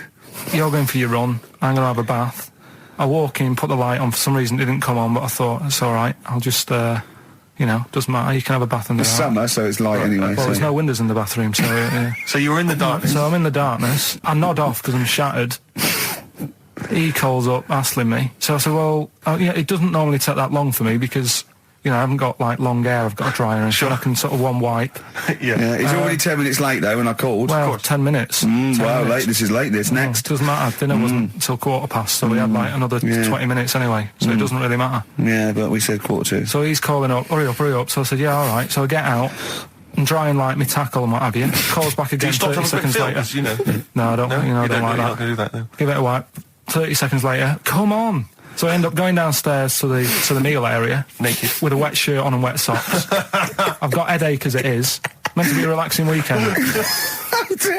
But anyway, so we have our meal, which is really nice. And then we're sitting in the bar. I'm having a cigar by the fire. Yeah. Like, we're having a rather nice Pinot Grigio. Yeah. He's there going, I've got a headache. Is this 1955 that you live in? I know. Yeah. It's so right. And we are knackered because he's not used to work. I've seen him moaning, falling asleep. He's not used to it at all. And you've been on your feet for over half an hour. Yeah, right. So we didn't even walk round the golf course. We had a buggy. Yeah. Wasn't even exercise. And now it's Karl's bit. It's the re-education of Karl. He's like Liza Doolittle. And now he's coming to, or Lawnmower Man, if you've seen that film. More like Lawnmower Man, if you've seen the film. You'll know what I mean. And his homework was to just study quotes, really, on happiness and stuff and general well-being. He's not a big happiness quote fan, are you, Karl? Not really. So what have you done? You've come up with something, haven't you? Right, yeah, I told you, right? Because a lot of these are just things you say every day. They're nothing special. So what I'm doing... Well, you say them every day.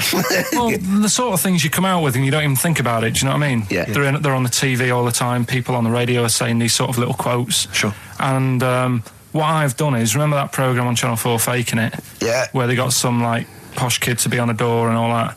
What I've done, I've... Imagine if that was the pitch for the show. Dear Channel 4, you're just going to get a posh kid on a door or something? Yeah, Yours come sincerely, in, Karl. come in. Yeah. TV producer. Yeah, go on. So, what I've done, this little book of quotes, happiness quotes, I've picked two that are real. Okay. And I've made one up. Right?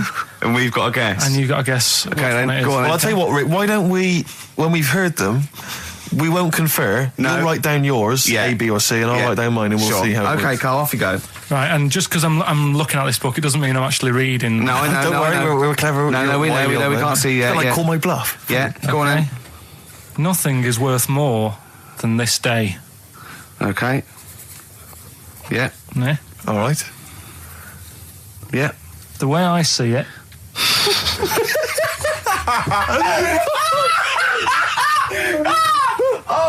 Oh God, my head's gonna burst. No, hang on. My head's gonna burst. No, Hang on. this might not be Karl's. It might not be. How do you know I haven't tweaked them a little bit? Yeah, good Okay, point. fair Good enough. point. No, good point. The way I see it, if you want the rainbow, you got to put up with the rain.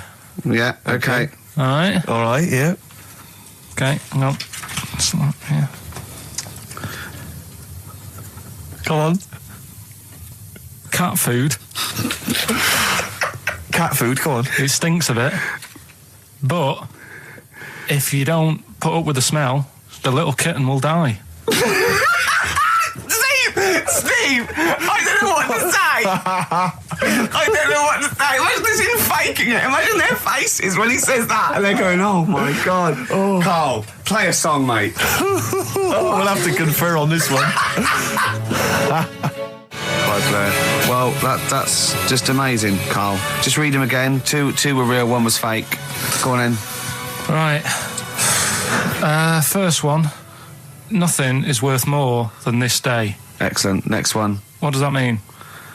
Well, cherish now, cherish your time. Okay. Because you can't get it back, and you know that's the way I saw it. Carpe diem, whatever it is, seize the day and all that. Okay.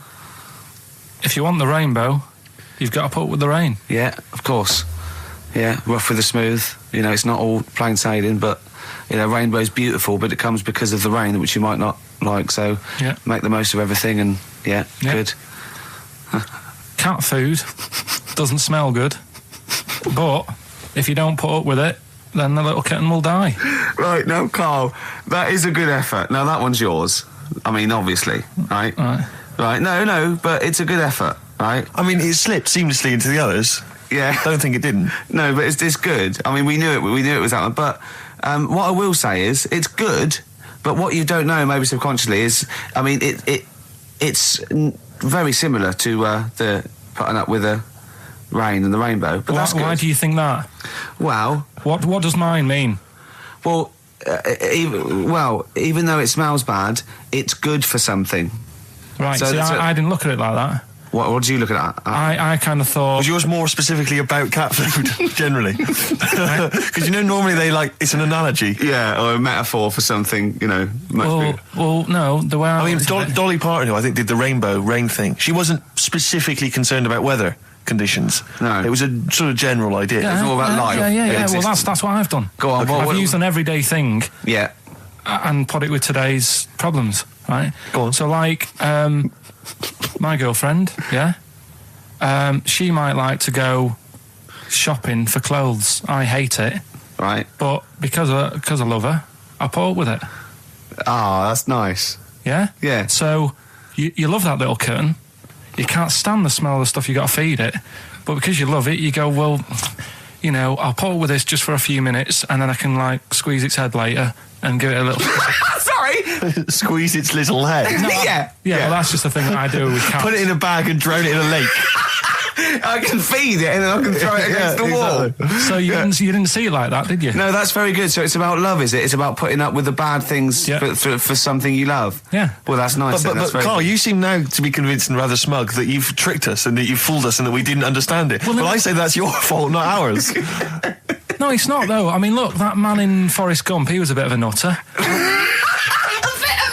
And he came up with the life as a box of chocolates thing. Yeah. Now, if that was in this book, you say, oh, yeah, brilliant, you know, good bit of work. But if he was sat here doing the show with you, you'd be taking the mickey out of him. Sometimes I feel he is. No, but Carl, I could. In fact, if people are out there, we're too lazy. Could you write down everything Carl's ever said? Because I think we could publish that. Yeah. He said one today. He saw my salamander. It's not a euphemism. He saw my salamander, and it's just sitting there in the tank. Your exotic pet. Yeah, and he's worried about there not being a lid on. And he said, I went, what are we worried about? He said, wow. He said it sits there for 24 hours a day, obviously planning to get out. Well, he's got nothing else on its mind, and the daft thing is, he has actually got the lid ripped up a little bit. And he'll be looking up there, and it's going to get out. But what's the worst that could happen? What's it thinking? What do you think it's thinking, this salamander? It's got its eye on the DVD player. I can have Ian be down the market. Right. Okay. Right. The results of We ain't got a winner for the first time. Yes, we have. We've got loads. We've got loads of winners. No, we haven't. We've done this feature for 3 weeks. This is the first time I've managed to sort of. Well, let's go through them then. What have they got wrong? The first one. The first one. What was the first one? Well, hang on. Let's do them in reverse order for a second. So what's the last one? The last one. The clue was that bloke does sport on the telly, and he's got a little kid. What's that? That's Destiny's Child. Des, who does ITV Sport, has got a Chinese child, right? No, that's fine. They got that. Okay, Destiny's Child. What's the middle one? Well, the middle one. Right. Child. The second one was he doesn't like women. Yeah, he's got a couple of kids. That's a bit weird. Yeah. Right. That was PD. That was Puff Daddy. That is offensive. Go on. But it's not Puff Daddy. It's Puff Daddy. And he's not even called that anymore. He's called P Diddy. Well. Okay, fair enough. But they got that one. Yeah. And if I'm being tight, these lot are as well. Yeah. Yeah. Tight means being something in Manchester. Go on. Right. And the first one that they're having problems with, I don't think them birds should be allowed in this area. They've got it. Boyzone. It's not Boyzone. What's the clue again? I don't think them birds should be allowed in this area. That is perfect. A boyzone.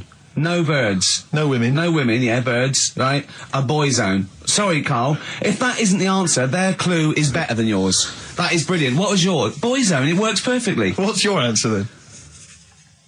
Bangles. I have no idea what that means. Like seagulls. So you don't want them in this area, so you're banning them. Bangles.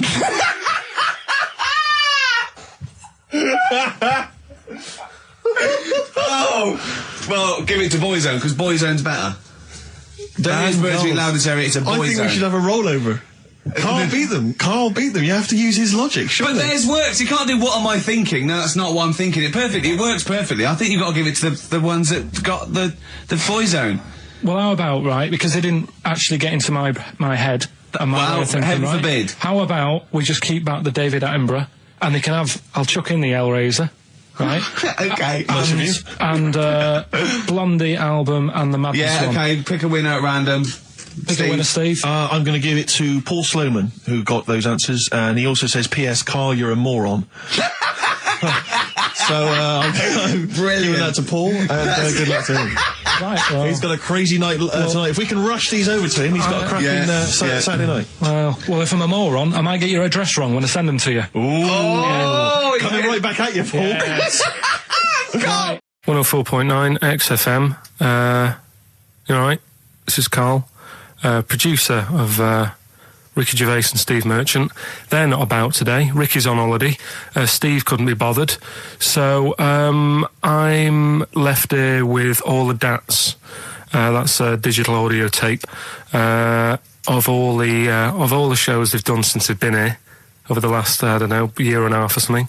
So we'll play you some of the best bits. All right, so here's the first bit. Like, that got a load of attention in the press, but the Trisha programme got nothing. Okay.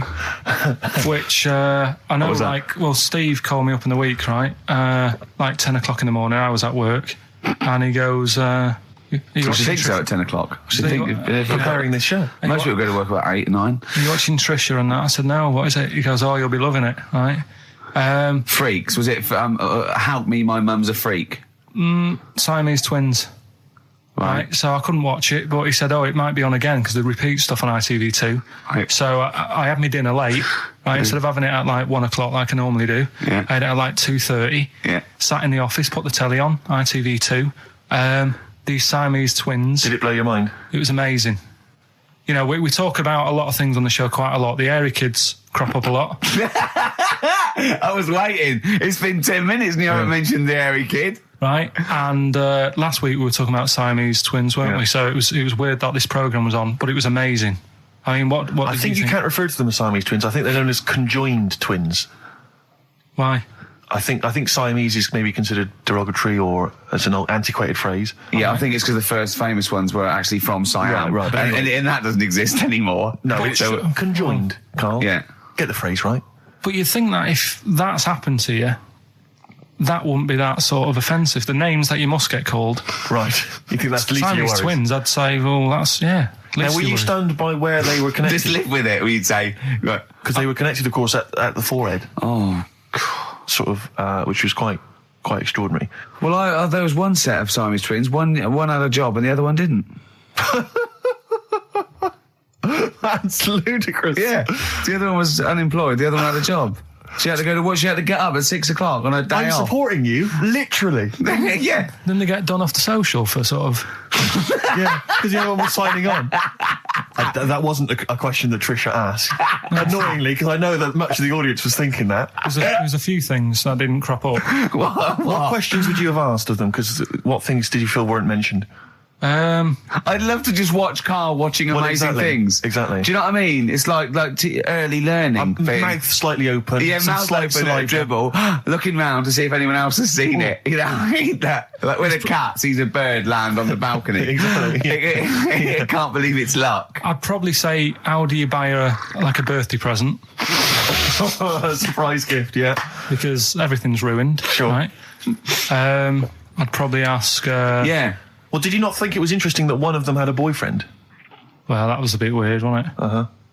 But what was the other thing that I was thinking when I was watching it? I was thinking if one got into crime and that was sent to prison, right, what would happen? How would you handle that? It's brilliant. It is brilliant. If a chimp could talk. And what was the other one? The other thing was, what did he talk about? Because it's not as if you can say, oh, well, guess what I did today? Do you know what I mean? Yeah.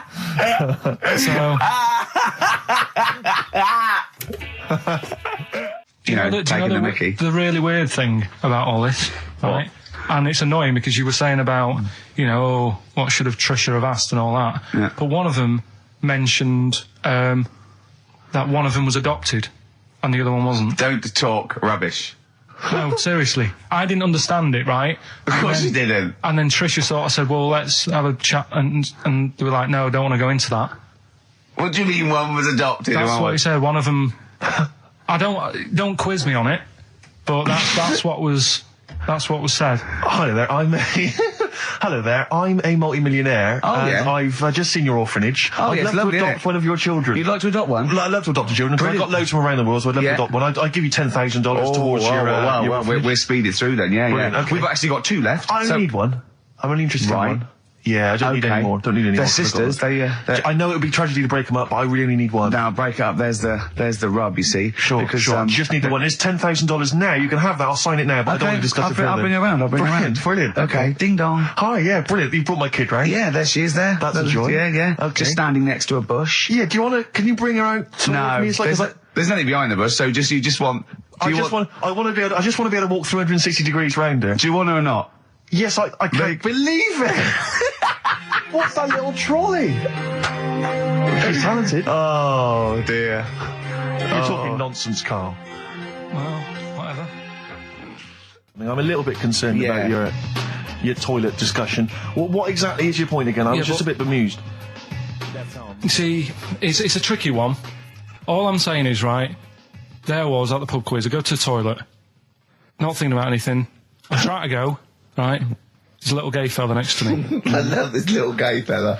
Now, the weird thing is, there's nothing stopping him having a little glance, right, because he's allowed in the fella's toilet.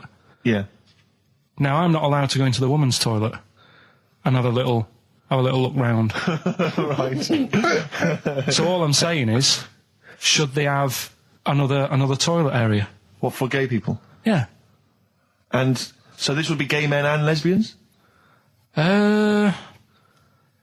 Is that going to complicate things? Well, I mean, I can only assume. I mean, to what point? I'll ask you a question, right? If you're intimidated, that's a shame. But you know, most gay men aren't looking at your knob. You know that. What do you mean? I can only say that 99.9% of gay men who use a urinal standing next to what they assume is a heterosexual man aren't looking at his knob. And what they're doing then? They're emptying their bladder. No, but the thing is, I can't talk. You're saying like, you know, about would you have one toilet for lesbian women and gay fellas, right?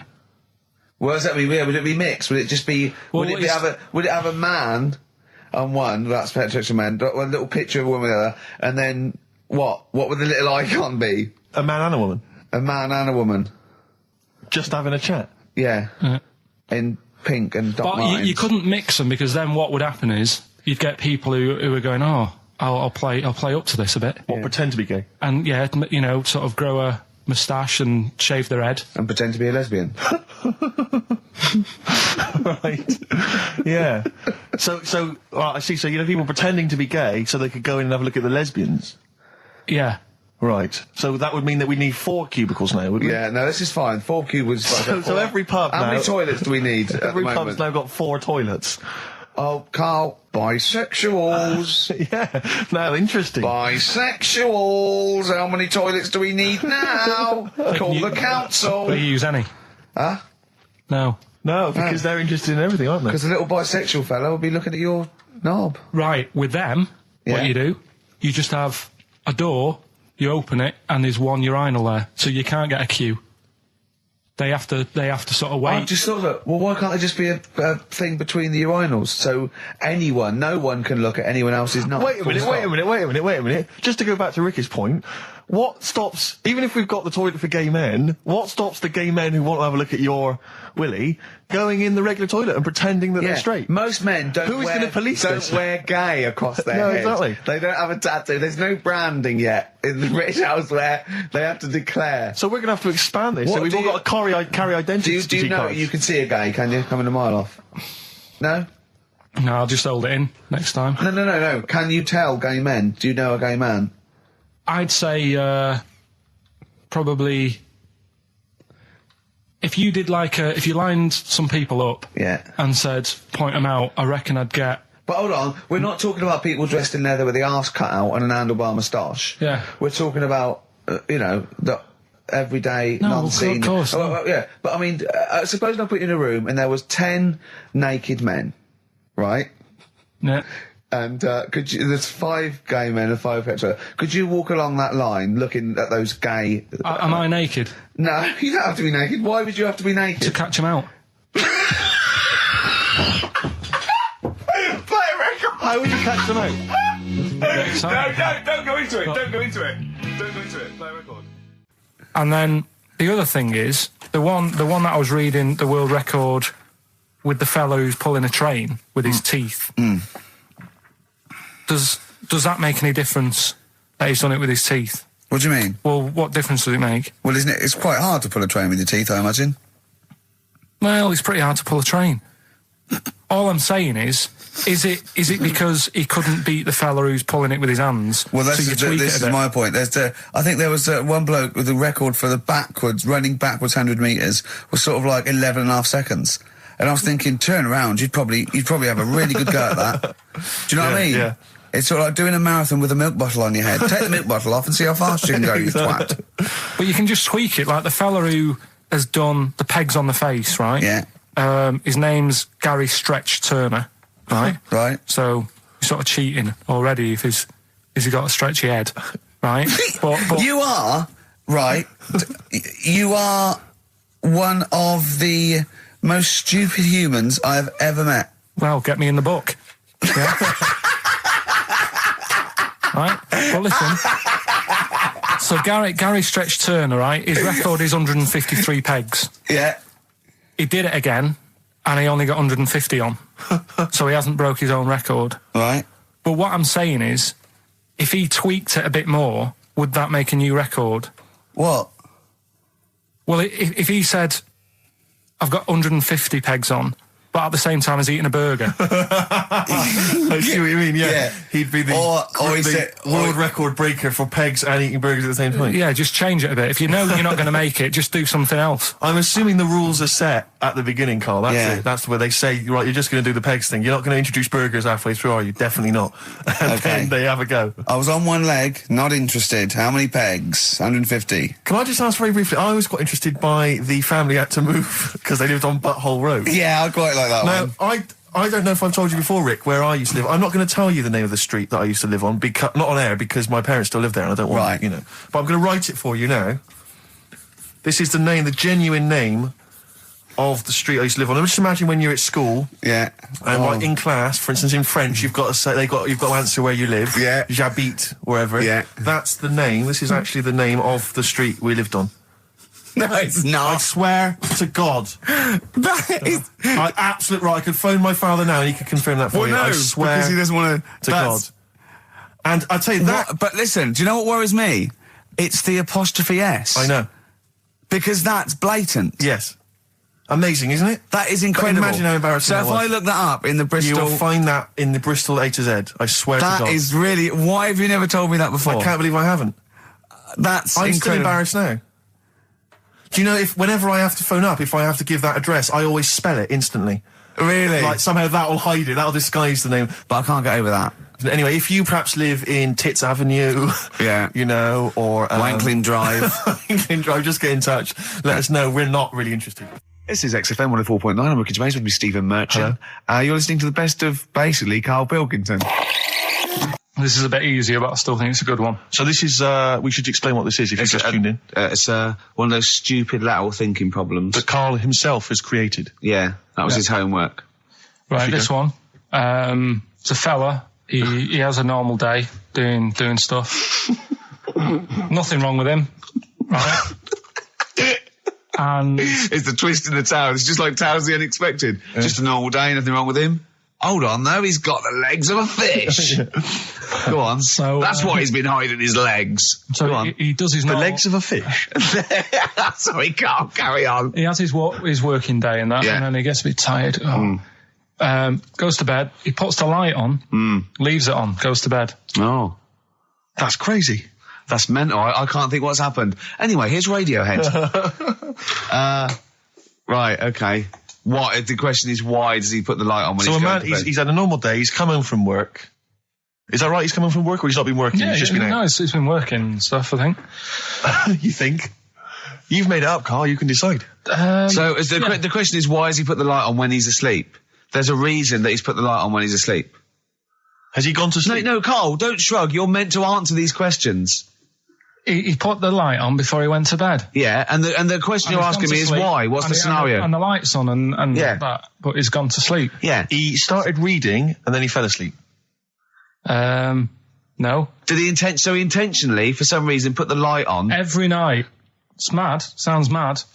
That's Carl, doesn't it? Every night he does it. Yeah. He puts the light on. So, when he goes to sleep. Carl, is the point of this, he puts the light on for a very good reason. Not for us, but for some people. He's blind and it's always been on and he thinks he's turning it off, but it was on in the day and he thinks he's turning it off, but he's turning it on because he's blind. That'd be stupid. That works. No, that works great, Rick. Yeah. Thank you, Carl. So you've got to come up with... Hang on. If you're blind, why would you put a light on? No, he thinks it's off. Yeah. But why would he turn it on anyway? Just think so he doesn't get burgled, so people know he's in because he can't see him. So he just he puts the light on when he's there, then he turns the light off when he goes to bed, so people think it's fine. But he's got it out of kilter, and actually he's walking around in the dark all day. I don't believe that if you're blind, you turn your light on. I don't think you'd be living on your own, would you? I'm not having that for a Do second. blind people live on their own? I'm not having that for a second. Well, some people do. Lonely blind people live on their own. No, if you got bad eyes. Any of them women?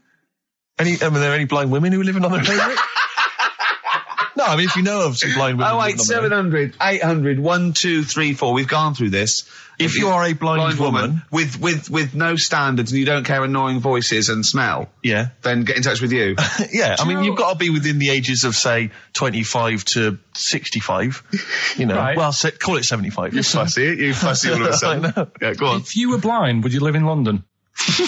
Because someone said yesterday there was one struggling outside in Leicester Square, and I don't understand. If you would, I mean, you know, that might have been a tourist. But why come to London if you're blind? It's the worst place in the world to come if you're blind. To hear the sights. To hear the sights. It's a bit mad, isn't it? They do the same job. They have tourist needs like anyone else. Yeah. No, but it sort of stinks, and you'd go away going, "Oh, it's not that good." I just thought I thought it was a bit weird. Well, never mind your concern for the partially sighted or sight impaired people coming to London. Get on with this. Yeah. So there he is. Yeah. It's like, oh, a bit tired. Yeah. Just put the light on. Get to bed. Yeah. So he turns the light on and he goes to bed. Yeah. Oh. Should we play a track? He's not sleeping on the job. He's a lighthouse keeper. Well done. Is he a lighthouse That's keeper? not it, Carl. He's a lighthouse keeper. Right. Why wasn't the light on all the time? It's light in the day. You idiot. Play a record. What? Play a record. You're a buffoon. No, actually, the light isn't on in the day, is it? No, Rick? it's not. I think you're the buffoon. Oh, yeah. Carl has won! It's a long time since we've had any white van Carl. For those that don't remember this particular hot feature, we basically ask Carl some of the questions that are asked of a white van driver in the Sun. They always have this on Saturday afternoons. Anyway, here's the first one. They're not fascinating, Carl, but I'm just interested on your take, really. Yeah. What do you make of Cilla Black quitting Blind Date after her husband sent a message from beyond the grave? Are you familiar with this story? I didn't know that. What's that? She went to see a medium, and supposedly her husband passed on information through the medium, which was incredibly vague, but persuaded her to quit live on air. Well, it's about time, isn't it? If even dead people are saying, enough's enough. But I'll tell you what, though, talking about ghosts and that, do you know how I'm into them? Yeah. Right? How weird do you think this is, right? Well, it's not true. Before you say it, play a record. No, go on. Go on. Right, it's this woman. I don't even know if it's ghost, really. It's just a bit weird. Sure. Yeah, sure. There's this woman, and she's not a woman, she's a kid. Sure. Okay. Sure. She's walking down like a street in her area. It's a nice day and everything. Everything's normal. She's walking down, and a woman comes up, cycling past, right? The woman on the bike looks at the kid, absolutely terrified, right? Got a really scary face on her. Yeah. The kid's thinking, why is she doing that? Yeah. Right? So anyway, she thinks nothing of it, goes, I think she was playing in the park or whatever, goes and has a nice day. About 15 years later... Oh, right, yeah. She's, I don't know, I think she was going to work, right, on a bike. She was riding her own bike. Riding her own bike, cycling down the road. Oh, yeah. Looks at the kid. That's the thing that happened, like, 15, 20 years ago. Right. It's her on the bike looking at her as a kid. Right. Not another child. No. So it's her. She's seen herself. What, Carl? I mean, I don't know where to start. Firstly, where's this information come from? But I mean, why do you ever? I mean, I don't know what part of that you think can be true. I'm honest. I'm speechless. I don't know what to say. What are you talking about? Bit weird, though, isn't it? But it's not true. It didn't happen. Nothing happened like that. She said it did. Well, Who? then she's wrong. Who? She said she saw herself. She saw herself as a kid, didn't she? Did she carry on riding And as an pub? adult when she was a kid. Did she stop and talk to herself, or did she ride on by and think that's a bit weird? There's me as an 8-year-old. I won't stop. I'll be late for work. yeah. If I'm late again, the boss said he'd be in trouble. Yeah. Oh. Well, And where is this information? Did it happen to someone you know? No, You overheard it on the bus. no, it was in the 14 Times. Ah, right. Well, Okay. that's the answer. Good. We've Okay. got to the bottom of that. Right, good. Well, Carl, what are your thoughts? Why have you stuck it out here? Nothing better coming in, I thought. Well, I'll tell you all right, why, I because get you're it. always on holiday. You don't do a lot. You get paid, well, doesn't he, really? He's a moany. He doesn't try and get on at all. He doesn't deal with people. He moans about everything.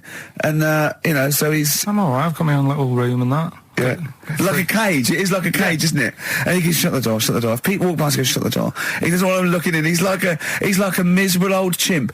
We noticed today how much he's simian, isn't It's he? very strange, actually. We maybe should try and get a picture on the website, because Carl's arms are particularly chimp-like. It's very, very strange. Because he's got that he's got long downy hair. It's And not the like... long extended knuckles. Yeah, and his totally round face that sort of the chin goes back and the dome of his cranium. I think, quite seriously, I know we sort of share about 98.5% of our genetic material with bonobos and chimpanzees, but I think he's got a little bit more. Yeah. I honestly think he's a little bit of a throwback. Just his line, they just kept to this sort of really the ugliest one in the cave and the tree, and he really didn't come out of it. I'm not saying you are, I don't think you are. Yeah, you're chimp-like. No, it does annoy me.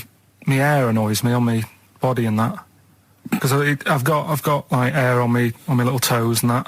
Have you? Then on the legs. and Would then, you like, see your little toes? Can you pick things up with them? never tried. Okay. Well, that's the finale of this week's show. We're going to see if he can play a record and put the fader up From a tyre, while swinging in a tyre. just using his hairy toes. Yeah. I've sort of got hair all the way, but then it just runs out where it should be. On the top of your head. Top of my Yeah. head. It's And just- is this part of the reason why you're always uncomfortable about, being nude or around naked people? Is that partly the reason, do you think, because you look so grotesque? Well, when I'm on holiday, I don't really like wandering about without a top on unless, like, it's a quiet beach or whatever. Sure. So what would you normally wear? Need. Shirt I just and have tie? like a nice sort of light, summery, sort of linen shirt, maybe, just a few top buttons open. Yeah. But I don't like... The naked body isn't that nice anyway, is it? You know what I mean? Whatever it is, if you're a cat and you're shaved, you don't look that nice. Do you know what I mean? But with I hair think on you'll it- find a cat is naked even with its fur on. Cats don't wear clothes. No, but what I mean is, a bald cat isn't that good. You know it does me head in that I'm bald. I'm not, I wish if I could have hair, it would be nice, but that's life. Would you isn't it? prefer animals to wear clothes like Mickey Mouse does? Or Goofy? You know that I don't like nudist and all that. We've done it. But don't you think sometimes you could sort of like maybe fancify a little bit, like if there was such a thing as an ape salon, and there isn't, Carl. There isn't, right? Would you give a orangutan a trim, maybe sort of his hair? Because some of those look like they're going bald, but they've got a comb over, They don't should they? just have a shave. When it's like that. That's what I did. Just take it back. And the underarms as well. Yeah, they've really got a lot of underarm hair. Even the women ones. Really? Yeah. It's disgusting. I know. I don't know. I don't even know why they breed. I don't know how they get they laid, some of those horrible old hairy ginger orangutans. Yeah, they are particularly grim, some of those. I know, yeah. The big ones. I know. Ginger yeah. ones. Yeah. They can't be happy, can they? What is that? Where did that happen, the ginger thing? Why do people give them, like, hard time and that? Well, you just gave them a hard time then, so why did you do it? You were No, just it's buying in, it's were you, just to that people do sort of give... I don't understand why, but ginger people get quite a bit of stick, and I've never understood it. No, it's just, I don't know why. I They don't do, know. though, don't they? I don't know. It might be historical. It might have been because...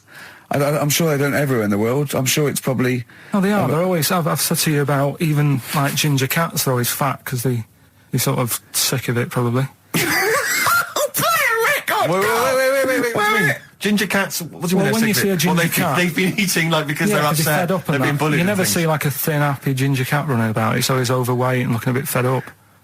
It's just a good point, isn't it? I wouldn't say it's a good point, Carl. It's a point. So last week, the Chinese don't age well. Now, anything ginger, including cats, are sick of it. No, but I'm just saying... Are you ginger? Would you like to take issue with any of Carl's points? 83 XFM is the text. You can text us. Maybe you've seen a thin ginger cat. I'm not having a go, though. That's what I'm saying. I'm just saying it's weird how people give him a hard time. And it's if I could have hair, I'd go for ginger hair rather than being bald. Really? No. XFM 104.9 of a Saturday. Ricky Gervais with me, Steve Merchant. Hello there. But we're not here. No, we're away. So this is the best of, and I hope you're enjoying it. We certainly are. I woke up this morning, feeling fine. It's not a blues song, and I turned my phone on, and it was from Karl, and it went, "Forget it, I've made my mind up." And I thought, wow, what is that? And I forget it, I've made my mind. Yeah, I went, "Karl, what is it?" He went, "Oh no, it's about the text I sent you last night." I went, "Well, what was it? I just got this text." He went, I was just wondering, I was thinking last night." He said, "Supposing you had to have your hands removed." Sure. Right? And the doctor said, "Well, you can either have them stay like that with stumps, or I can sew feet there. What would you have?" And I was bleary-eyed, and I went, "The stumps." He went, "Yeah." I went, "All right." He went, "Yeah." And then what was his follow-up text to that? And then I got the text, it was obviously before it, and it went, and it was like quite serious. What would you do if surgery not doing your hands? Would you have stumps or the feet? Right? Now the way, when I said he's made his mind up, and I went the stumps, he went, "Yeah." I think secretly he decided on the feet, but was too embarrassed to tell me. There's a little bit of what would you do? Because But why did you think of this? Why did you think of this? Girlfriend's away, right? Yeah, no, that's not why you start thinking bizarre surgery I'll tell you devices. Now, right? I'll let you into my little mind, right? Last night, I had some beans on toast, right? She was away. It's good already. She was away, she had some beans on toast, she went wild. Yeah. Right? Now, I was stood up, I live on on a high street, right? So I'm washing up, I'm looking out the window. First thing that had my attention is, I can look into other people's flats, right? Yeah. And it was weird how all these different lives were going on, I was watching them, and everybody had the telly on and was watching Volcano, right? Which was on last night. Right. And I thought, that's weird, right? I can see them all watching it. And it was like a little Chinese lad who was dancing around in some underpants. Yeah. And then there's a little old woman who lives downstairs who was reading a book, and she's always reading a book every night. And it's like, I have a better life than her. And then there's like some sort of bouncer who's always getting ready to go out late at night with all the black on. He looks like a bouncer. So I was watching all this life going on. I thought, did you witness a murder while you were doing this? Yeah. It was like that sort of Sliver film where that bloke had loads of tellies watching people's lives. So that was going on in my mind. And then I was washing up, and I picked up the plate, and I thought, it's amazing, isn't it? The human body, the way you can just sort of, I want to pick that up, and you do. Yes. And the way your hands work, right? You've got 5 little digits, but it's just the right amount to do to do what you've got to do, right? So I'm cleaning the plate. Sorry, Karl, stop. It's just the right amount. Might be one of the most genius things I've ever heard said. I would love David Attenborough to phone you up and say, "Karl, how do I word this about the evolution of the mammalian front limb?" Just go, "We'll just say it's the right amount." But it is. One of course extra it is. would get in the way. Yeah. And one less would just make it that little bit more tricky when picking up a bit of a slippery dish. Sure, or buying gloves. Yeah. A slippery dish. Couple of emails. Monkey Matt's emailed us. Who? Monkey Matt. Oh, Matty, yeah, go on. Yeah. He says... How's the Monster? He's alright. He says, Karl has missed a cracking headline from the Sport. Hide-and-seek champion found dead in cupboard. I hope it's real. I don't know if it is. I doubt it. Just looking through some of the news stories that Karl did make it into Karl's news roundup. Yeah.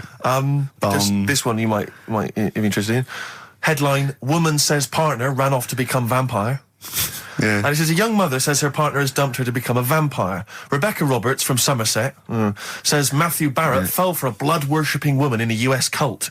The 23-year-old mother says he began shaving all his body hair, dressed in black, and used Rebecca's lipstick to redden his eyes.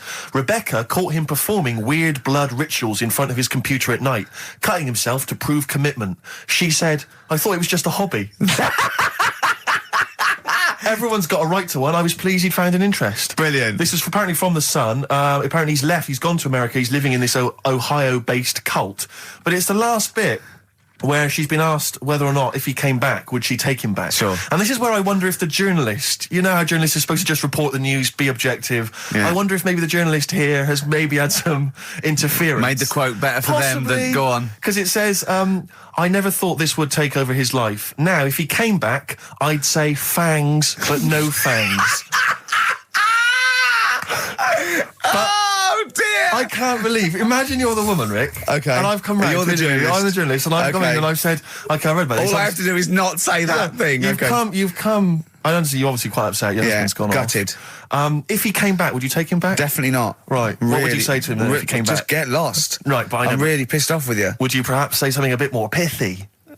Not in this situation, no. You're upset? He cuts himself, he drinks blood, he's left me. Sod off. I'm not interested, mate. Because I tell you what. Go on. I mean, I like what you said there, but I wonder if we could condense that a bit more. If he came back, would you say... Go away. Would you say something? Would you ever say something like, thanks, but no thanks? No, because it makes it flippant, because I'm really angry. I know you're annoyed. And I'm upset, so I wouldn't say... I certainly wouldn't say thanks. I might say no thanks. But what if you sort of said it like aggressively, like you're giving him the finger, thanks, but no thanks? Like you didn't really mean sort it. of sarcastically? Sarcastically, would you possibly say I that? might say thanks, but no thanks, and that'll be it. And that's and I'd leave it there. I'd never change that. Sure. I'd never change those words. Can I ask you a question? Go on. Do you like puns? Hate them. Right. I don't like Countdown. I don't like QI. I don't like any of those posh Cambridge, Oxford types. I hate puns. If you had to say thanks but no thanks in the form of a pun, what would you maybe say? I wouldn't. I never would. Right. I'd say thanks but no thanks. I would. I mean, I feel embarrassed that I'd even say that because I don't think I would even say thanks but no thanks. Okay. But if I did go that far, I'd leave it there. Sure. So, have you ever noticed, as I have, the similarity between the word thanks and fangs? Not really. It's very similar. Not Fangs, really. fangs, F-T-H, there's a K. Fangs very much. G, it's A and N. Well, the A, the N and the S, but that's about it. Would you agree it sounds marginally similar? Yeah, Is it possible you might one day say fangs but no fangs? I wouldn't know. Right. I could put that though, could I? But don't say I said it. Right. I mean, yeah. Fangs, but no fangs. Yeah. This is the thing. Just, if you ever read an article in The Sun, The Mirror, anything, do not believe it. Really seriously question and query it, because... If it ends with fangs, no fangs. If it ends with a pun, almost certainly they never said it. Yeah. Okay, it's not his fault. Let me have it's not his fault. You got to save this. This has got to teach me something. It'll be an interesting story. Right, it's not his fault. This fella... what year? Ages ago? Olden times? I'd say in the 70s. Okay. Would you? Any evidence for that? And, does he wear flares in the story? Right, is that your reason? No, it's a bit like Yuri Geller, this fella, right? Where he's electric. He's electric. And if he walks past the telly would fizz.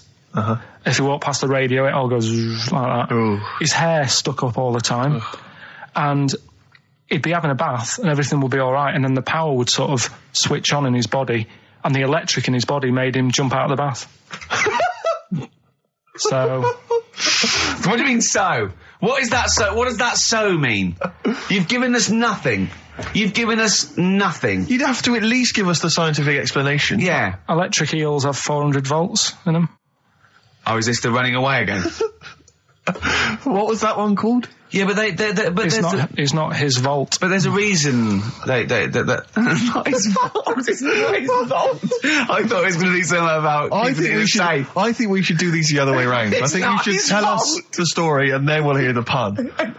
It's not his fault. It's not his fault. Right, let's leave it. Play a tune. Forget it. Educating Ricky. Doing it. We're not doing it. No, we are. Darkness growing on me. Love that, love the darkness. This is the Best Of Show on XFM 104.9. I'm Ricky Gervais, with me Stephen Merchant. Yes. I hope you're enjoying the Best Of. What exactly is there then? Is it just a kind of moon-like kind of surround with just kind of dust and rock. That's exactly what you see. I was there when the Mars thing went wrong. Yeah. I would have just sent a camera crew there, filmed a bit of that, right, and say, here we are, this is it. Ignore the little coffee shop in the background. Right? This is Mars, because that's where it's like just loads of dust. Holes everywhere. Side it up. Little round-headed aliens complaining, whinging, just like Mars. Yeah.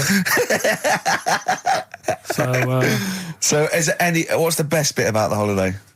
Come on, pretend you're Judith Chalmers. I have been doing. I would have done all. I would have said that. Don't bother. Right. I mean, the hotel was good. Yeah. That was all right. What was that like? It's all right. Just clean. That's all you want, isn't it? See, that's not quite what Judith Chalmers does. She doesn't go, what's the hotel like? All right, yeah, clean, innit? All right. What was it like? Was it, what was it? 3-star, 4-star? Did it have a swimming pool? What was the room like? I had a swimming pool and that. Yeah. Yeah, it's good. I think it was one of the better ones on the island. Okay. Nightlife? Wasn't really. And there was a bar, there was some bands playing. Yeah. Not very good. Food got a bit boring. Yeah. It was always the same food every night, but they sort of themed it and made out as if it was different. So, like, on Mexican night, it'd be chicken with a nacho on it. Right. And Chinese night, sort of chicken with a little prawn cracker on it and stuff. Sure. But that got a bit boring. That's me just turning on my phone, because I want to read to you a text that I got from Karl. I think you sort of sum up the holiday in this text, don't you? Do you remember it? I can't remember. Let's have a look. Let's have a little look. Instantly, what did Suzanne, your girlfriend, make of it? Similar view to you, that they should fill in the holes? Yeah, it's just that thing, you see, I went on a coach trip, right? And you go and see the volcanoes. Like I say, there's 36 of them. Yeah. Which, how many do you need? And when we're on the coach going round all these volcanoes, the fella on the front's going and look out your left window at the moment, and there's a volcano. And if you quickly look out at the right-hand side there, there's another one. Right. And on the left, he's just like, all right, we've seen it. Sure. Do you know what I mean? Yeah. And that trip, we'll talk about that trip in a bit. Right, this is the text I got from Karl, right? All right. Been up to a volcano. Been in some dead artist's house who built his house in the lava. They said they would show me science with volcanoes, but all they did was chuck some water in a hole and it shot up in the air. No dwarves in the canteen, no scousers here, but there is a Swede woman with a big head. She looks effing gormless with a cap on. All right?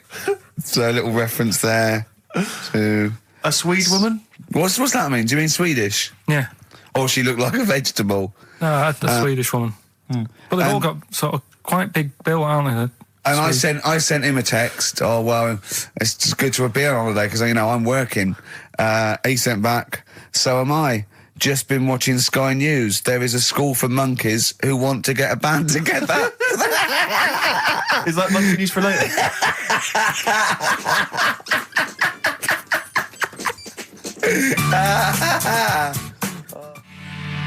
Oh My Corazon by Tim Burgess. I can't get enough of that. I love that chorus. On XFM 104.9. Ricky Gervais, Steve Merchant and little Karl Pilkington. But it was a nice holiday. Yeah, it's all right. It's just, I went there to relax and that. Exactly. Did a little bit of that. Trying to think of some new, features and stuff. Sure, always working. 3 holidays a year, Jesus. Oh, well, not really 3. It's all one big sort of like work thing to me and Steve. 2 holidays, isn't it? Work hard, you need the holidays. So, yeah, the things that annoyed me was like, you get bored sat around the pool after a couple of days. I'd read my book. Yeah. There wasn't much going on the Not even any crabs to throw sand at, was there? No crabs or anything. They wouldn't bother with Lanzarote, right? So decided to go on a little trip. That's when I saw the volcanoes and that, 36 of them. So we go on the trip, and the thing that annoys me, it does happen every holiday that you go on. If you go on a sort of a package thing, they have these trips, right? And you pay about 40-odd quid, and they give you some wine, so it make it feel like you're getting your money's worth. But how many of these trips have you been on then? Loads. Probably about 12. Phew, more holidays than I've had. Go on. I'll, Yeah, so go anyway, on. so you're on the coach, right? And they take you, for the volcanoes, they took us in the middle of nowhere. Yeah. Right? There's nothing else round there. Sure. It's like I say, it's like Mars, but with holes in the ground. Yeah. Right? And they sort of drop you off, and they go, right, everybody, see you back here in an hour. There's loads of volcanoes for you to look at, and a coffee shop over there. And you know for a fact, right, you don't need an hour there. You could just say, well, just keep the engine running, because I'll have a look in this hole, we'll get back on, give us 5 minutes. Don't need an hour. Absolutely. But you know that they've got something going It's a with it. backhander, definitely. What, with the coffee shop? Definitely, yeah. They go there and they get everyone to have an ice cream and a coffee, and they sit down, have a fag, talking to the bloke. Yeah, and it's like, cousin. Yeah. Have you How ever- much was the coffee? Was it Probably overpriced? about €3 euros, so I think it was £3.50. Sure. Yeah. Which is, I don't know, what, that's about £2.50, isn't it? Yeah, they stitched you up. Well, it's like those people who, those cab drivers that you'll meet at sort of 3 a.m. who've just got a car, Yeah. and just went out with a car, Yeah. and just I'll pick people up and charge them. Yeah. I got in one once. I said to him, the guy just pulled up. I said, he said I was in like East London. I'm going back to North London. I said, going to Swiss Cottage. He went, sure, hop in. We set off. He went, do you know the way? I said, well, not really, no. I thought you'd know the way. You're in a cabbie, aren't you? He went, no, don't really know the way there. I said, have you got an A to Z? He went, no. I thought, well, if you're going to go out just on the, just winging it as a cab driver, Yeah. 2 things: take a map and a torch. He didn't have Yeah. either. He said, well, I'll probably get to Camden. I said, well, I'll direct you from there. Drove on for about 5 minutes, making conversation. About 5 minutes later, he went, do you know the way to Camden? I thought you knew the way to Camden. I don't really know the way. I thought I did. Oh, It was lewd. I mean, let me out. £4. Exactly. And that's, I don't know who's got that sort of time on their hands that they just think it's 3 a.m. I'm at a loose end. I think I'll go out doing a bit of cabbing. Wow. Yeah. Because your dad was a cabbie, wasn't he? Yeah, it was, yeah. Couldn't stand it, but it's good money. He was he wasn't like a chancer though. Black What cab. was he doing when he put that little Forrest Gump in a wheelie bin? That was part of the cab company thing. They had to do like a charity event once a year, and he did it one year. Never asked him again. Tell us the story again. I know you told I'd it. rather not, because Why? we got a few sort of complaints about it. Why? Why do you get complaints about it? Because he put a kid in a bin, and it's not the thing to do.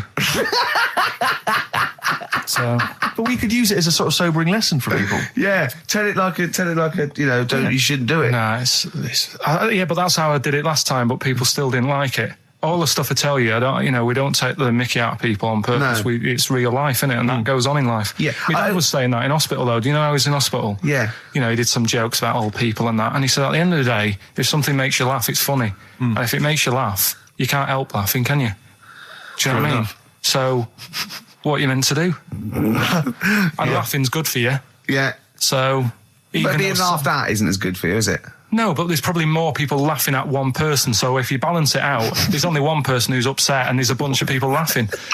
So it's Genius. Give me an example of that. Give me an example. Well, for instance, Karl Pilkington as he talks and the people listening. yeah. No, give me an example of I can't, because again, that's what I'm saying. I can't tell you the story Yeah. because there might be someone out there who this person might even be listening and think, I forgot about that and you brought it all back to me. Yeah. So I'd prefer to leave it, but I think people know. Why did he put him in the bin in the first place? Because he was getting out of hand. What was he doing though? You see, I can't explain. You can. Don't be silly. I prefer to leave it, honestly. What was he doing? Was he annoying him? He was annoying my dad and the other people in the cab. Right. And he thought, how can I deal with this before it gets too out of hand? Yeah. He pulled over and put the lad in a wheelie bin. I'm gonna embarrass. So we'll leave that.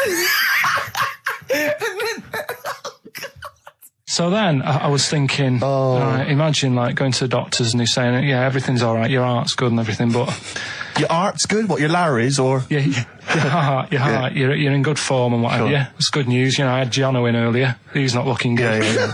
Fat swaller. But you're all right. But your hands need to come off. Right. Blimey. But That's bad. Like, I get a second opinion initially. God. But I better good news, I've got a nice pair of feet I can sort you out with. Yeah. And he puts them on, and then I was thinking, right, first of all, washing up, what would that be like? I thought, Steve! that'd be tricky. And then the second thing was, it'd probably ruin the sort of the shape of your jumper. Because you have to keep putting the feet through there. Yeah. And then I thought, but I could still cycle in Okay. to work. You could run in. Well, that's the thing. You'd be really fast. Well, that's what I was thinking. I thought I could still cycle because I could balance, and then I thought, but the only thing is I probably couldn't pull the brakes. Because of the little short things. Yeah. And then, like you, I thought, but then again, you're running in half the time. So that's what was going on in last night. Right. That's what I was thinking about. Did you How have long did this take? Well, how long does it take to wash up? Right. Because I imagine you just being there for, like, all night. Probably 25 minutes. How long did the little Chinese fella dance for in his pants? He's always doing it. Last night he was at it for like 10 minutes. Yeah. And his girlfriend never sits in the same room as him. She's always sat in the bedroom. She's going, you dance in pants again, I go in next door. Well, she was in the bedroom. She's always in the bedroom, sat on the floor, on the mobile phone. Right. All the time, yeah. It's weird how people's lives are just like, it is like that Groundhog Day thing. It's like, you know, he's jumping about in his underpants. The old woman's sat there reading a book. Yeah. And that's what got me thinking about my life. Do you think she ever Are goes... you sure she's not dead? Every time you look down there, she's just flicking through she's just reading this book. The pages never turn. She never seems to finish it. She never moves from her chair. Are you sure the Chinese Her girl's cats going... are dead around her. I'm going into next door again. That little round-headed the fella's smell. looking in. He's looking in at me. The bouncer goes, "Don't worry, love, I'll go and beat him up." But he's always true. getting ready. That's true. They see you staring at him, washing up, going, "I could have feet here," and they get scared. The old woman's dead. Oh, Carl, dear. can you tell us roughly which neighbourhood you live in, so that we know? It's central. Central, is it? Yeah. Wow, imagine if that little... Was he a Chinese fella, did you say? Yeah. Imagine if he was listening now. I'd love him to call in and explain his actions. Well, he might be on some other radio station talking about a lad who's always washing up and looking at his hands in a mysterious way. But do we have this doctor that would go, "Well, all right, Carl, you can either leave them as stumps or I've got a lovely little pair of feet." Why? I mean, I told Jane this, and Jane went, "Is that the only choice?" He could say, "Could I have some dead man's hands?" Have you got any? Where do you get the feet from? Where do you get the feet from? Can I have? What would you rather have then? Human feet or monkey paws?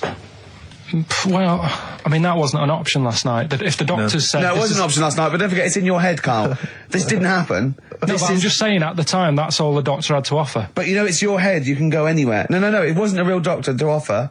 It's in your head, you can go anywhere. You're not trapped. Yeah, but if you can do anything, then you'd say, we'll sort us out some other hands. Fair point. Let's play record. We gotta come back.